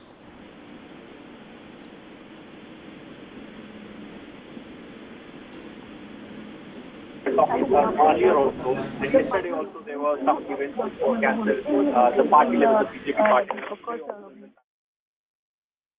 Of course, Prime Minister Narendra Modi, Rajnath Singh, Defence Minister, President, they're all here inside the Nigam Bodh, along with other foreign dignitaries as well, the King of Bhutan, several ambassadors from Palestine, and other to mark who has left behind an incredible social economic legacy behind, an economist turned politician, an accidental prime minister, reluctant prime minister who was appointed rather than elected for 2 consecutive terms, is cremated at Nigam Bodh Ghat. And of course, we know we lost. All right, we'll try and fix that line with my colleague Shreya Ghosh. In the meanwhile, Anushka Garg, my colleague, she's outside the All India Congress Committee headquarters. Anushka, just take us through what all happened today as far as Dr. Singh's final journey is concerned. Well, certainly, Osama, and a very emotional day, not just for the Congress party workers, but also for the people across the nation, because what we saw is that not just people from the party, but from across the party lines have in fact participated in the last rites of the former Prime Minister, Mr. Manmohan Singh. Also, around 8:30, his mortal remains were brought to AICC headquarters, where top leaders from the Congress committee, as the CWC core members, participated, to pay tribute to the former Prime Minister.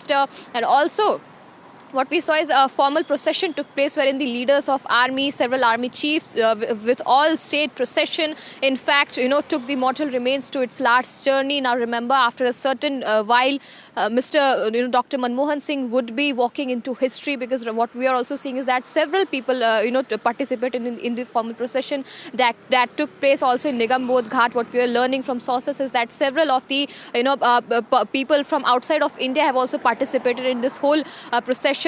Be it also Prime Minister Narendra Modi, President Draupadi Murmu, and also several of the state elects have in fact reached the whole site where the last procession is about to take place at the Nigam Bodh Ghat. Now remember, a lot of controversy was seen around where the last procession would take place, wherein the Congress at the CWC meeting had in fact accused the centre that the centre is not ready to in fact give us a place that is befitting of the stature of Dr. Manmohan Singh, and that is why the memorial is now taking place at a common crematorium ground, that is the Nigam Bodh Ghat. Now, regarding all of this matter, the centre had in fact given a press release and had said that the trust is right now being in fact allocated, and also place is to be earmarked for the memorial of Dr. Manmohan Singh. Also, what we are seeing is that but the whole procession is taking place with all the formal army chief are paying their respects to the former Prime Minister Dr. Manmohan Singh. And right now we're outside the AICC headquarters, where a few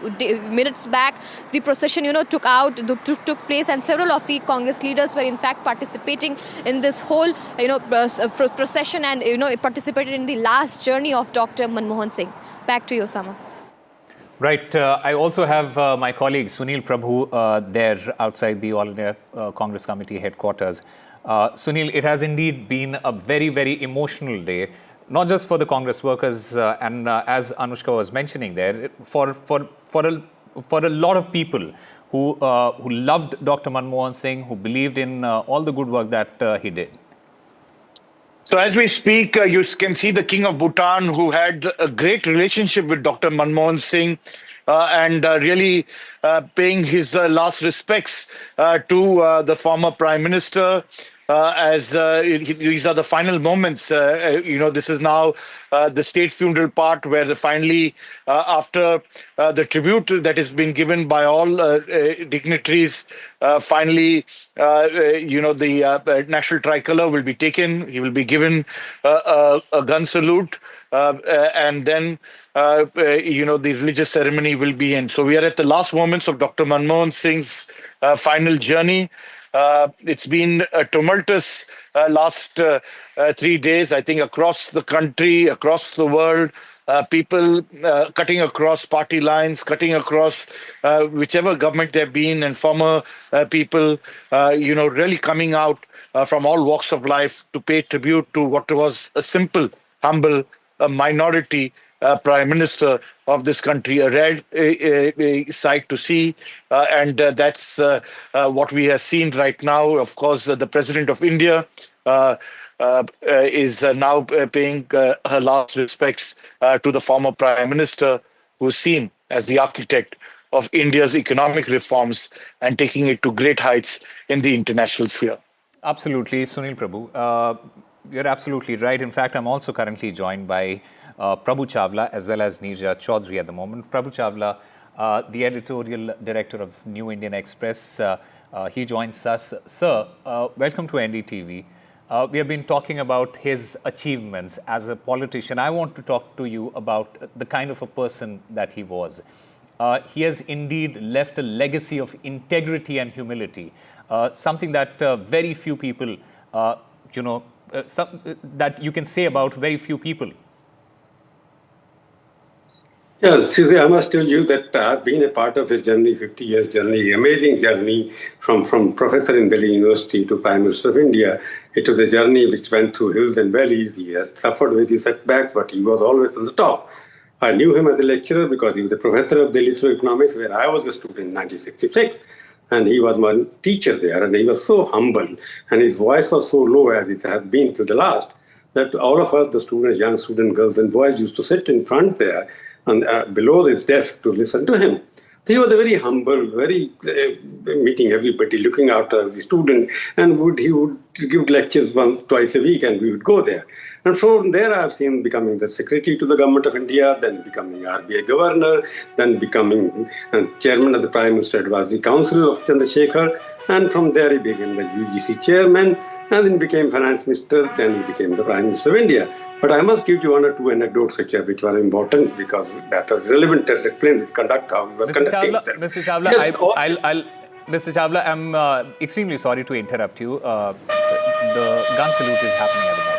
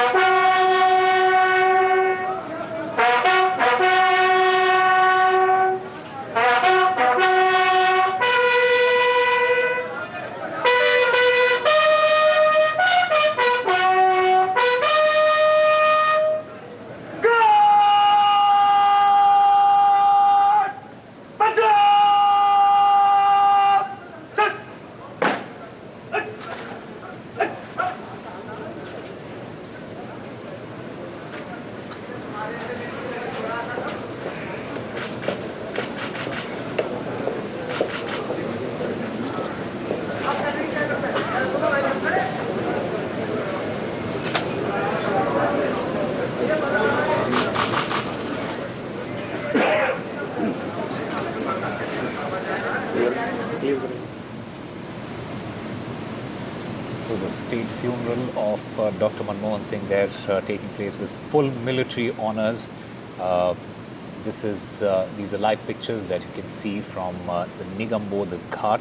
You see the President of India, Draupadi Murmu, along with the Prime Minister, Narendra Modi, there paying their last respects to the former Prime Minister of India there. देख सकते हैं कि राष्ट्रपति भी निगम बोध घाट पर मौजूद हैं, जहां उन्होंने श्रद्धा सुमन भावपूर्ण तरीके से अर्पित किए doctor Manmohan. All right, let me go across to Prabhu Chawla. Sir, you were saying something. Please continue. Yeah. So I was talking about the journey from a professor in Delhi University to the Prime Minister of India, and I've been part of most of the time because I was a student. So I was telling you, when he became UGC chairman, that is the interesting part of it, because he has been always in the government service. And he has been following the discipline of a government servant, that he has to follow the rule book, he has to follow the files, he has to go beyond, he can't go beyond the rules. So he was a very simple person. When he became the UGC chairman, he was at that time Advisory Council chairman of the Prime Minister Chandrasekhar chairman. And when Chandrasekhar resigned, and he went to him, sir, I have been part of the government for many years, almost 40 years, 30 years, and what do I do after this? Because he wanted to have some kind of a responsibility. And I must tell you, because Chandrasekhar, who was otherwise the acting Prime Minister at that time, as a code of conduct, he could not have appointed anybody else. But because it was Dr. Manmohan Singh, who was respected by everybody, who was respected across the party line, which is reflected today in his morning, what is happening there, across the party. So he went out of the way, only Prime Minister who, after resignation, made an appointment like UGC chairman. That reflected the acceptability of Dr. Manmohan Singh as a person of high integrity and dependability. When he became finance minister, that is another story, because I was that time Indian Express editor. And I was to interview Mr. Narasimha Rao at his house in Motilal Nehru Marg. I was sitting there in the morning when I went there. He was talking to somebody, I didn't know who was. Later on, he told me he was talking to whom. So he said, Prabhu, you sit it down because you are an editor, you should not be listening to what I am saying, but I trust you. So what happened that he was talking to Mr. I.G. Patel in London at that point in time and requesting him to become the finance minister of India. Perhaps I.G. Patel, later on Prime Minister himself, told me that I.G. Patel suggested Dr. Manmohan Singh's name. Dr. Manmohan Singh, being a liberal left economist, demand-side economist, and because his stint at UNITO was much more liberal, that he believed in a different kind of economics. But Patel assured Narasimha Rao that he'll be part of your economic agenda. Whatever economic agenda you say, Dr. Manmohan Singh will faithfully implement. So Dr. Manmohan Singh was not the first choice of finance minister, but he became the second choice. He became the first state finance minister of India. He carried out all the reforms. Of course, credit must go to Narasimha Rao because they allowed it to do what is work. Because basic principle, basic idea behind Dr. Manmohan Singh was that he was acceptable to international community in his economic people. IMF, he has good relationship because he had worked in the United Nations and he has secret parleys with them, all of them. There were conditionalities imposed because economic reform would not come without conditions. So they wrote a full memorandum of association to the IMF, which we carried on the front page of Indian Express. Dr. Manmohan Singh got angry next day when he was finance minister. He said, Prabhu, I never expected it from you. But what I'm telling you that he would implement. He was concerned about the country. Okay, how it can progress. So he tweaked his ideology to mix the politics of that day. So it was a very balancing act, fine, pragmatic balance which he did between politics and economics and brought the company to the verge of developing to one of the finest economy today. It was the foundation laid was based at the time. Then he became Prime Minister. Everybody knows that he became not the first choice of the Prime Minister. Sonia Gandhi was the first choice. And Sonia Gandhi made him the Prime Minister. For 5 years, he carried out the politics of Sonia Gandhi. All the economic reforms, he was a welfare economist at that time. You had Manrega, your Right to Information Act, you had Kisan, that 60,000 crore rupees which was given away at that point in time. So it was in 2004 to 9 that it was Manmohan Singh who laid the foundation of a strong economy. 2008, you saw what happened, meltdown happened at that point in time. India was the only country which survived that meltdown. Absolutely. Because of the strong economic policy of Dr. Manmohan Singh. Even the nuclear deal, he stood his ground. Maybe his head was always high, but his shoulders were sometimes down. That was a different issue because of political compulsion. So 2004, he was a nominated Prime Minister. he was not elected as his own right. But 2009 victory of the Congress party from 140 odd seats to 206 seats, contribution was primarily of Prime Minister Dr. Manmohan Singh, who created middle class of India. Absolutely. Middle class of India, cutting across religious and everything, supported Dr. Manmohan Singh. The victory of 2009 of Congress party was because of Manmohan Singh, and today the Congress party has lost the credible brand on which it was riding for the last, this kind of thing they are doing now. They never did him for him when he was in power. But now they think Manmohan Singh is the only asset. Like after Nehru, if they have to project somebody who built modern India, they will try to put Nehru and Manmohan Singh at the same pedestal. That is what they're trying to do now.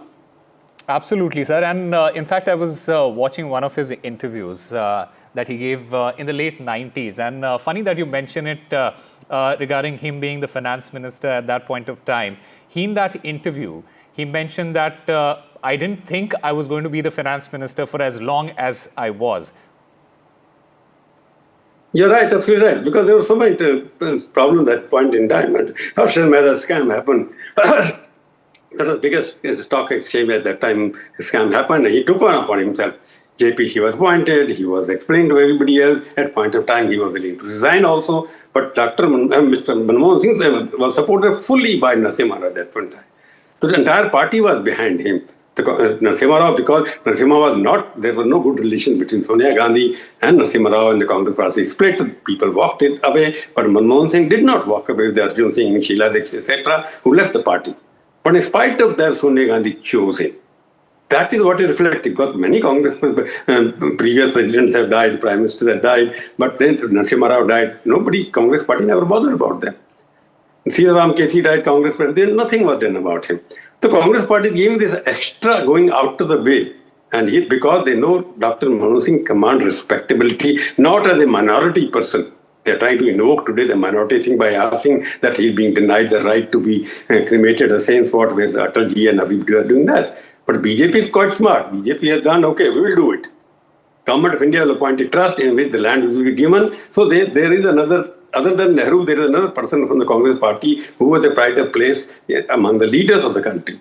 Therefore, this bringing him down to the sixth level, I think they are undermining the personality of Dr. Manmohan Singh. Dr. Manmohan Singh may be a weak prime minister second term. That is tragedy, because people will not forgive him for that he could have asserted himself. He was the person who had a mandate of 2009 behind him, but he did not. Even one of the editors meeting, he told us that he is bound by compulsion of coalition. But compulsion of coalition, he could not appoint his cabinet minister, he could not sack his cabinet minister. Second term, which he could have utilized himself to be, because he had the mandate, he did not do it. But at the end, even today, Manmohan Singh is the brand of the Congress party, which no Congress party doesn't have anything else.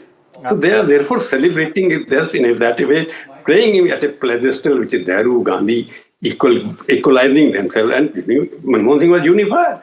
As a prime minister, he would consult Raji much more often. I remember many cases, I can't disclose it here.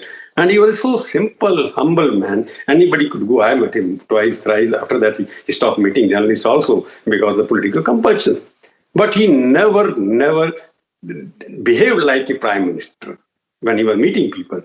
He was a prime minister candidate, which everybody on the global table, top table, he was invited. All the president I have seen, people taking away, respecting him, but giving him the first place. So he was a top-rated international type of statesman, political leader, who did not assert himself as much as he should have done.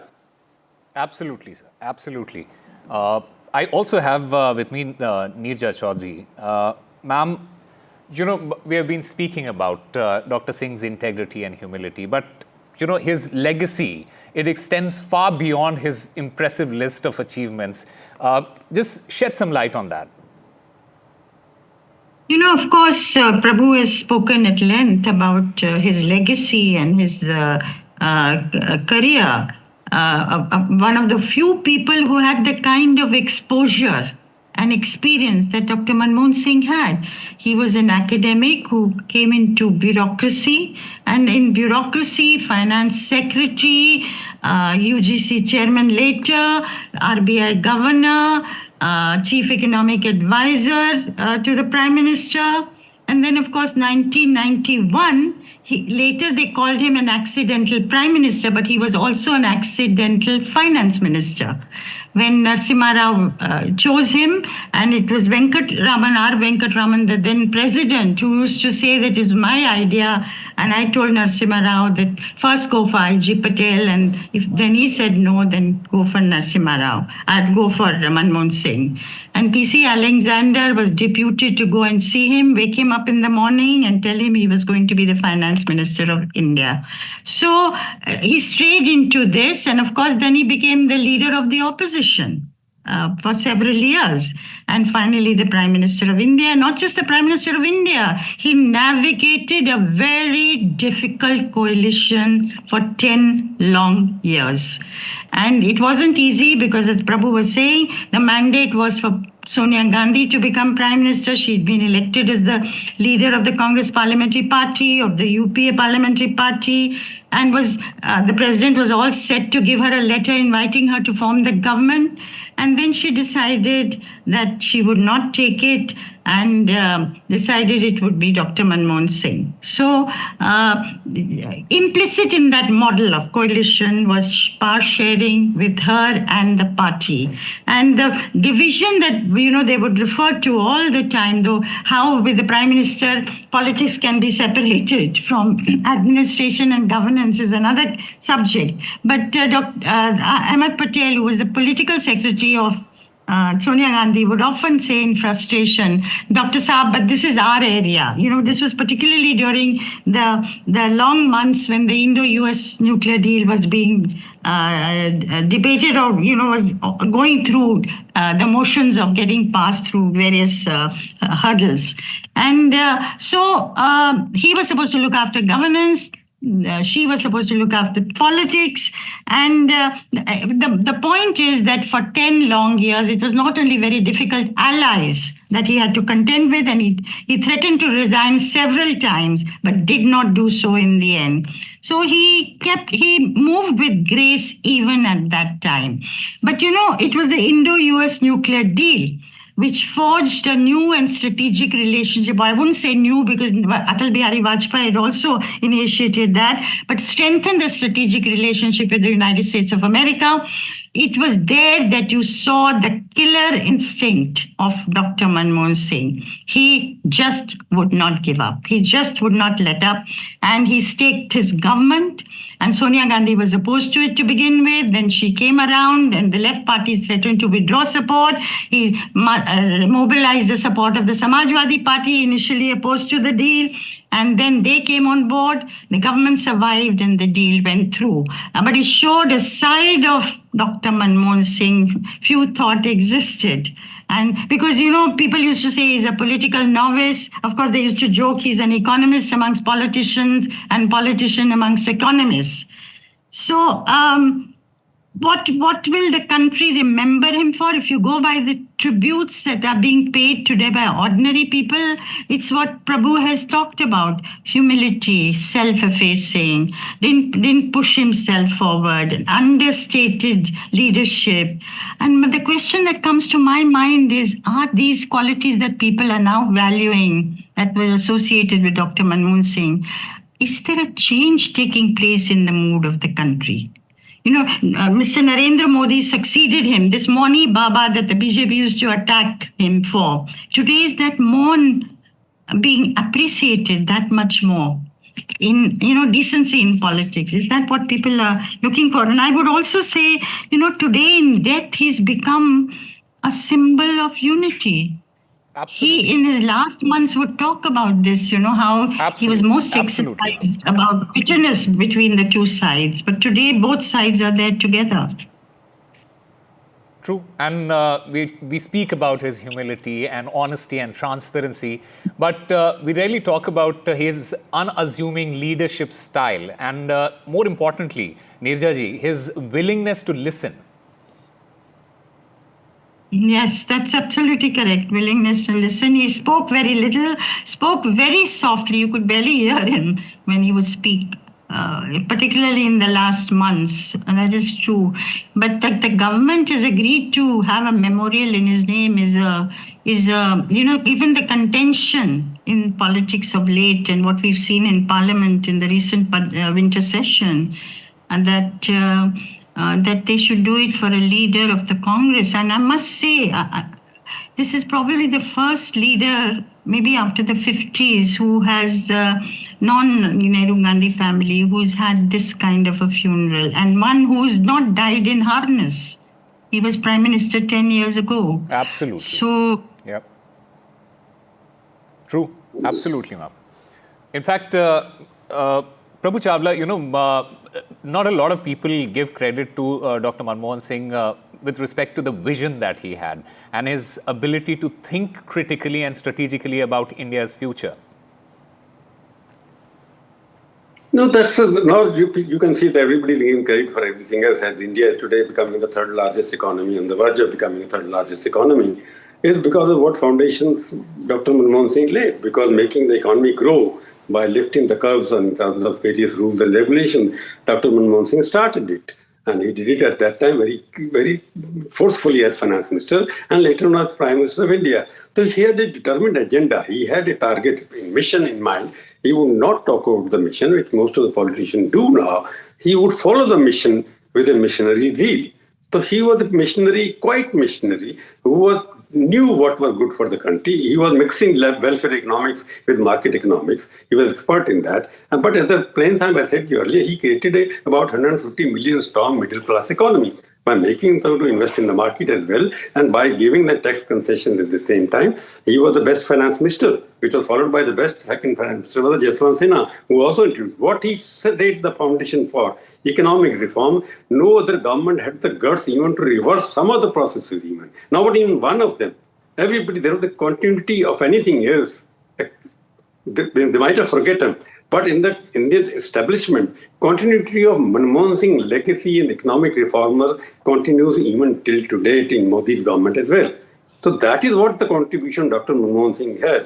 His politics may not be continued. He may not be remembered about as the most strong person, but he was remembered for setting certain rules for how the ground realities and agenda for the country to go forward. But that is a different thing that he was the prime minister, because remember, because he was forced to appoint a principal secretary who was once a district magistrate of Rajiv Gandhi constituency. Pullakreshwar was appointed. There were some of the ministers, some of the choices in the first term. There was a National Advisory Council which was dictating the terms, but he was accepting them because he thought they were good for the country. Later on, the scandals got into it, 2009 to 13, 14, that was a scandalous year. But he's getting the respect because he never offended his worst enemies. Once he had to apologize. I'm giving an example because nuclear deal was going on and there was BJP was opposing it left and right and center. And then he tried to reach out to Vajpayee. He was at that time and little active before that, before the nuclear deal started. He said, okay, I'm sending my national security advisor to discuss with you the possibilities of what can be done. What happened instead of the national security advisor, who decided till today is not known, then one of the industry leader, important entrepreneur, one of the big enterprises now running the company, I won't name him, along with the CIA General Secretary General went to see Atalji. Atalji got very furious at that point in time. He called the Prime Minister's office and told them, what is this? You're sending me somebody else, I can't discuss it with industrial leaders, this kind of thing happening there. Manmohan Singh himself went called upon PG later on and apologized for miscommunication, what happened between the his office and the people who ended up. So this kind of personality, no Prime Minister will accept this kind of mistake this happened. So this Prime Minister was always concentrating everybody and whatnot. And once when I asked him in one of the meetings, he said, why you are suffering this kind of humiliation? The perception is that Sonia Gandhi runs the whole thing.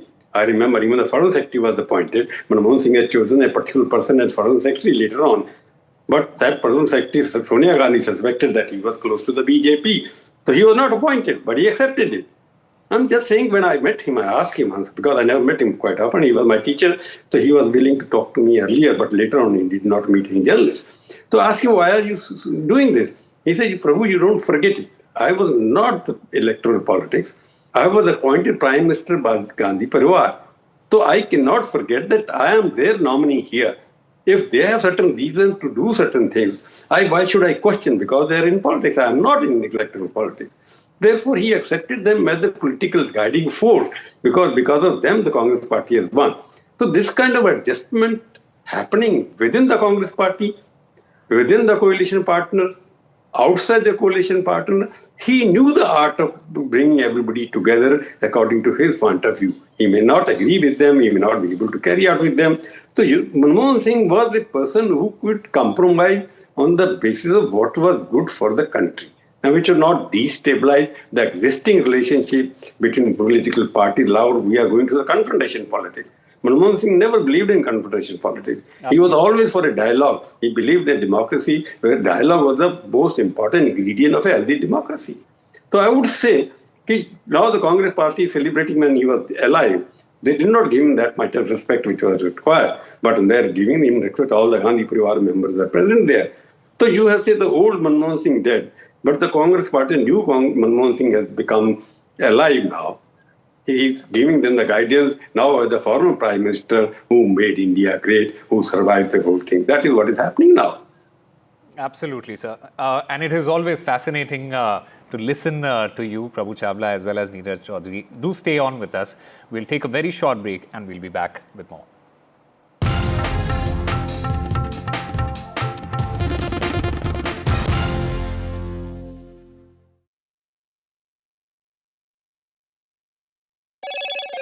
Hello, Moto. Motorola Edge 50 Pro, world's first AI-powered pro-grade camera.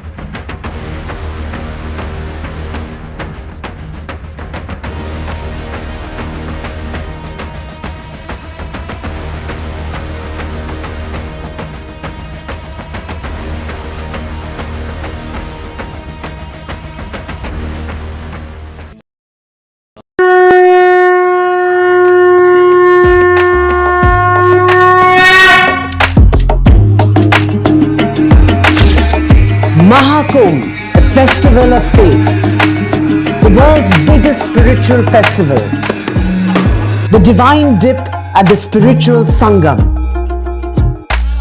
a sacred confluence of faith, culture and heritage. NDTV's mega coverage of the Mega Fest. NDTV at Mahakumbh 2025.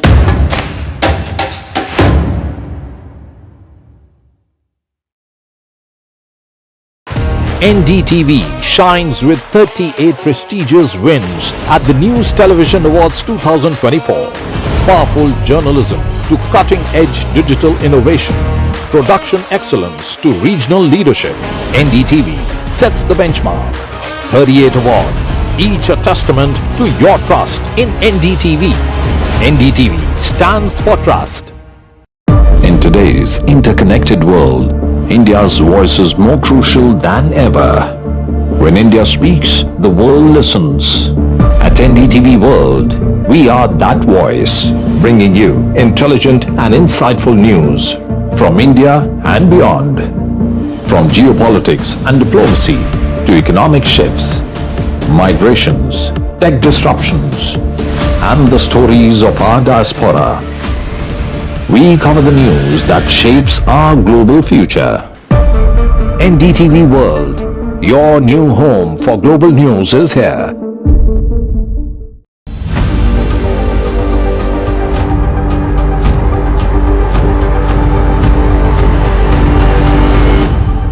This week on India Ascends. Will Myanmar's junta chiefs see the same fate as Syria's Bashar al-Assad?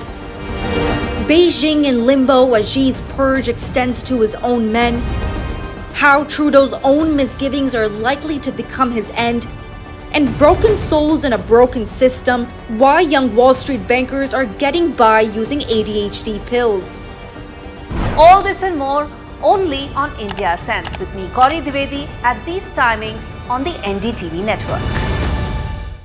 have been reporting on all issues big and small from Andhra Pradesh, Telangana, rest of South India, bringing you all the action, all that you need to know, all that you want to know. The energy of Maximum City is infectious. I bring in that energy in our news coverage from financial capital Mumbai. Covering from the southernmost part of India over the last 23 years, I bring in-depth and 360-degree coverage from the Dravidian heartland. The land of Mishti is also known for its bitter politics. I have seen much water flow under the Howrah Bridge, covering Bengal in all its vivid colors.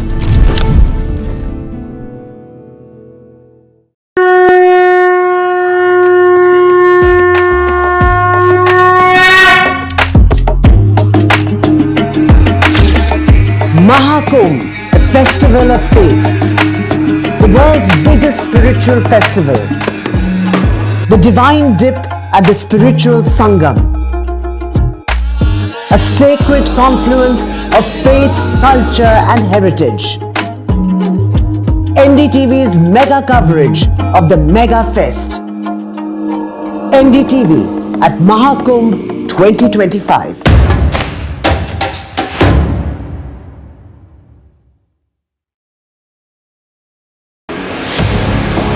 2024, the year that was, when India welcomed Ram. When India decided, मैं Narendra Damodar Das Modi, when Jammu and Kashmir turned a historic leaf. As Chief Minister for the Union Territory of Jammu and Kashmir. When India mourned. When India celebrated.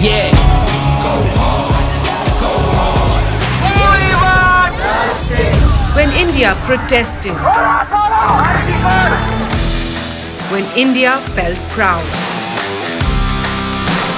When India scaled new highs. NDTV brought it all to you. Your trusted news destination. Yesterday, today and tomorrow.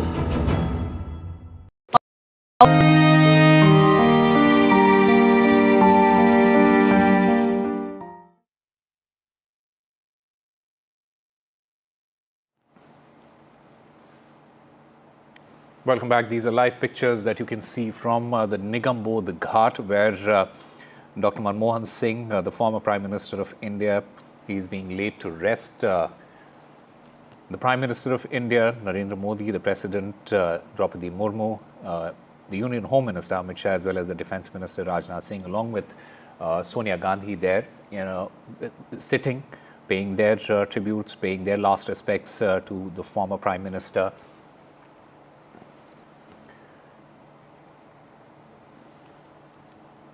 And I'm still currently joined by Neerja Chaudhary as well as Prabhu Chawla. Ma'am, we have been speaking about the kind of a person that he was, the kind of a personality that he was, and a very important quality that Dr. Manmohan Singh had was his commitment to accountability. And I remember on the 12th of August in 2005, he in fact nobody would have thought, and he in fact expressed his regret in the Rajya Sabha and apologized for the 1984 anti-Sikh riots. He didn't need to, but I remember he said that I have no hesitation in apologizing to not only the Sikh community, but also to the nation. I bow my head in shame that such a thing happened. Speaks volume about Dr. Manmohan Singh, and his words in fact were a testament to his commitment to accountability and his efforts to promote national unity and reconciliation. Yeah, this is correct. That statement is something that, the country, the Sikh community and others will remember for a long, long time, because it put to rest something that as a nation we'll take a long time to live down. I saw him last year. And one of the things he said to me was that I have done nothing in my life that I need be ashamed of. Those are big words. And I'd asked him, when Rahul Gandhi tore up that ordinance publicly, why did you not resign? So he said, he thought about it, but he said that Rahul Gandhi came to me afterwards and he apologized. So another thing that's very interesting that Prabhu mentioned also, in the 2009 elections where he came into his own, after the successful completion of the Indo-US nuclear deal, that really was a feather in his cap, and he'd seen it through, and he'd become his own person that much more. And then he dealt with the 2008 economic mess in the world, in the Western world, very successfully delinking India from the world economies. It was actually the 2009 206 tally of Lok Sabha that Congress got was attributed also to Manmohan Singh, that it was because of him also. And the middle class, the new middle class in India, that had, because of the economic reforms, and many of the middle class people had their children and relatives in the US, so they, even though they didn't understand the intricacies of that deal, which led to such a strategic partnership with the US, they understood that it was firming up a new relationship with the United States, which they welcomed. And he was, the Congress party had won, and I remember in 54 urban seats. So that, that was a proof that the middle class had looked to him. And apart from the Gandhi family who led that campaign, it was also Dr. Manmohan Singh's election 2009. And I would say one more thing, that